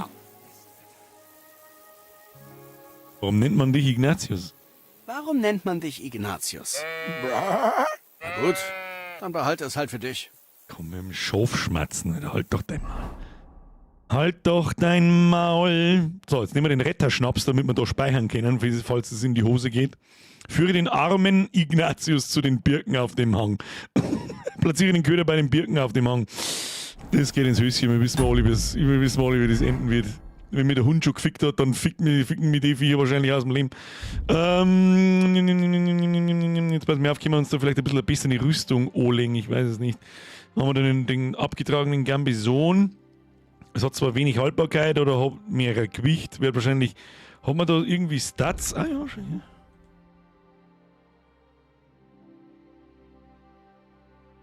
Ja, macht nicht recht viel Unterschied. Macht nicht recht viel Unterschied anscheinend.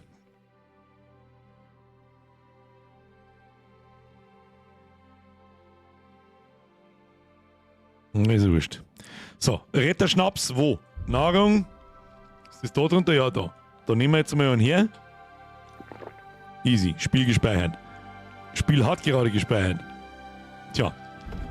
Pech für mich. Du hast den Mut angetrunken. Der Alkohol hat deine Werte verbessert. Wenn du jedoch zu viel trinkst, wird er dich schwächen. Schlimmer noch, du kannst süchtig werden. Trink also lieber in Maßen. Okay, hab schon verstanden. Moment, zu H müssen wir, gell? Zu G und H. Was zu essen. Ja, brauchen wir jetzt nichts zum Essen. Da ist mein Opfe. Da, hier, Opfe. Ein ins Gesicht, muss gelangen. Nein, gelangt doch nicht. Dann isst man einen Greihartenkäse. Das ist ein guter. So. Warum haben wir jetzt so nicht durchgegangen wegen dem Start? Ignaz, kommst du?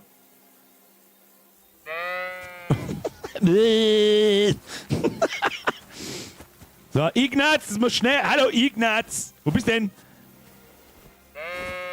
Dann müssen wir halt den Bierbauch skillen. Ja, natürlich. Also, sobald die Alkoholabhängigkeit tatsächlich aus Versehen vielleicht kickt, wird es manchmal durchaus im Fahrrad passieren. Die gute alte Drogenabhängigkeit muss man halt dann einmal ein paar Perks für sich nutzen. Mann, Ignaz, jetzt mach halt mal hin. So blöd ist er gar nicht. Der läuft in einem Strich nach schon hin. Bloß weil ich wahrscheinlich ein Gaby im Arsch hab. So, los, Ignaz. Gespaltene Birke hat's geheißen. Wo ist die Da war was. Ja, noch kein Wolfsheulen nicht, aber das wird schon noch kommen. Wie viel werden es denn sein? 5? Also wie viele Wölfen besteht denn so ein Rudel? Ja, Hose? Kann ich versuchen, den zum schlagen?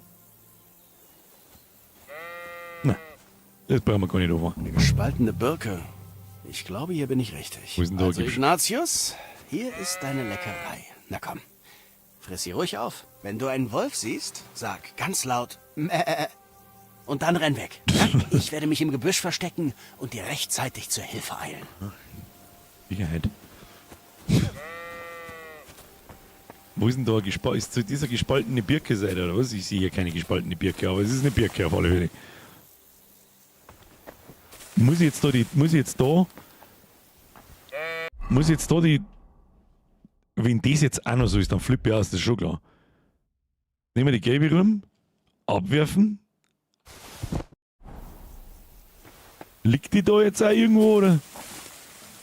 Die liegt doch jetzt da tatsächlich. Und jetzt. Führe den armen Ignatius, verstecke dich im Gebüsch und warte auf. Wo müssen wir uns da verstecken? Da hin. Okay. Ich glaube, dass wir einen Ignatius einfach opfern und unseren Hund mitnehmen. So. Versteck, alt. Oder ist das der Platz, wo ich mich verstecken muss? Auf Wölfe warten. Da kommen sie. Ich geh mal Schwerte. Wie viel sind denn? Da ist unser Hund dabei. Da ist schon ein anderer dabei, aber ich muss ihm Ignaz helfen. Ich helfe ihm! Ich helfe ihm, für das haben wir gespeichert! Lass den Ignaz! Lass den Ignaz! Drücke tiefer als den Pol.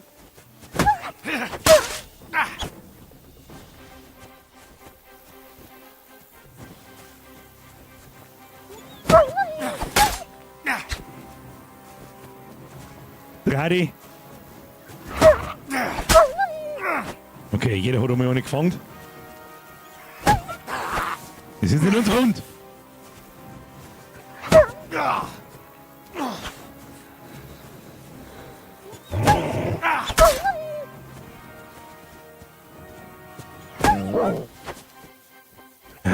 Ja, toll.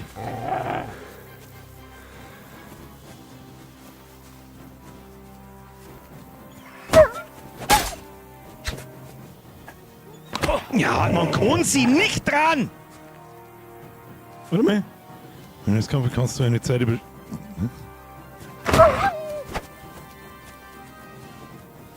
Dreh dich halt weg jetzt da, Kruzifix, dieser Scheißfokus! Ja, sag einmal.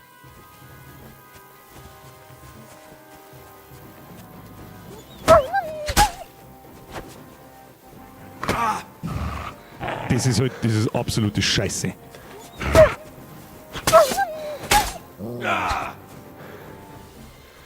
Laufen sie jetzt wieder vor, oder was?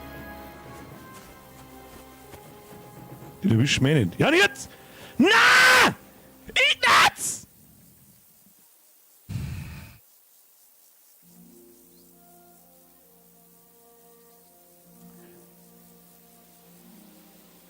Was wohl mit dem Ignaz?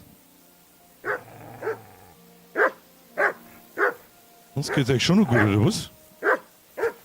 Der Furz, spinnst du ein wenig, oder was? Hallo? Kannst du mit zuhauen?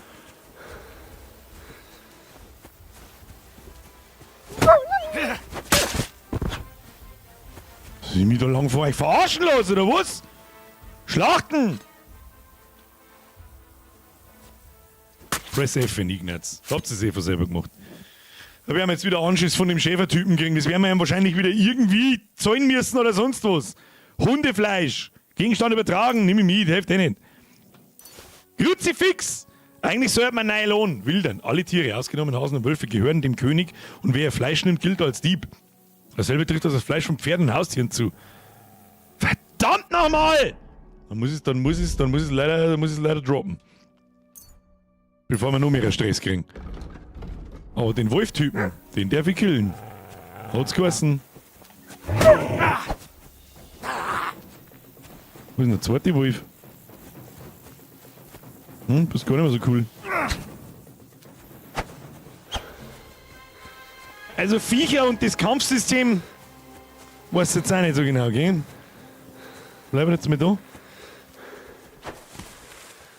Warum blüht denn jetzt? Warum habe ich jetzt Schaden gekriegt? Kann das Tor nicht stauen oder was? Ja, dann hilft's nicht. Der Ignaz ist leider von uns gegangen. Die Dinge sind, wie sie sind. Das schauen wir uns jetzt noch, was jetzt da wieder auf uns zukommt. Kann ich mein Schwert irgendwie werfen oder so? Nein, nicht. Also der Kampf gegen mehrere Gegner, der taugt mir noch gar nicht. Da muss ich mir vielleicht einmal das durchlesen, was da drin steht, so als Tipps für mehrere Gegner. Weil das die Ansicht wechseln. Ich hab den Eindruck gehabt, am Mittwoch war es noch so, dass man eigentlich ziemlich gut hin und her schauen hat können. Und wenn man gerade total zweit nach links oder rechts sich dreht hat, hat man sofort mal anders hingeschaut, das geht da jetzt überhaupt nicht mehr.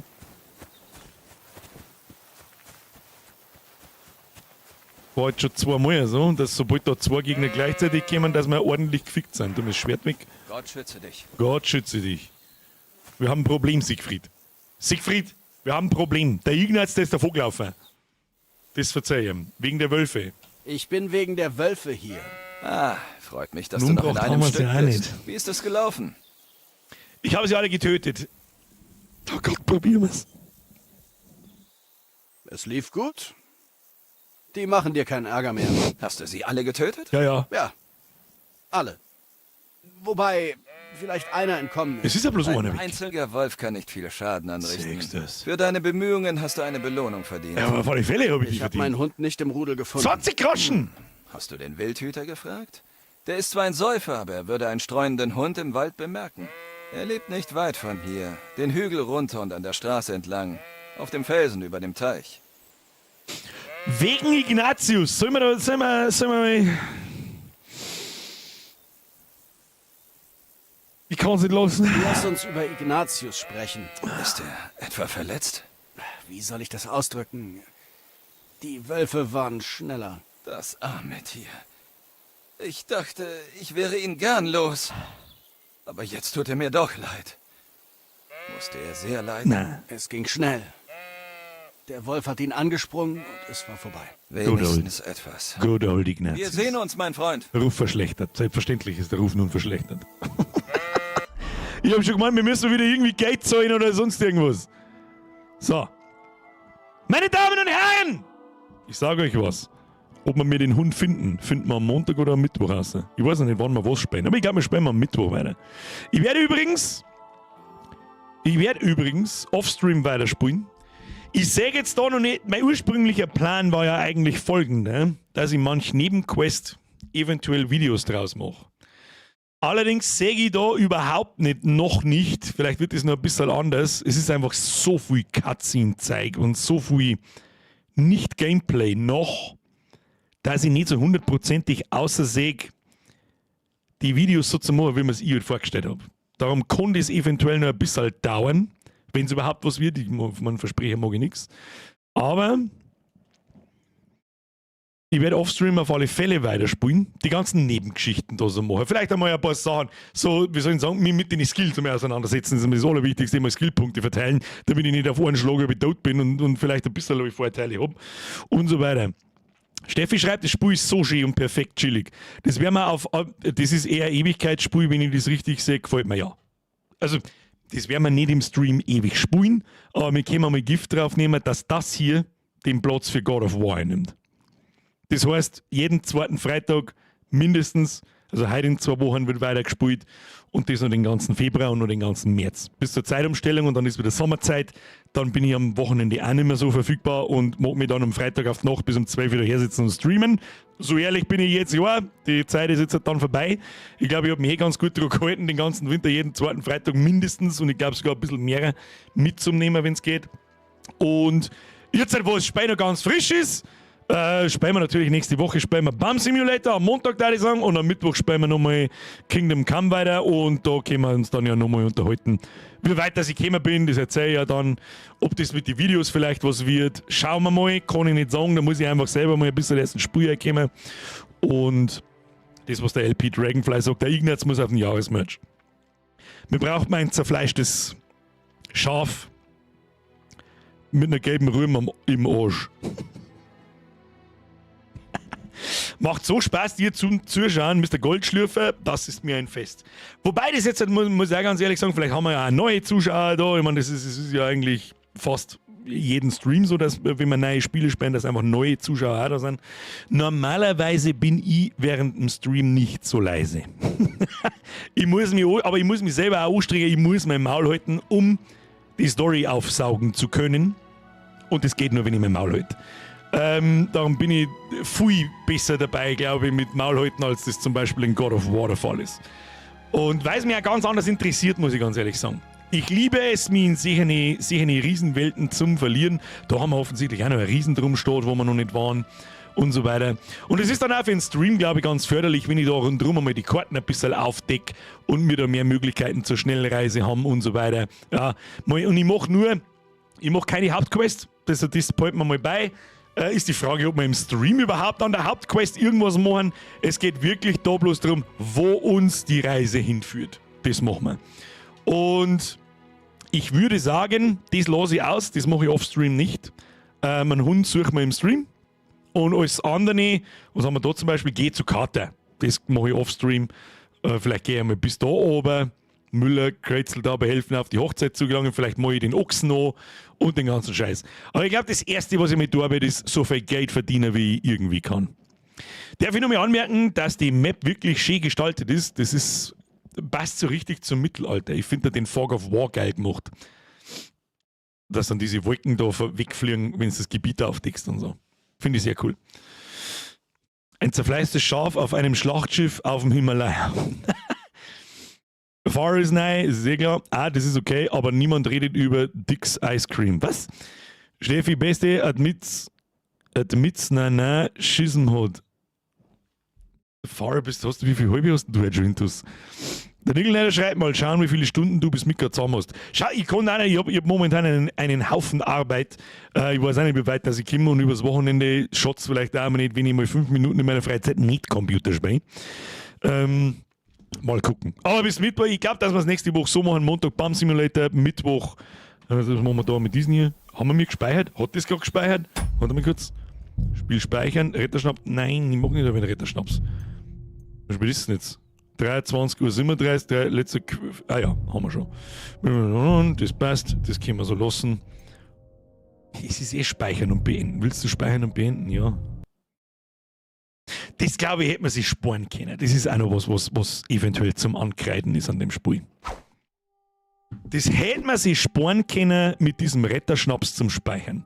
Wenn man das Spiel zumachen kann zum Speichern, um wieder. Dann mache ich Spiel zu und mache es wieder auf.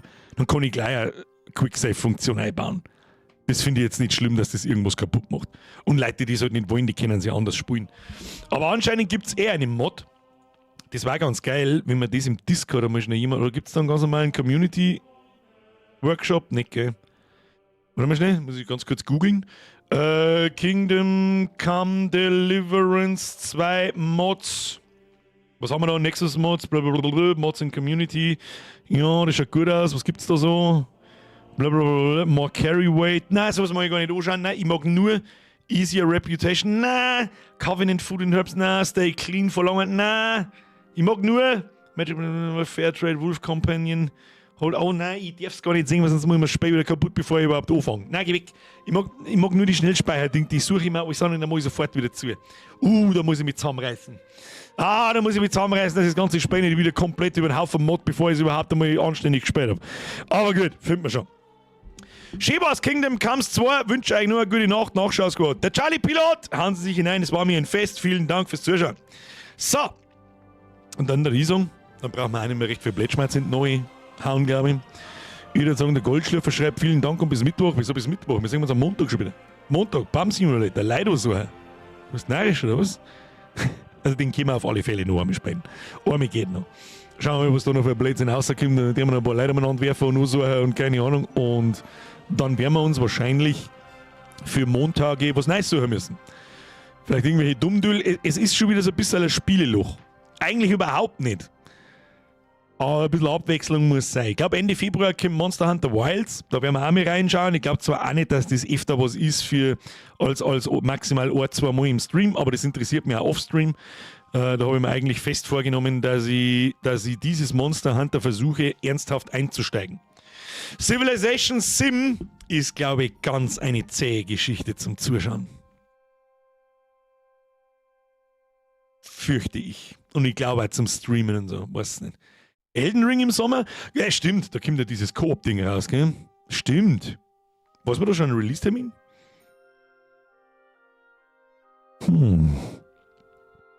Ja. Du, dasselbe Problem haben wir letztes Jahr gehabt. Das keins war.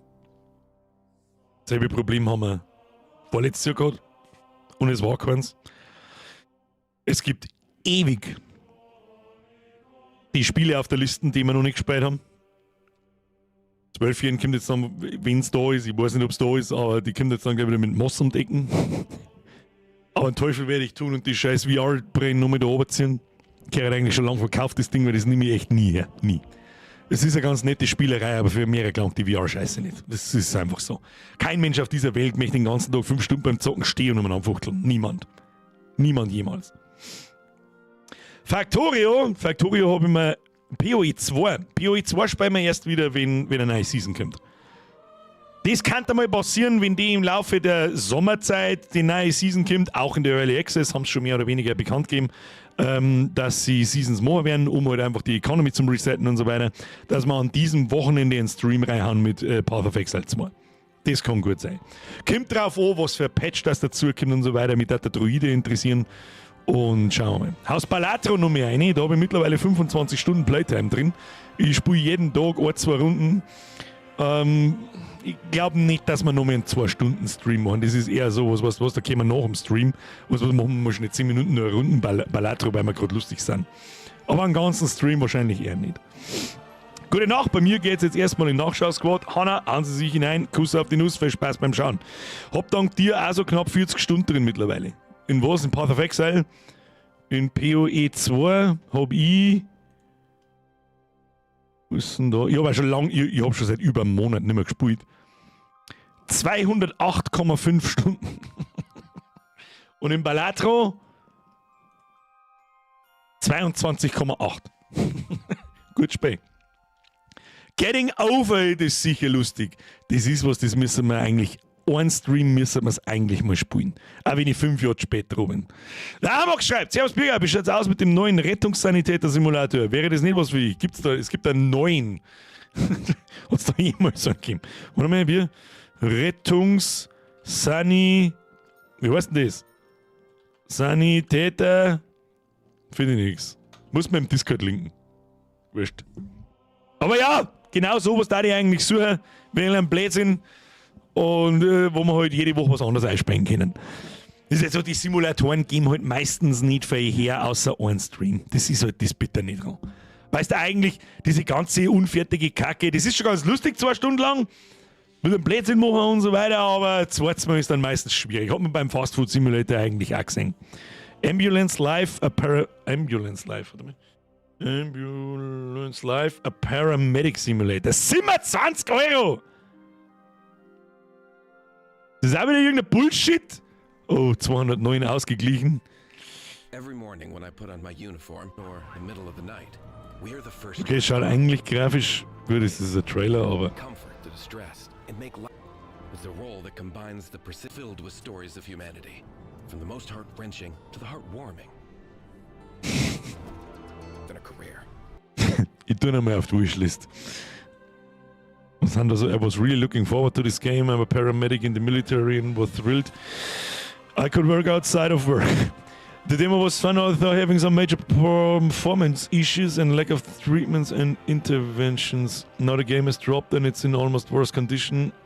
I was not even able to get into the ambulance and arrive in the first call without stuttering and then freezing and crashing. Okay. After the demo, the devs promised better performance, but it's not. Nearly unplayable because of jittering, lagging and general poor performance. Wait for new patches. Wann war das? Das nervt mich zu Tode. Das nervt mich zu Tode, dass nicht dort steht, von wann diese scheiß Bewertung ist. Steam. The fuck are you doing? Da verfasst 7. Februar, da steht's. 6. Februar. Das heißt gestern. Okay. Der Entwickler hat bereits geantwortet. Was hat er geantwortet? Hi, thanks for your feedback. Here are a few things that might help for your performance issues. Gut. Das, wenn auf meinem Rechner nicht läuft, dann weiß ich es auch nicht. Wird schon gehen dann. Baustein-Simulator, wäre das, weißt du, was ich die ganze Zeit warte? Wie heißt denn? Dieser Russen-Hausflipper-Reparatur-Simulator. Hat letztes Mal auch jemand vorgeschlagen, schon im Discord. Ich habe bloß nicht darauf reagiert, weil ich ihn schon auf der Wunschliste habe. Ich weiß nicht, wie er heißt dann gleich wieder. Wo ist eine Wunschliste? Ich hoffe, dass ich ihn auf der Wunschliste habe. Da ist so viel Scheiße, bis ich den jetzt finde, dabei geht und ja, Big Ambitions da mich interessieren. Auf Little Nightmares 3 freue ich mich. Oh Gott, da! Low Budget Repairs heißt's, glaube ich. Ja, genau, der Leon hat sich ja nicht geschrieben. Low Budget Repairs, aber das ist immer noch nicht da. Geplantes Veröffentlichungsdatum, bevorstehende Ankündigung. Und der schaut so dumm aus, auf das habe ich Bock. Low Budget Repairs, ja genau. Der Simon hat anscheinend gefragt, ob da Doom Dark Ages gespielt wird, aber sowas von. Doom Eternal war einer der besten Shooter, die Singleplayer-Shooter, die ich jemals gespielt habe. Selbstverständlich spielen wir mit das neue Doom Dark Ages. Ansonsten irgendwas, kurz Nächtchen an Gusselbeats, hauen sie sich rein, mehr fürs Zuschauen, aber gibt es einen Grund oder einfach so wegen zu wenig Zeit gerade? Also ihr unterhaltet euch gerade. Da muss eigentlich auch Hausflipper 2 sein. Das ist auch schon lange auf der Ding. Schon lange auf der Liste. Wirst du Subnautica 2 spielen? Das werde ich mir erst einmal anschauen, aber wahrscheinlich schon. Subnautica 1 haben wir da herin auch gespielt, das war vor 2 Jahren, glaube ich, im Sommer. Mittlerweile wahrscheinlich sogar vor 3 Jahren im Sommer. Und da waren wir geflasht ohne Ende. Ich zumindest. Viele von euch auch. So, verdammt nochmal, wie gut ist das Spiel eigentlich? Und ich hab's nicht gespannt. Also wenn das kommt, werden wir auf alle Fälle anschauen. Creepy Tale 3 kommt auch noch. Steht auch auf der Liste. Kriegen wir schon. Also uns gängen Spiele nicht aus. Also, das habe ich letztes Jahr gesagt. Oh mein Gott, Spiele doch im Sommer. Ich weiß überhaupt nicht, was man... Oh, ich weiß überhaupt nicht, was man tun soll. Keine Ahnung. Und dann war es überhaupt kein Problem nicht. Ist das zwar nicht voll mit Woke? Ich weiß jetzt nicht, wie es da Unterwasserspiel mit Wokeness vollscheißen willst. Also die Hauptfigur ist, glaube ich, ein farbiger. Und das ist nicht wirklich Woke. Kommt ganz drauf an. Was möchtest du sonst Woke machen? Ich weiß jetzt auch nicht. Gay Fish, Kanye West. Du hast gesagt, Hauptfigur hast dich durchgecheatet. Das stimmt. Das stimmt. Aber wie oft haben wir uns gespielt? Ich glaube 4-5 Mal und im 5. Mal haben wir dann gesagt, was, dass wir das Ende sehen. Ja. Haben wir die Cheats rein. Ausnahmsweise. Wenn die Jungfrauen keine Meerjungfrau sind. Stimmt. Nicht-binäre Fische. Ja nicht, habe ich bloß gehört. Ja, das ist... Mittlerweile wird es halt auch ein wenig lächerlich, sobald man irgendwo einen farbigen oder einen weiblichen Charakter sagt, dass man sagt, Bullshit. Das ist halt auch ein Krampf. Das ist halt einfach auch ein Krampf. Das macht halt die richtigen Probleme dann wieder unsichtbar. Und was der Herr Trump, ja, man kann ja vom Herrn Trump halten, was man will. Aber er tut, was er gesagt hat. Und seine Doge-Organisation, sage ich jetzt einfach einmal, die anscheinend unter der Leitung von Elon Musk gemacht wird, die deckt auf, wo amerikanische Steuergelder verschwendet werden. Und angeblich, ich habe mich noch nicht genau damit befasst, aber ich habe es in ein paar Memes gesehen und in ein paar Shorts gesehen. Ich habe kurz mal ein Iceman-Video gesehen, aber nicht ganz so geschaut, aber da ist alles so ein bisschen angeschnitten worden, bis dass ich so verstanden habe, um was das geht. Wurde aufgedeckt, dass dieses US-8, oder wie es heißt, für Gamergate verantwortlich ist. Und Artikel und Journalisten dafür bezahlt, diese ganze Woke und Diversity-Scheiße in Spielen zu pushen. Nachgewiesenermaßen, das ist nicht irgendeine Verschwörungsscheiße, das war's, bis heute oder gestern war's Verschwörungsscheiße, jetzt ist es offiziell, dass die Millionen von Dollar für so eine Scheiße ausgegeben haben. Das heißt, durch Steuergelder wird finanziert, dass irgendwo in Computerspiele alle so, I'm non-binary.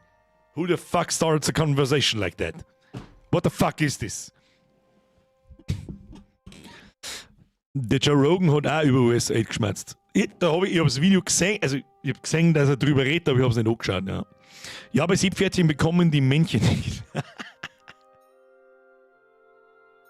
Was hältst du von der Dark Picture-Reihe? Kann brutal lustig werden. Die haben wir eigentlich alle gespielt. Fast alle. Wir haben also 3/4 davon haben wir mindestens gespielt. Wir gehen nur das eine, das letzte im Sommer rausgekommen ist, ab. Und das ganz neu. Und das haben wir dieses Jahr nicht gespielt, weil die so cheesy sind. Die sind so cheesy und schlecht eigentlich, dass man wirklich einfach mal ehrlich sein muss. Die sind wirklich gescheit schlecht eigentlich. Kurze Biergelehr-Stunde bitte, was ist Woke? Nein, wie sollst du das, ich weiß nicht einmal, wie es das erklären, was ist Woke? Hörst du mit der Kamala Harris zu? Everybody should be woke. Everybody should be more woke. Was ist zum Beispiel woke? Nehmen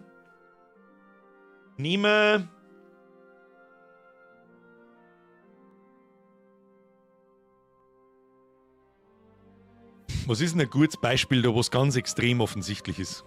Nehmen wir Resident Evil Serie. Das ist eigentlich für mich so eines der schlimmsten Beispiele. Jeder kennt Resident Evil. Jeder. Und dann macht Netflix da eine Serie und seit 1996 existiert die Lore zu Resident Evil und die ist ja bekannt und die ist sehr beliebt, weil die Resident Evil-Reihe sowohl die scheiß schlechten Filme als auch die teilweise scheiß schlechten Spiele, aber halt auch die verdammt guten Spiele, haben nun mal sehr beliebt. Und seit 1996 ist der Wesker ein Weißer. Und in der Resident Evil-Serie dann nicht. Da ist er dann ein Schwarzer. All of a sudden. So, einfach so. Es ist einfach.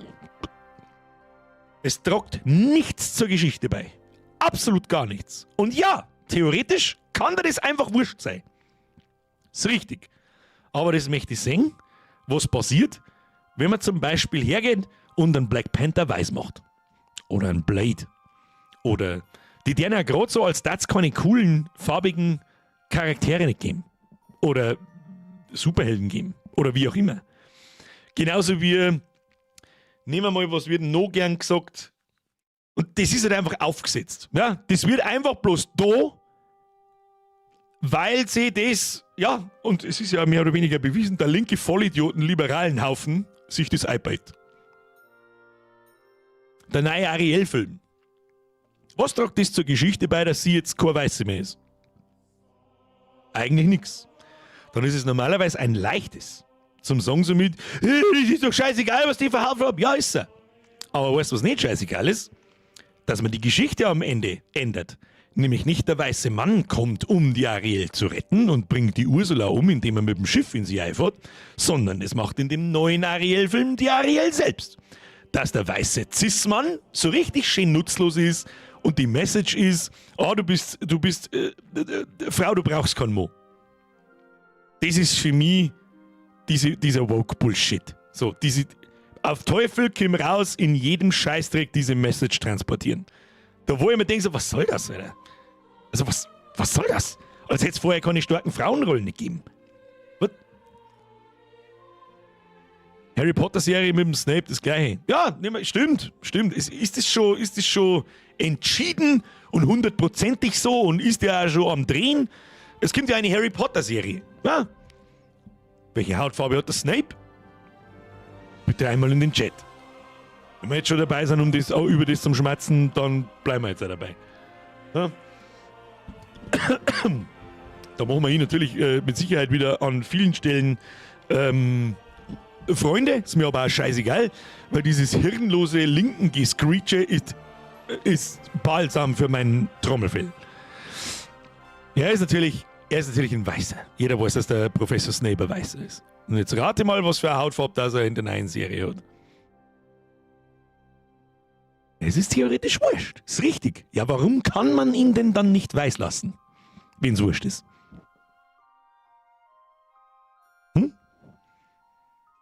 Warum nicht? Verstehe ich nicht. Weißt du da, dass nicht einer von den 3 Hauptfiguren auch farbig werden soll? Hermine? Gibt auch Gerüchte, dass Hermine auch schwarz werden soll. Sag ich, ja, noch nie fragen wir, was soll das? Was? Snape ist andersfarbig. Snape ist so weiß, dass wir mir alle, wenn wir da sitzen, Witz sind dagegen. So weiß ist der Snape. Und das ist halt einfach lästig. Ja? Ich bin zum Beispiel tatsächlich mit dem ersten Buch aufgewachsen. Das war nun mal in den 90ern, da war ich 10 Jahre alt. Und dann auch mit den Filmen aufgewachsen. Da war ich dann zwar schon ein bisschen leider, aber ich mag die Filme. Ja? Für mich hat sich der Charakter, der ist auch essentiell sehr wichtig für die Geschichte von Harry Potter. Ich mag jetzt da nicht umeinander spoilern. Wer Harry Potter noch nicht gesehen hat, der sollte das vielleicht mal nachholen. Aber dann kann ich da jetzt auch nicht helfen. Ich meine, die Filme haben über 15 Jahre alt. Beziehungsweise teilweise über 25 Jahre alt. Sehr wichtig für die Geschichte. Ich bin damit aufgewachsen und so weiter und so fort. Und dann wird der Charakter einfach in was anderes geändert, das ich so nicht in Erinnerung habe. Das finde ich einfach scheiße. Fertig aus Amen. Weil es nicht sein muss. Es muss einfach nicht sein. Wir wissen, wenn sie dir einmal eine eigene Geschichte ausdenken, dann. Und was dann dabei rauskommt, das wissen wir auch. Komisch, die Scheiße schaut sich nämlich dann keiner an. Mein Problem? Ja, weil ich bin ja der weiße Cis-Mann. Komm mal, dein Maul. Das hat ich bloß ins Hirn geschissen. Und wenn du es dann mit der Geschichte konfrontierst, ist alles, was du hören wirst. Du bist eine Frau, du bist ein Sexist, du bist ein Rassist, du bist ein Schwulenhasser, du bist... Ja, dreht's lauter, ist doch gut, meine Ohren. Ich liebe es. Wieso kann man nicht einen schwarzen, starken Charakter schaffen? Das ist ja oft nur passiert. Ich finde zum Beispiel einen Blade super cool. Ein unfassbar cooler Charakter. Cooler wird's nicht. Warum macht man da nichts draus? Weiß ich nicht. Man probiert's ja nicht einmal. Stattdessen ändert man einen Scheiß nach dem anderen, der, ja. Gibt es dann im Endeffekt einen weißen Martin Luther King? Gibt es nicht irgendwo eine Netflix-Serie? Ich hab's mir nicht angeschaut, da geht es um irgendeinen Wikinger-Häuptling, den es in echt gegeben hat. Wikinger haben in der Regel weiß. Und in der Netflix-Serie ist es eine schwarze Frau. Also das meine ich jetzt übrigens ernst. Das ist jetzt nicht so mit, ja, das hast irgendwie, ich glaube das war es. Und da brauche ich mich halt nicht wundern, wenn die Scheiße keiner sehen will. Was soll das denn? Der Tobi schreibt, eine Frage. Und ich bin mir nicht sicher, ob ich die stellen darf, aber auf dem neuen Merch hat mich meine Freundin gefragt, wo da die Stelle ist, wo die Steffi verewigt ist. Danke.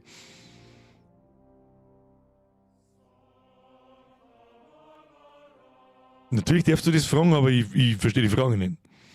Steffi verewigt sich selber.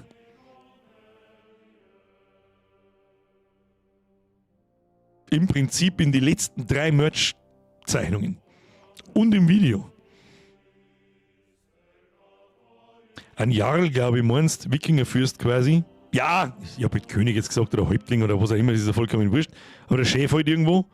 Ah, stimmt, der Barbara Kurbler. Stimmt, der ist auch von dir. Der ist auch von dir. Habe ich jetzt gerade nicht dran.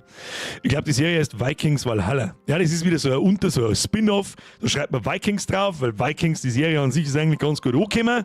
Ja, da wird das Franchise dazugegeben, weil sonst schaut sich die Scheiße keiner freiwillig an. Und dann rennt da bei den Wikinger eine Frau in Schwarz umeinander und macht dann eine Wikinger-Chefin. Hör mal halt auf. Der Ripper schreibt auch bei den Hobbits in dem neuen Herr der Ringe-Ding, das finde ich eigentlich gar nicht so schlimm, muss ich ganz ehrlich sagen, wenn es da farbige Hobbits gibt. Die Herr der Ringe-Serie hat so viele andere Probleme, dass es ganz aus ist. Also Herr der Ringe ist auch ein lächerliches Beispiel. Speziell, wenn ich jetzt von Herr der Ringe negativ rede.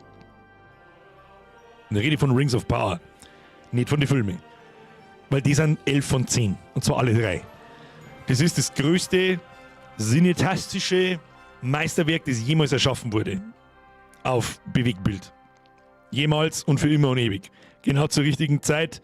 Mit genügend CGI, das passt, aber mit wenig genug, mit originale Props, dass es halt echte Props sind und kein CGI ist, wird nicht mehr perfekter.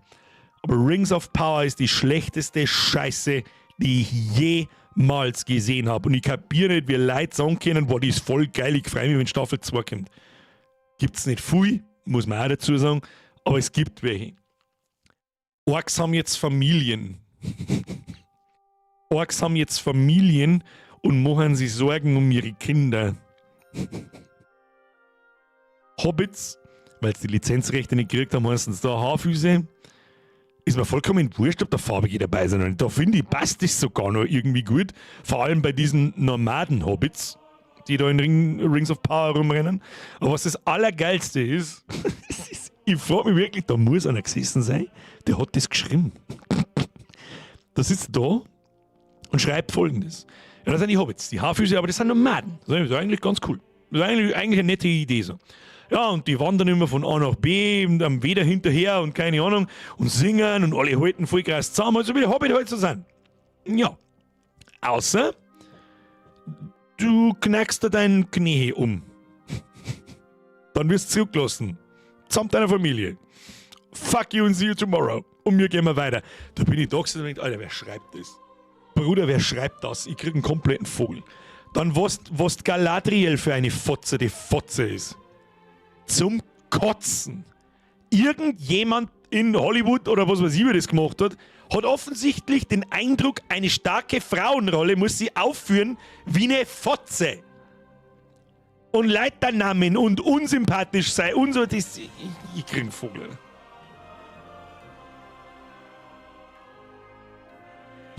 Die Szene in Staffel, ich habe die zweite Staffel nicht angeschaut. Ich bin so weit gekommen, ich glaube, das ist in der zweiten Folge, in der zweiten Staffel, da wo die Ork-Mama mit ihrem Baby in der Hand kommt und irgendwie jammert, wir machen uns Sorgen um unsere, wieder bin ich da und man denkt, was zur Hölle schau ich mir da an, Alter? Walleck, was zur Hölle schau ich mir da an? Komm, halt dein Maul. Und hab ausgemacht und da seitdem nie wieder weitergeschaut. Also, wow. Wow. Leg mich am Sack, Alter. Der JS schreibt, Hardcore Emanzen halt, viel der Nasenring und der Ponyschnitt. und das Querschnittsgelähmt in einem Rollstuhl umeinander wageln. Das fällt auch noch. Und das sind die Sachen, die haben für mich woke. Die werden da einfach reingepresst, um eine Agenda zu pushen. Nämlich die, Frauen sind allein auch voll super krass und jeder zweite, du bist schwul, aber das ist voll in Ordnung. Wieso muss man das eigentlich noch sagen? Das verstehe ich sowieso nicht, oder? Und dieser ganze Transmist und was weiß ich, was alles sehen, das soll ihnen einfach eine Ruhe geben. Das soll ihnen einfach abbauen. Aber ich habe das Gefühl, the world is healing. Der Trump rammt da hinten so dermaßen auf, dass richtig krass ist. Das richtig krass ist. Vielleicht sogar ein Stück zu krass. Und mal gucken. Und normalerweise dauert es dann so 1-2 Jahre und dann wird es bei uns auch wieder so, wie es da hinten ist. Und dann haben wir hoffentlich wieder einigermaßen in der Normalität angelangt, weil dieser hirnverbrannte Schwachsinn, der kehrt einfach von, was weiß ich, der kehrt einfach aus den Unterhaltungsmedien getilgt. Und übrigens aus Kindergärten sowieso. Was muss ich einer Drag Queen Sachen aus einem Buch vorlesen lassen in einem Kindergarten? Wir haben sich ins Hirn geschissen, oder was? Vollidioten. So. Bevor wir jetzt aber noch ein paar Sachen ausrutschen, die ich wahrscheinlich bereuen werde. And the Oscar goes to... Die Oscars habe ich gar nicht angeschaut. Das ist eine sehr eine gegenseitige Schwanzlutscher-Scheiße, wo sie super Promis gegenseitig dafür auszeichnen, wer am schwulsten, schwarzesten, behindertsten und keine Ahnung was war. Also, es ist eine Dettenveranstaltung, das ist unglaublich. Das ist unglaublich. Und aus dem Handwerk habe heute Putzspachtel innen gefunden. Ich kann voll Oscars sind erst im März. Ja, das ist eine komplette Idiotenveranstaltung. Ich verstehe ja nicht die Leute, die sich das anschauen. Warum schauen die so, Alter? Da verleiht der eine super Schauspieler, Regisseur, irgendwas, Komitee, dem anderen einen Orden. Das ist dasselbe, wenn ich in der Früh aufstehe und blas mir selber an. Er sagt, das habe ich richtig gut gemacht, ich habe richtig gut geschlafen heute. Was soll das denn? Keine Ahnung. Kehrt, wer zum ESC geht. Na. Das ist also, sowas schaut man sich nicht an, Alter. Das ist mir scheißegal. Von mir aus, weiß ich nicht, nehme ich 4 Sekunden Chance auf und dann lassen sie den Hinspeien auf mich. Es ist mir doch, wen interessiert denn so ein Mist? Wem hilft denn dieser Mist irgendwas? Was soll das denn? Gut, ich sitze da beim Streamen, wem hilft das irgendwas? Ah, das habe ich aber auch nicht gesagt. Es gibt auch Leute, die sich das so schauen. Und ich verstehe es nicht. Schau's mir mal nicht an, das könnte lustig sein, Feuerschwanz.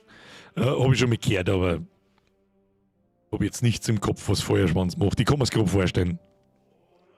Ist mit allen Medienpreisen mittlerweile so, Grammy war ja auch übelst die Walk-Shit-Show. Ja, und das wird aus dem irgendwo im Hintergrund wird diese Scheiße bei uns genauso finanziert, wie es bei den Amis war. 100%ig, weil anders ist es nicht mehr zu erklären. Es ist nicht zu erklären, wo das herkommt auf einmal. Kannst du dich vor 5 Jahren noch erinnern, dass das so war? Ich nicht. So vor 5 Jahren ungefähr hat es angefangen, so vor Corona ungefähr. Natürlich hat es das immer wieder mal da ein bisschen, aber dann ist das völlig aus dem Ruder gelaufen, diese ganze Scheiße. Zum Kotzen. Zum Kotzen. Weg mit dem Dreck. How about some common sense? How about that? Das war immer wieder was. Die ESC war ganz lustig, bis die Jury sich entschieden hat, dass das Publikum jetzt nichts mehr mitzubestimmen hat. Ja toll, was der Breit und die Veranstaltung auch nicht. Was ein Schwachsinn. Naja, die viele Streamer sind unterhaltsamer als die normale Fernsehen. Gut, da ist aber auch nicht recht viel dabei mittlerweile. Aber gut, wir haben alle ein bisschen Internet geschädigt und dadurch ist unsere Aufmerksamkeitsspanne ja ein bisschen kaputt gegangen. Und ganz ehrlich, wenn ich mal beim Essen vorn sitze, ja, das ist das Einzige, wo ich am Fernseher ein bisschen mitkriege, weil der halt nebenbei läuft, wird zirgert, dass solche Sendungen gemacht werden. Was weiß ich jetzt zum Beispiel, Schlag den Star oder irgendwie, das ist das Einzige, was mir jetzt gerade auf die Schnelle einfällt. Es ist alles so, boah, leck, Alter, jetzt hat er dasselbe in 5 Minuten lang oder 5-mal das Gleiche verzeiht. Als da der Mann, als da die Leute, die da vom Fernsehen sitzen, alle hängen bleiben, die warten. Und anscheinend sind es das auch. Dann passiert wieder nichts, dann kommt wieder Werbung, dann wird dasselbe nochmal erklärt. Und bis da mal was vorwärts geht, denke ich mir, Alter, ich flipp aus. Mach weg und schau mal irgendwas im Internet an. Da kann ich mir on demand irgendwas anschauen, was ich sofort sehen will, ich kann nochmal anspringen. Also ich verstehe sowieso nicht, dass das Konzept Fernsehen noch funktioniert. Dem gebe ich nur maximal 20 Jahre und ist tot. Also dann das ist unmöglich. Dann lebt keiner mehr, der Fernsehen schaut. Komm, hör mir auf. So,